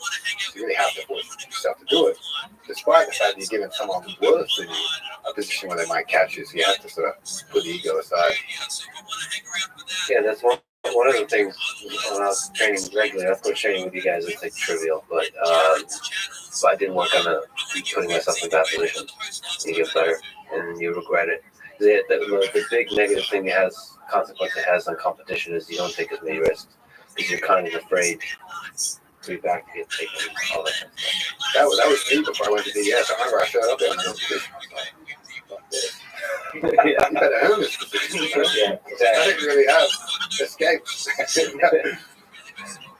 That was a learning curve for me for sure. Do you see the value in positional training? Yeah, I definitely think it plays a big part in your confidence and the competition match. Being confident that even if you get put in the worst possible situation, you know what to do and know how to work out of it. I had a long argument with Rothschild when we visited. He thinks Mount is the most dominant position, even Noki versus that. Is there a case to be made for that? Or no? I think all of your opponents utensils with their tools are in front of them. So like if you're on the mount, they still have a few ways to get out now. I think if you're on somebody's back, I personally much rather be on somebody's back than Flattened out. I'd rather have someone's back and then flattened out. you say it flattened out. So not even by a triangle. It's just flat. Just completely flat. Almost like the position of Mayweather, you see guys get finished because they can't get out. Oh, That man. position is probably the hardest position to escape. See what Hodger's talking about with Mount, or is he just that good at Mount? Like he knows that He might mean the key. That's all, I don't know. But did he mean he that says controlling wise, he just believes that you can complete that he actually thinks there's more ways to get out from the back than there is from the mount. prior to Getting up, including like physically. prior to the keeping escape, I probably agree with him. So that keeping escape is so difficult to manage. It's a funny looking escape where you're wiggling. People have a lot of trouble. It's like super hard to learn how to do it, but then once you learn how to do it, the effectiveness is just huge. Yeah, it's weird. When did that come to be a thing? Oh man, Well, I mean, I said yes, guys. I knew it was too Who was good the to be first guy true. to discover something like that? This seems like a ridiculous thing to discover. What if it's real? I thought it was a joke at first. I was, you guys really doing this? Yeah. I remember somebody showing me like a technique where, like if you just like walk your hand on a mat or something like that. Arm triangle or something? Yeah. And it's just like a funny discovery, like as opposed to like trying to shove it in, just like walk it. I like doing that to people, but with things that aren't true. You know what I mean? I'll just tell them this is a technique and watch them try to work out if I'm being serious or not. Yeah, that's what you do when you achieve guru status. They'll just listen to you like you're Steven Seagal. See what they'll believe. Speaking of which, how do you balance? You have to travel all across the world. How do you balance that with running a school, with being a world-class jiu-jitsu athlete? I mean, the secret to travel for me are two drugs: Xanax and modafinil. That's how we time adjust and we hit the ground running. But what is modafinil? Xanax is for sleep. Yeah, I mean, I have narcolepsy. It's narcolepsy medication. But how does that work with the steroids? I mean, they work well together, you know. Oh man, I was so fucking excited. But in terms of traveling and training stuff, it is. I mean, we're lucky because we got so many high-level guys, so we can travel and they're still in good hands. I mean, it would be a problem if me, Nicky Rod, and Nicky Ryan left, and the gym had Ethan. That would be a problem. Yeah. But we got to make sure it's not just him and that. Although everyone says they're happy when you're gone, so that's what I heard. Happy when I'm gone, but they do miss me. Yeah, for sure. Until I get back. All right. What about you? Just like balance, and do you try to stay completely focused on competing, like for some of the big matches you have coming up? Or are you able to kind of diversify? Well, I like to, diversify my training to where, if I don't have a competition scheduled, I'm more focused on skill development and getting better and broadening my tool shed. But if I'm like 6 weeks before comp, I really start amping up the intensity that I bring into the mats, against bringing some of that visualization towards practice, and maybe I train less volume pre-competition, but higher output per session. Yeah, what's a perfect week of training look like? If I'm not in competition mode, I would say Monday, Wednesday, Friday twice, every other day just once. If I'm pre-comp, just Monday to Sunday, once a day. So that's on the mat. You're doing the full like positional Did I get training, banned? lat training, bicep curls. Oh yeah, I do a lot of bicep curls. Yeah, I lift a few times a week now. Yeah. Cardio or no? Cardio's all no. Cardio's all maxed up. I do some CrossFit workouts. Like CrossFit's, I'll do like some EMOMs or some AMRAPs, so CrossFit terms. That's for Instagram. Yeah. Yeah, CrossFit is a good way to kind of like push that threshold. Sometimes on the mat, because I'm so good, I can't always get that like full red line. So I'll hop in and CrossFit the gym and I'll do some workouts that bring me closer to death. Welcome. What about you, Craig? What does a perfect week in training look like? Like when you're back home training? I try to be in the gym twice a day every day. How you doing, Pimp? I travel a bit more than these guys, so I try to be there 8 and 12 every day, hang out in between. Usually train both of those sessions, depending on how my body feels. You're doing positional, doing everything like technique, positional, wise. I should probably do more positional, but because I'm just trying to work on wrestling and stuff, and especially leading up to the Volkanovski's last fight, I was trying to wrestle more and focus on those areas even before I traveled over there. Just some experimentation with some stuff, but yeah. How do you experiment with stuff? Like so there's like regular positional stuff, but when you have ideas, where do you do it during the training sessions? Or do you do it outside of that? Did you get together with somebody? Usually every session I show up with something I'm thinking of, usually something from top. What'd you say, Big Dog? You are the Riddler. I am the Riddler. Riddle me this, Big Dog. I am the Riddler. You're 100% right. How's your dad? Yeah, how did I get that right? I knew it. You're 100% right. Yeah. But there are a bunch of them, right? I think Anarchy is my best friend. He's the other Ronin, but he's like sort of, I don't know what is up with him. So yeah, I'll be back later. Sounds good, Big Dog.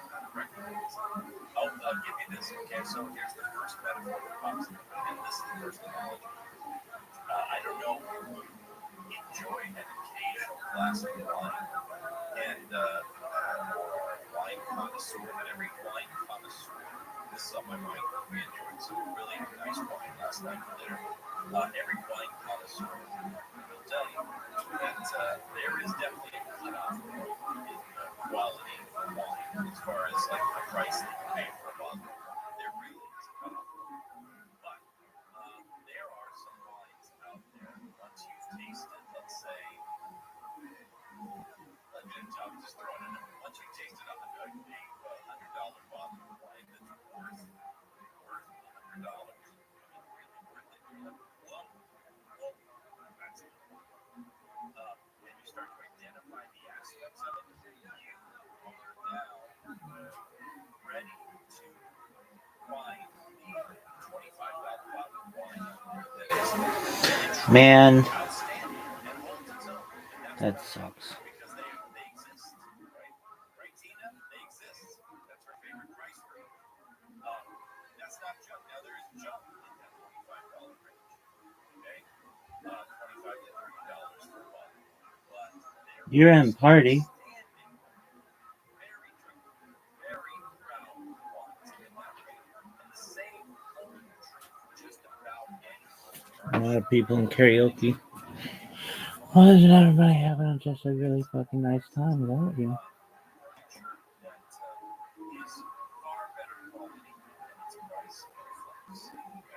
Without having to buy the ultra expensive pieces. But I want you to learn what goes into those pieces so that you can recognize and evaluate. Damn, I thought I was gonna go viral from that.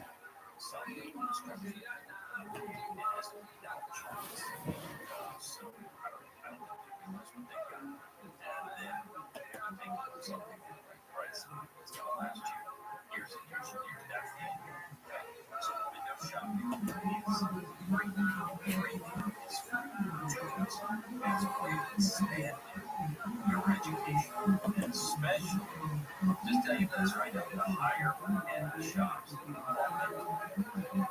you start to ask the questions about the quality of the furniture, you're going to get the bottom one that's expensive after that. And they'll tell you all about it. Furniture buying supply start at the higher end shop, and then take that knowledge by the day. I've got so much more to share with you when we come back, though. We'll take part two. That's great. Right now, I think it's awesome. Coming up at the top of the hour, we'll have details on how quarantine insurance were able to count. And we'll check your drive on 15 right after this. Hey, you're listening to Ghost 325 on the free iHeartRadio app, or just search Holiday in the app or Holiday Music Playlist and Podcasts. iHeartRadio. Oh shit, gotta go back to the farm.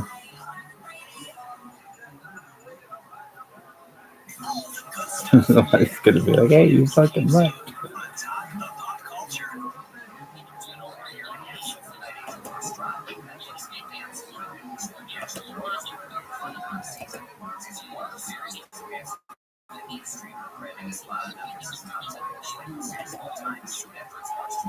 Man, I thought that was it for sure.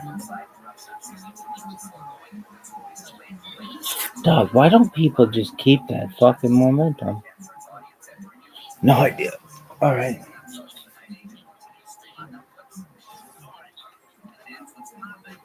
Mike, baby.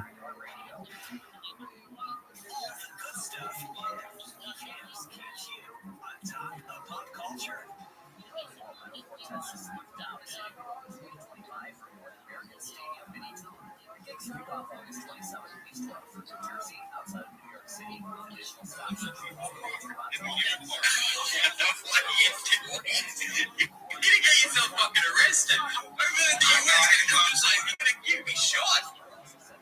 Crazy out there. You entertain the people. Fuck, man, you're out there risking it. That's intense. What was the idea behind that? Oh, we got another one. Oh, Andrew's got another one cooking here. Hold on a second. Oh, shit. Yeah. This one here. I love it. I love showing this one. Because I don't know if this is fake or real, but this is Mike Smalls at G7 Fight Club, man. Yeah, go for it. Here we go. I'm strong as hell.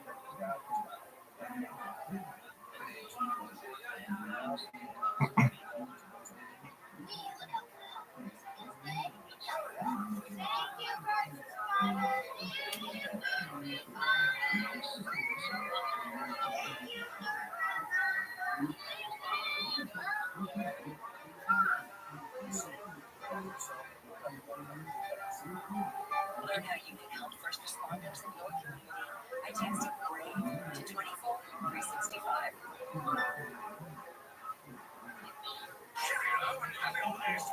We mixed up two things particularly well. Celebrate the Yuletide with a fantastic cocktail. And not only well, take away this with one t-shirt. Whether your desire is a holiday spice well fashioned by the dog or a Portsmouth novelty. Sweet best deals. Just pop in a capsule. Select your strength, push the button, and you're off. Learn how to check the best cocktails on the every such amazing one t-shirt. $50 off any cocktail finger. Session.com/cocktail. That's BARTES.com/cocktail. I am Ginger Chan, and when you turn to the London Department, EDD will help you get there, whether it's support for you and your family. What are you? Damn, I fucking thought I had it.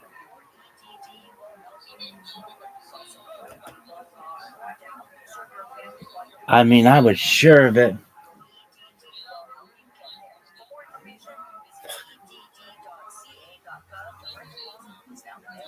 Had enough of this country. Ever dreamt about starting your own and planting the flag? This is mine, my home. It's surprisingly easy.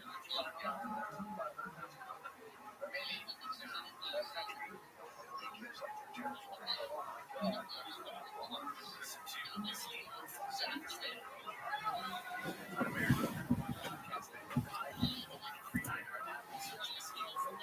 Maybe something for both of them.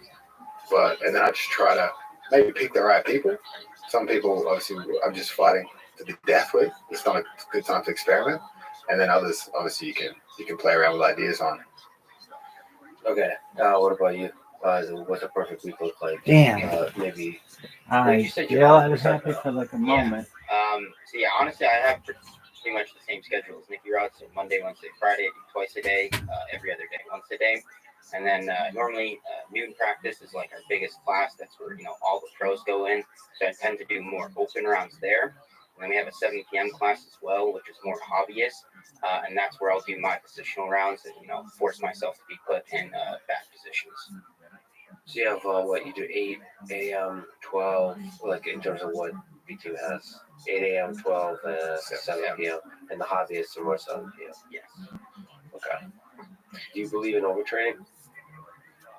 Do you think you can overtrain? I used to not believe in it, but then I got hurt. I was like, all right. Oh, you attribute that to overtraining? I think, dude, I'm telling you, I lifted like a bodybuilder for like 7 years. And by lifting, I mean, I was lifting 7 days a week. And I trained arms most days.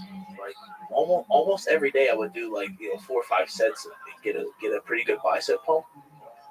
In addition to my lift, I think that had to contribute somewhat towards my what about my training. Fair enough. Well, what about on the actual mat overtraining, like spending too much time on the mat? Well, psychological, physical overtraining. I think you can definitely overtrain, but it's more of a as your body's healthy, you have to make sure your mind is sharp. Like sometimes, maybe taking a day away, or even diverting your attention in a different aspect of training can help you be a little bit sharper overall. Sometimes it can be like it can get a little like stagnant because you're doing the same stuff over and over. But I think if you just keep like overtraining, then your overall baseline just gets higher, and you become accustomed to that. What about you? You don't seem like a guy that. I've heard of it. I never went close to it. I think controlling how hard you train is definitely protects you from injury. You know what I mean? Like if you're redlining yourself and then you're fighting to the death in the gym, that's 100% when you're going to get injured, going to get sick. So I try to make sure I've had enough sleep. I've had obviously enough food post training, and that sort of helps me to train a bit harder, but still try to avoid redlining myself too much.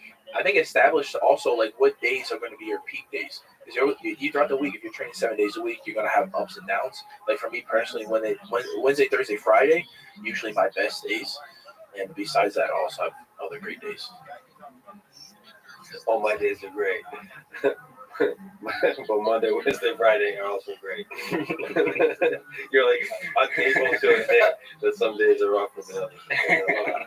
I'm always on, bro. Okay. What advice would you give to people who are not always on, hobbyists? How to get better? Like people that are already there. I don't know, purple belts, brown belts, black belts. They're just like doing like a couple times a week, something like that. Like how to get better. I think be consistent. Like find a schedule that you can consistently train. Maybe it's like 3-4 times a week, or even a little bit less. Just be consistent over the years. I think too often people are like, "Oh, I want to get really good really fast," and it's like definitely takes a long time to get to it.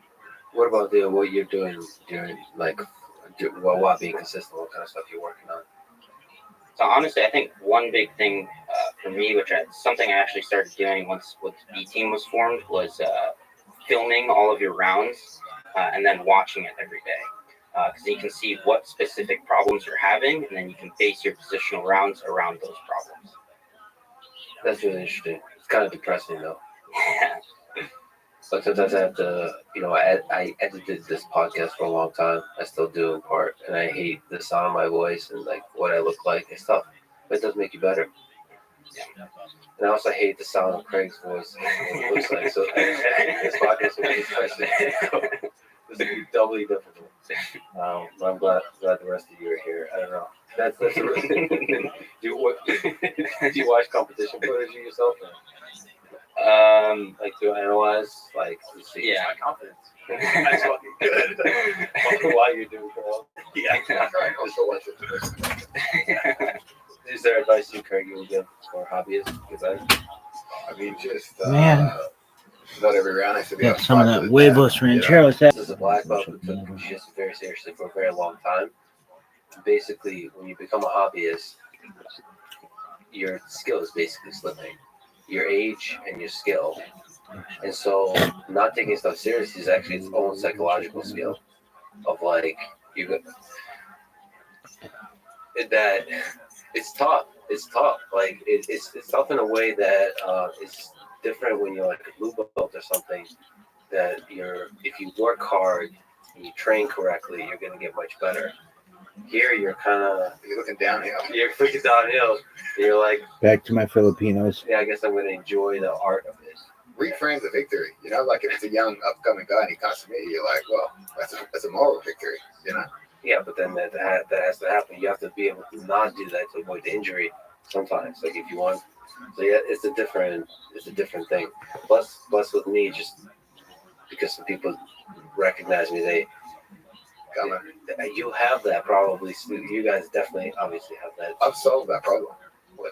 How did you solve that problem? Travel around, you do a seminar, anything like that. Yeah, it's believable that you could get submitted once.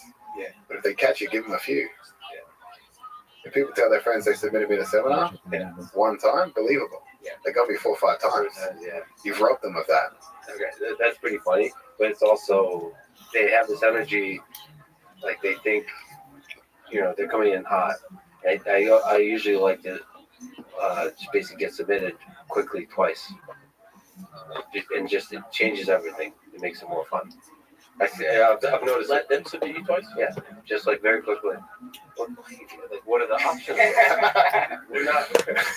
They can last longer. Hold on. But then it's like it's very hard to like, yeah, if you're a very serious competitor, it's only you take it seriously, then yes, but like then people what they try to do, this probably is what happens to you guys, they try to impress you by going super hard. I have people every day come to my gym try to take me out. Yeah, I just stay sharp. Come to practice, let's get it on. do you feel that energy? I feel like I didn't talk to Craig here for that. Like a seminar, like somebody's coming in like a brown belt will come in, like they want to impress you with like their technical side. Thought it was smooth sailing, kids. Watching your DVDs. Did they have What do you do a with that? giant I make party? a complete joke out of the role. You know, give them the pass, mess with them, do stupid shit. You know, All these like, Filipino rob them people. of the realness of it. This is stupid. I'm not going to roll hard with strangers. You know, I feel like you should roll with a circle of people you trust. Ask to join. Injuries happen rolling They only hard have with strangers 28 because now. It that's looks the same like way so you get many into more. competition because you don't have that relationship with them. And I should also mention that's probably not a good way to impress somebody's by just going ape shit, going 100%. Oh yeah, that's not at all. I think the beauty of jiu-jitsu is like the camaraderie of it. Like as you get to know each other, there's like technical, like different ideas you have and all that. Yeah. Okay. Fuck. Do you think gi jiu-jitsu is dying in popularity? Correct. Yeah, it's long dead. I think it's just, I mean, it just shows like, I mean, I have heard some numbers on the viewership for the Gi Worlds Finals, and they don't even compare to the undercard of like who's #1 events. So I think like when I was coming up and competing in the Gi all the time, you looked at those guys that won Black Belt Championships and you were like in awe of them. It almost had that ADCC champion feel. But now that's not the case. You know, I just feel like that. The younger generation aren't looking at who's winning Black Belt Gi Worlds. I personally don't think, and I don't think they're like, they want to be that guy. They want to be like a Rotolo, Gordon. You know, those are the people they want to emulate. So you think like the gi, like IBJJF gi tournaments will just keep declining in popularity? Oh, I think people will still do it. I mean, it's easier, I think, as you're over 30 because the gi's a bit of a slower thing, and the Masters participation is bigger in the gi because obviously Nogi is now heading in a wrestling direction. Wrestling in heel hooks, you're over 30, that's a terrifying prospect, you know? What's terrifying about the gi? Less. So I think in the participation rate, the IBJJF will still be good, but I just don't think people are as interested as they used to be. Well, why is wrestling in heel hooks terrifying? Like he looks like in vaguely understand if you don't understand heel hooks. You work a death job and you never wrestled and got double leg that's gonna break your back. You know, I think the older guys are scared of wrestling. It's hard to wrestle at 40. To learn wrestling. Yeah, I mean, I think it's hard in general to do wrestling at 40, but it's easy to pull half guard in the game at 40. I think it's harder to do judo at 40. People do it at 40. Judo hurts more. Yeah, judo is scarier than older. Yeah. I think, does wrestling really hurt? I don't know. I don't know why I'm looking at you. Yeah, it does. Interesting. I agree with you. You saying that judo looks like the most dangerous. Like even their practice partners is yeah, I did. I mean, I did judo for a really long time. There's a lot of people that are 40, 50, 60 do judo. They're the ones that are still alive, That's true. Survival bias. You do a little bit of judo, right? Hey, I'm a yellow belt. You're a yellow belt in judo? That should be your instructor. So work it orange. I got a yellow belt in the 6th grade. I believe it was the 6th grade. I did it for about, I don't know. But you're also using judo in basically. Are you doing like harai type throw, like you're doing? Yeah, I don't know where I learned that. I just started doing it. You started lifting your leg in various ways until it works. Just figuring it out, yeah. Okay. Doing different types of tricks. I looked at the sandwich guys when I was like, how did that hard? Yeah. Get the crack. Well, they looked at your footlocks and they said they can't do that hard. They said, come to that hard. Damn it from the tournament.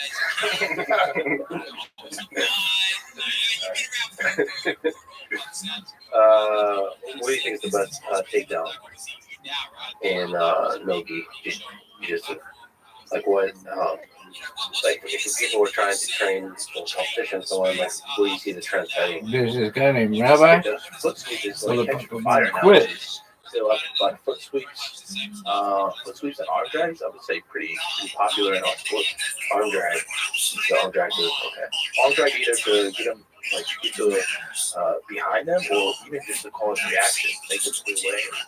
We're just talking about it in a context of what's the best takedown to score, what's the safest takedown to mitigate the risk of guillotine submission, or most effective in general. Yeah, most effective for mine. Yeah. I think any sort of body blow. You know what I mean? Locking your hands around the body, being able to put it to the floor that way, I feel like that's most effective. Safest. Might even have arisen out of a leg attack, leg entry, upgrade to the body. What about like foot sweeps, like outside foot sweeps? I would say, yeah, foot sweeps and outside foot sweeps, or even like something like this. Why is that scary? I don't understand. That's scary. I think the list is scary. No, not you. I mean, in masters, like, when we're talking about older guys and oldies. Some of those old bastards take it very serious. They just start lifting. TRT world. Yeah, They're coming. They're coming to impress. Grab a lift. All right. Just for the gram. Okay. What about submission? What's your favorite submission? And what do you think is the most effective submission? Except the body too. I would have to say the rear naked. It's definitely the one that hit the most and the highest level of competition. Was that was pretty interesting to see you skateboard, right? That's the cool thing about EBI, to see like the world class athletes. I was surprised that this possible to skate with you on his back. They'll try some big cream. Oh yeah, big cream? That helps. What's in the what's the formula, or is that a secret? That is proprietary blend. Okay. But that's what you use for greasing. That's what you use it for. I like it. Is there other application outside of grappling? Or I'm sure you're creative. All right. Ask me for a friend. That's unseasoned as well. Really good choke. I mean, overall favorite for like solidifying a finish because like you can put some ice sweets, right? They don't want to attack from the sweet. But as far as like something I've been working on now that I'm now starting to implement in competition, Yoko Senkaku side triangle is like it's a beautiful thing. You have multiple options. You have the triangle to finish. If that fails, you have the Kimura. You can break your arm. You can also just transfer and take it back. So Yoko Senkaku, I'm a big fan of, and I can see. Have you ever broken anyone's arm? Oh yeah, I mean first few competitions because I was like pretty athletic grappler or athletic wrestler going against like local black belts and brown belts. Like one of my first matches, I broke somebody at Kimura. Pretty much every time I've got a heel hook, which is only twice I've broken in an opponent. If I have a joint lock, it's probably gonna break. Like a lot of times it breaks before it happens. Yeah. You seem like a really friendly fellow. How hard is it to break an arm? Or any break an arm? Well, I don't think it's that hard. I think like if you're talking like about an arm bar, we have this position where like people kind of holding on, and then it splits and the arm starts going, and then it just breaks before they even get a chance to tap. It's one of those things Well, I knew about a guy needed to tap one time, and it was surprising. I had to put a lot of force into that. I had to put his arms, shoulders, and the ligaments in the knees and ankles. But fully, this kid, fully let it go, and he tapped it out. I think the angle was like up. Yeah, they're built different. Hopefully, he'll be reconstructed. Rebuild it for that. All right. What about straight foot lock? Do you guys do straight foot locks at all? No. Yeah, I mean, I'm learning them now. We had some kids come into practice one day and like, all of us do a straight foot lock. Straight foot lock, just this little like Polish kid. No, they do foot like everyone, but he tells us that. He's getting out fucking emails, calling his friends and family.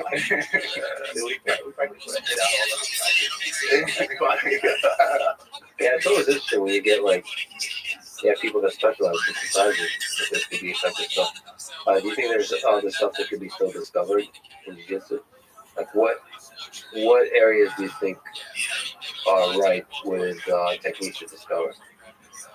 Like wrestling is really interesting though. There's a lot of innovation happening in wrestling. I think there'll be more innovation when we get people that are more adamant about standing up from the bottom position. I think if we get more of the community, they're like, all right, I want to get off the bottom. I think just stand up. How jiu-jitsu doesn't work. We should change the name. How Sambo doesn't work if you just stand up.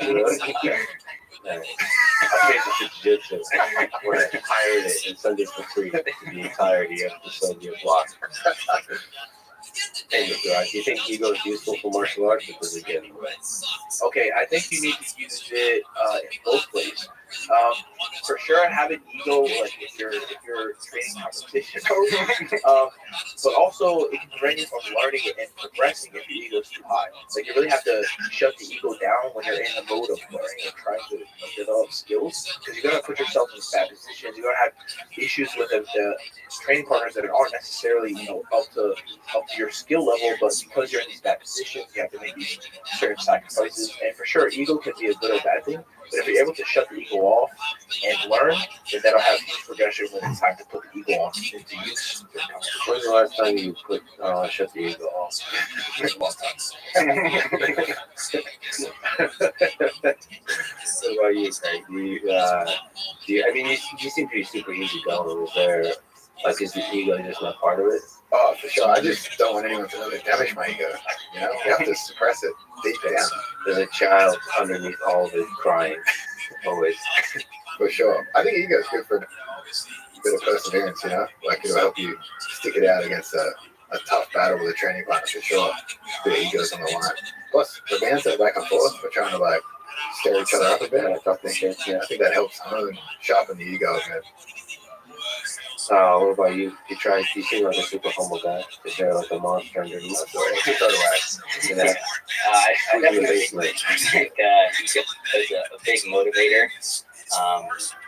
And I think it's very good to have in the aspect that it'll drive you to want to be one of the best in the world.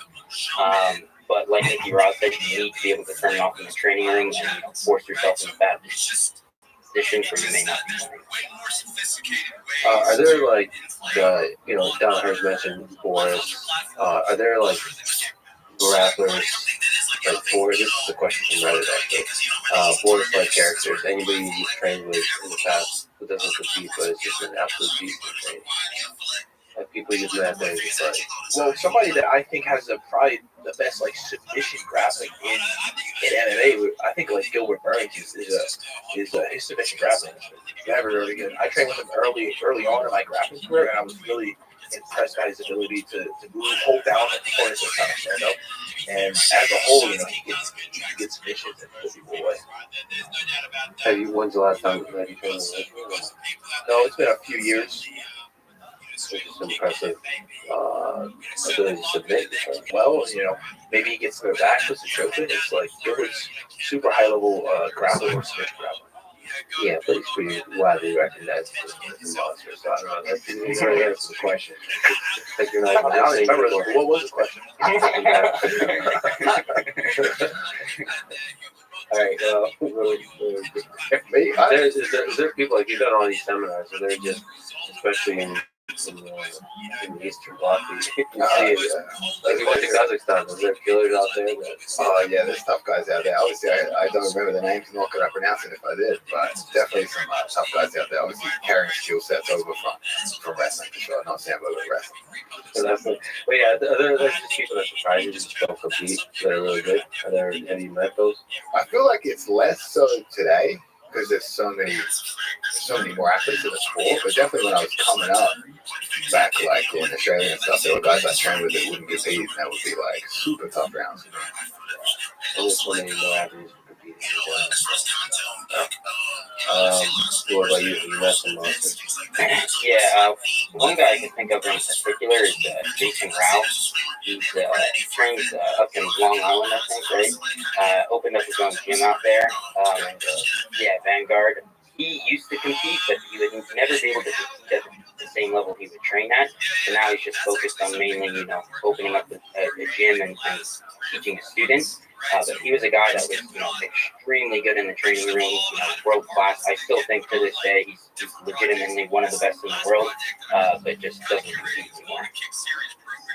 Who wins in a fight, a lion or a bear? Polar bear? Well, yes, it's a good question. See, polar bear is pretty impressive. No, grizzly bear. Grizzly bear. I think grizzly bear wins. Well, what's the most threatening predator in Australia? Well, I mean, it's a tricky question here, because everyone's scared of the animals in Australia, but I mean, you get bit by a snake, bit by a spider, that's not that bad. Bear will just hold you down and eat you. That's a much more terrifying prospect for me. Even sharks going to be quick. No one sees the shark coming, the shark's just going to bite you in half. Bear will take a bite. A bear just holds you down and eats you. That's frightening to me. Australia's fucking weird shit. Did you see Cocaine Bear, the movie that's coming out?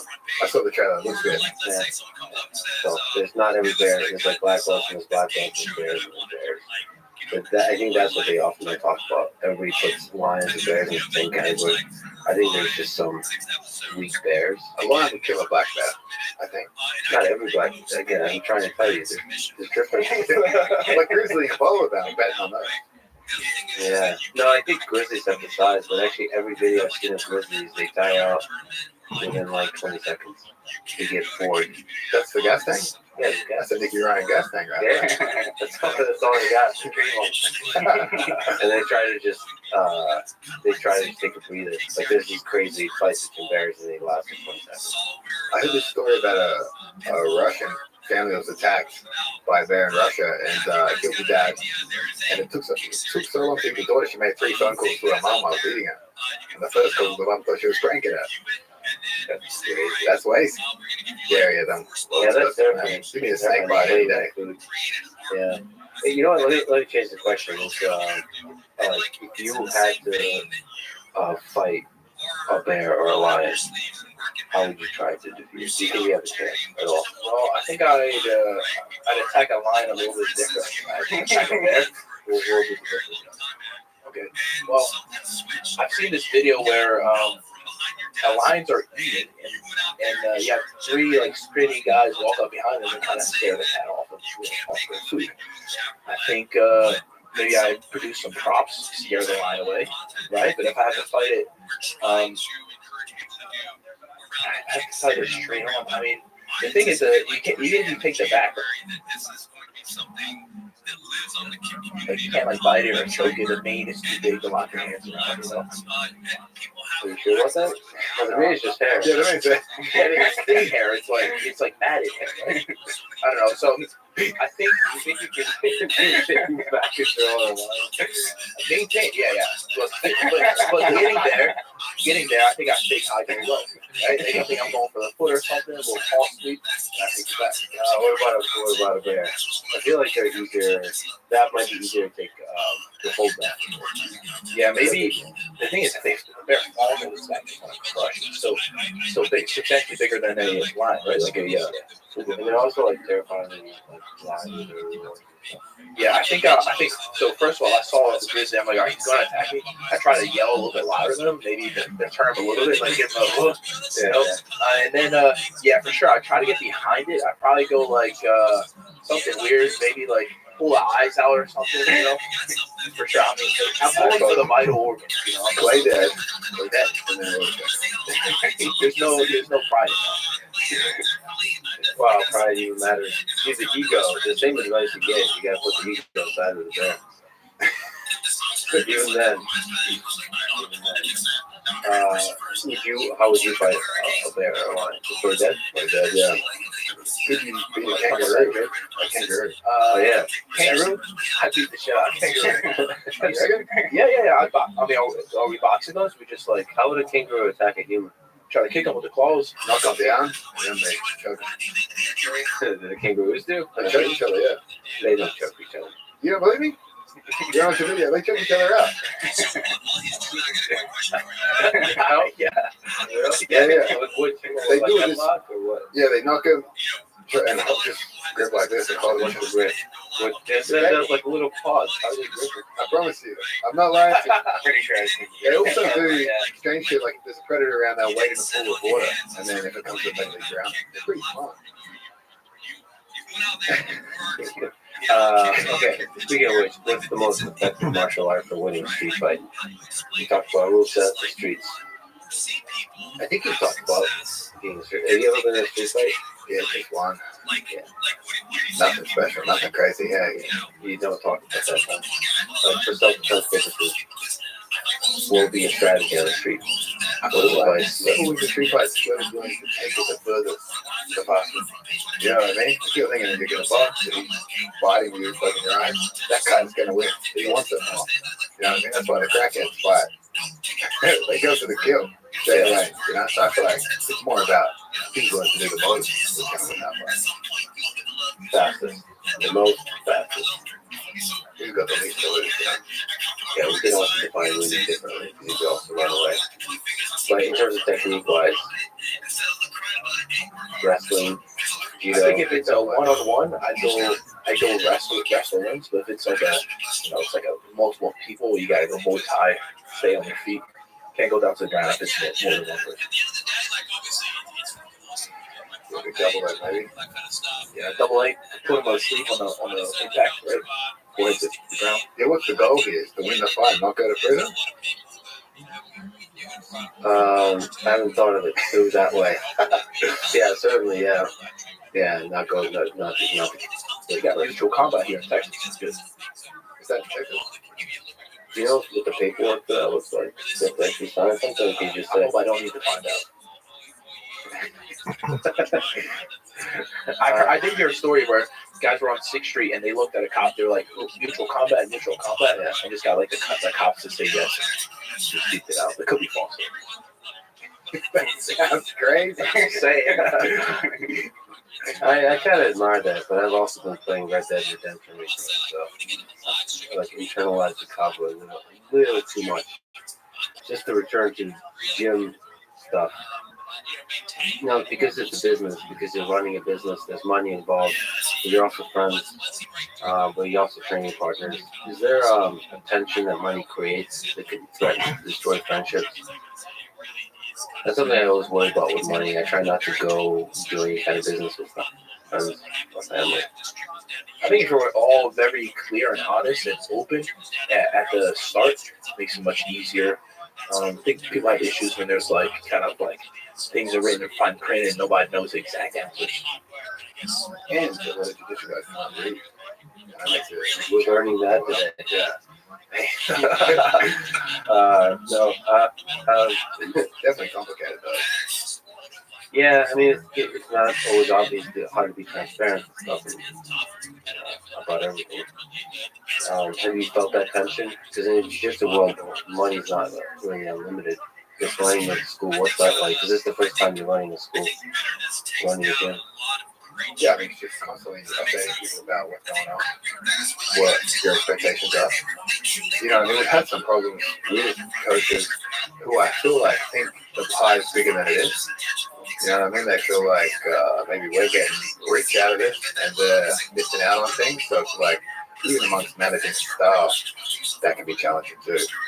So yeah, I mean, it's a constant work in progress to make, not only to make sure everyone's happy, to make sure they're comfortable enough to reach out and tell you they're unhappy. But I feel like those challenges are common amongst any small business. Still, it sucks. Just to mention, I'm clueless to this, but I'm just now learning this. Somebody I met and talked to and I really like is Isaac. Yeah,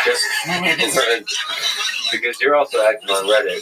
Your name on it. It's John Belushi's mom. As undercover as possible, yeah. Oh, it's not you. It's actually John Belushi's mom, right?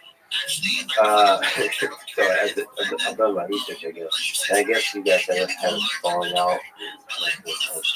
I just want to say that, I don't know, the few interactions I've had with him, he's a cool dude. So, and it just shows to me, maybe not a gun, it's actually the experience I know. He's just a kind person, I don't know. I like him a lot. Like, to me, in a business setting, tensions are created. And stuff. I don't know. I mean, I suppose money, all the stuff that happened in the jungle aside, probably money had a role to play to create extra tension. Money and egos about like who is the leader, who is not the leader. It's tough. It's tough to manage that kind of stuff. I've seen it happen with jiu-jitsu schools a lot. I don't know exactly what, because it's like there is also a hierarchy inside grappling. Jiu-jitsu is better. I mean, it's a weird dynamic in which to operate. Because like usually there's humanity layered into the way a company works. But here there's just a bunch of, it's like violence laid on display, plus money. Crazy. Is there something you could say to that? Like how you try to minimize? Or something you want to comment on, Isaac? I mean, it's unfortunate situation, but it just didn't work out. You know, like there's going to be personality clashes. Some people, I can't imagine anyone having a personality clash with you. It's hard to imagine. Surprise! You know, I mean, I don't even know what to say on that. I don't want to touch on that too much, but obviously, his expectations about his role in the gym, obviously different from ours, led to some personality clashes. It was sort of unresolved. You know, some things happen that can't be resolved. You can't fix those things. Yeah. You know, obviously, a lesson. I hope for both of us, definitely a lesson for me from a management role to try to address these things sooner. But also, sometimes I came up in a different time where there was no money, no opportunities. I had to pay that way totally for myself, especially coming from Australia. Like being a professional athlete in jiu-jitsu was not. I think so. I had to pay a lot of opportunities for myself, and I feel like sometimes. I don't know what the right word is. Sometimes people don't appreciate some of the ways you help them, and they just feel like almost they deserve or are entitled to certain things, and that is very difficult to manage. But I think again, like we both see the situation different. I do hope he finds a more comfortable place to train. But yeah, obviously I've known him for a long time, sort of like a brotherly relationship, so that's going to really make personal problems a lot worse when you're that close to someone. I just hated that, like, I've seen it in jiu-jitsu especially, but in other places where, like, close friendships were destroyed because of, like, gym stuff. Like, people on the gym. It just, as a person who, in this case, is a fan, but in general, just as a student, it sucks. But again, in my position, sometimes I wonder if there really was a friendship or mere opportunity. I have to be careful of that with some people in the sport. Is it a sincere relationship, or like, I mean, it's difficult for me to tell, or am I means to an end? Sure, but I think it's actually a trade-off, because I think a lot of close friendships we have, like even relationships we have, like when tested, like can break if they're not properly communicated. Like, some of it could be just misunderstanding of like for a long period of time. It's not explained to just a lack of integrity. It's just like you have to like talk through that shit. Like just be honest with each other. Take some MDMA and really get down to it. Drug solving. You learn anything from this conversation. I actually haven't done MDMA yet. People say that that's something I would enjoy a lot, because my brain is actually naturally on MDMA. I'd recommend it for sure. Is that what you do with goddamn She drugs me. In general, why there always seems to be drama in the jiu-jitsu world? Like outside of what's going on here, is there just it's universal to anything? Drama's everywhere, and then drama rises to the surface. Drama makes the money. Yeah, I wish there was a little bit less.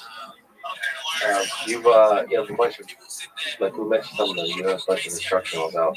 What are some interesting things that you're looking forward to, like exploring in terms of teaching? You just stand up with your most recent one, right? Yeah, you also have one called Power Bottom, an inclusive modern approach to the art. Yeah.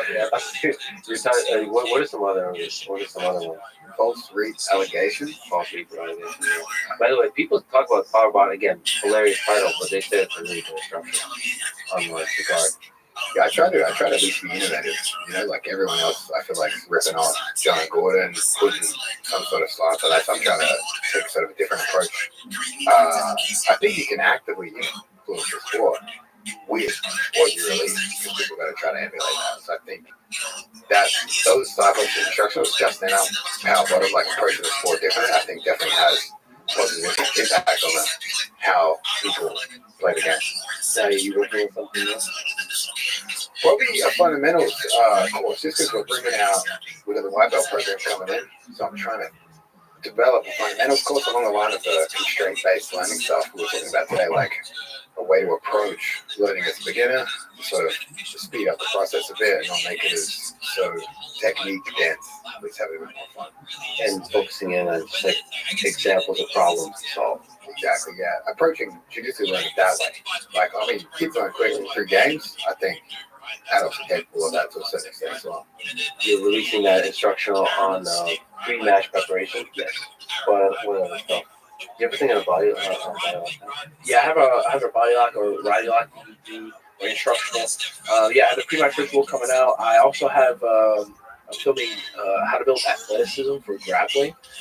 Just really trying to capture different angles, kind of like the same, what Craig's doing. Try not to do the same thing.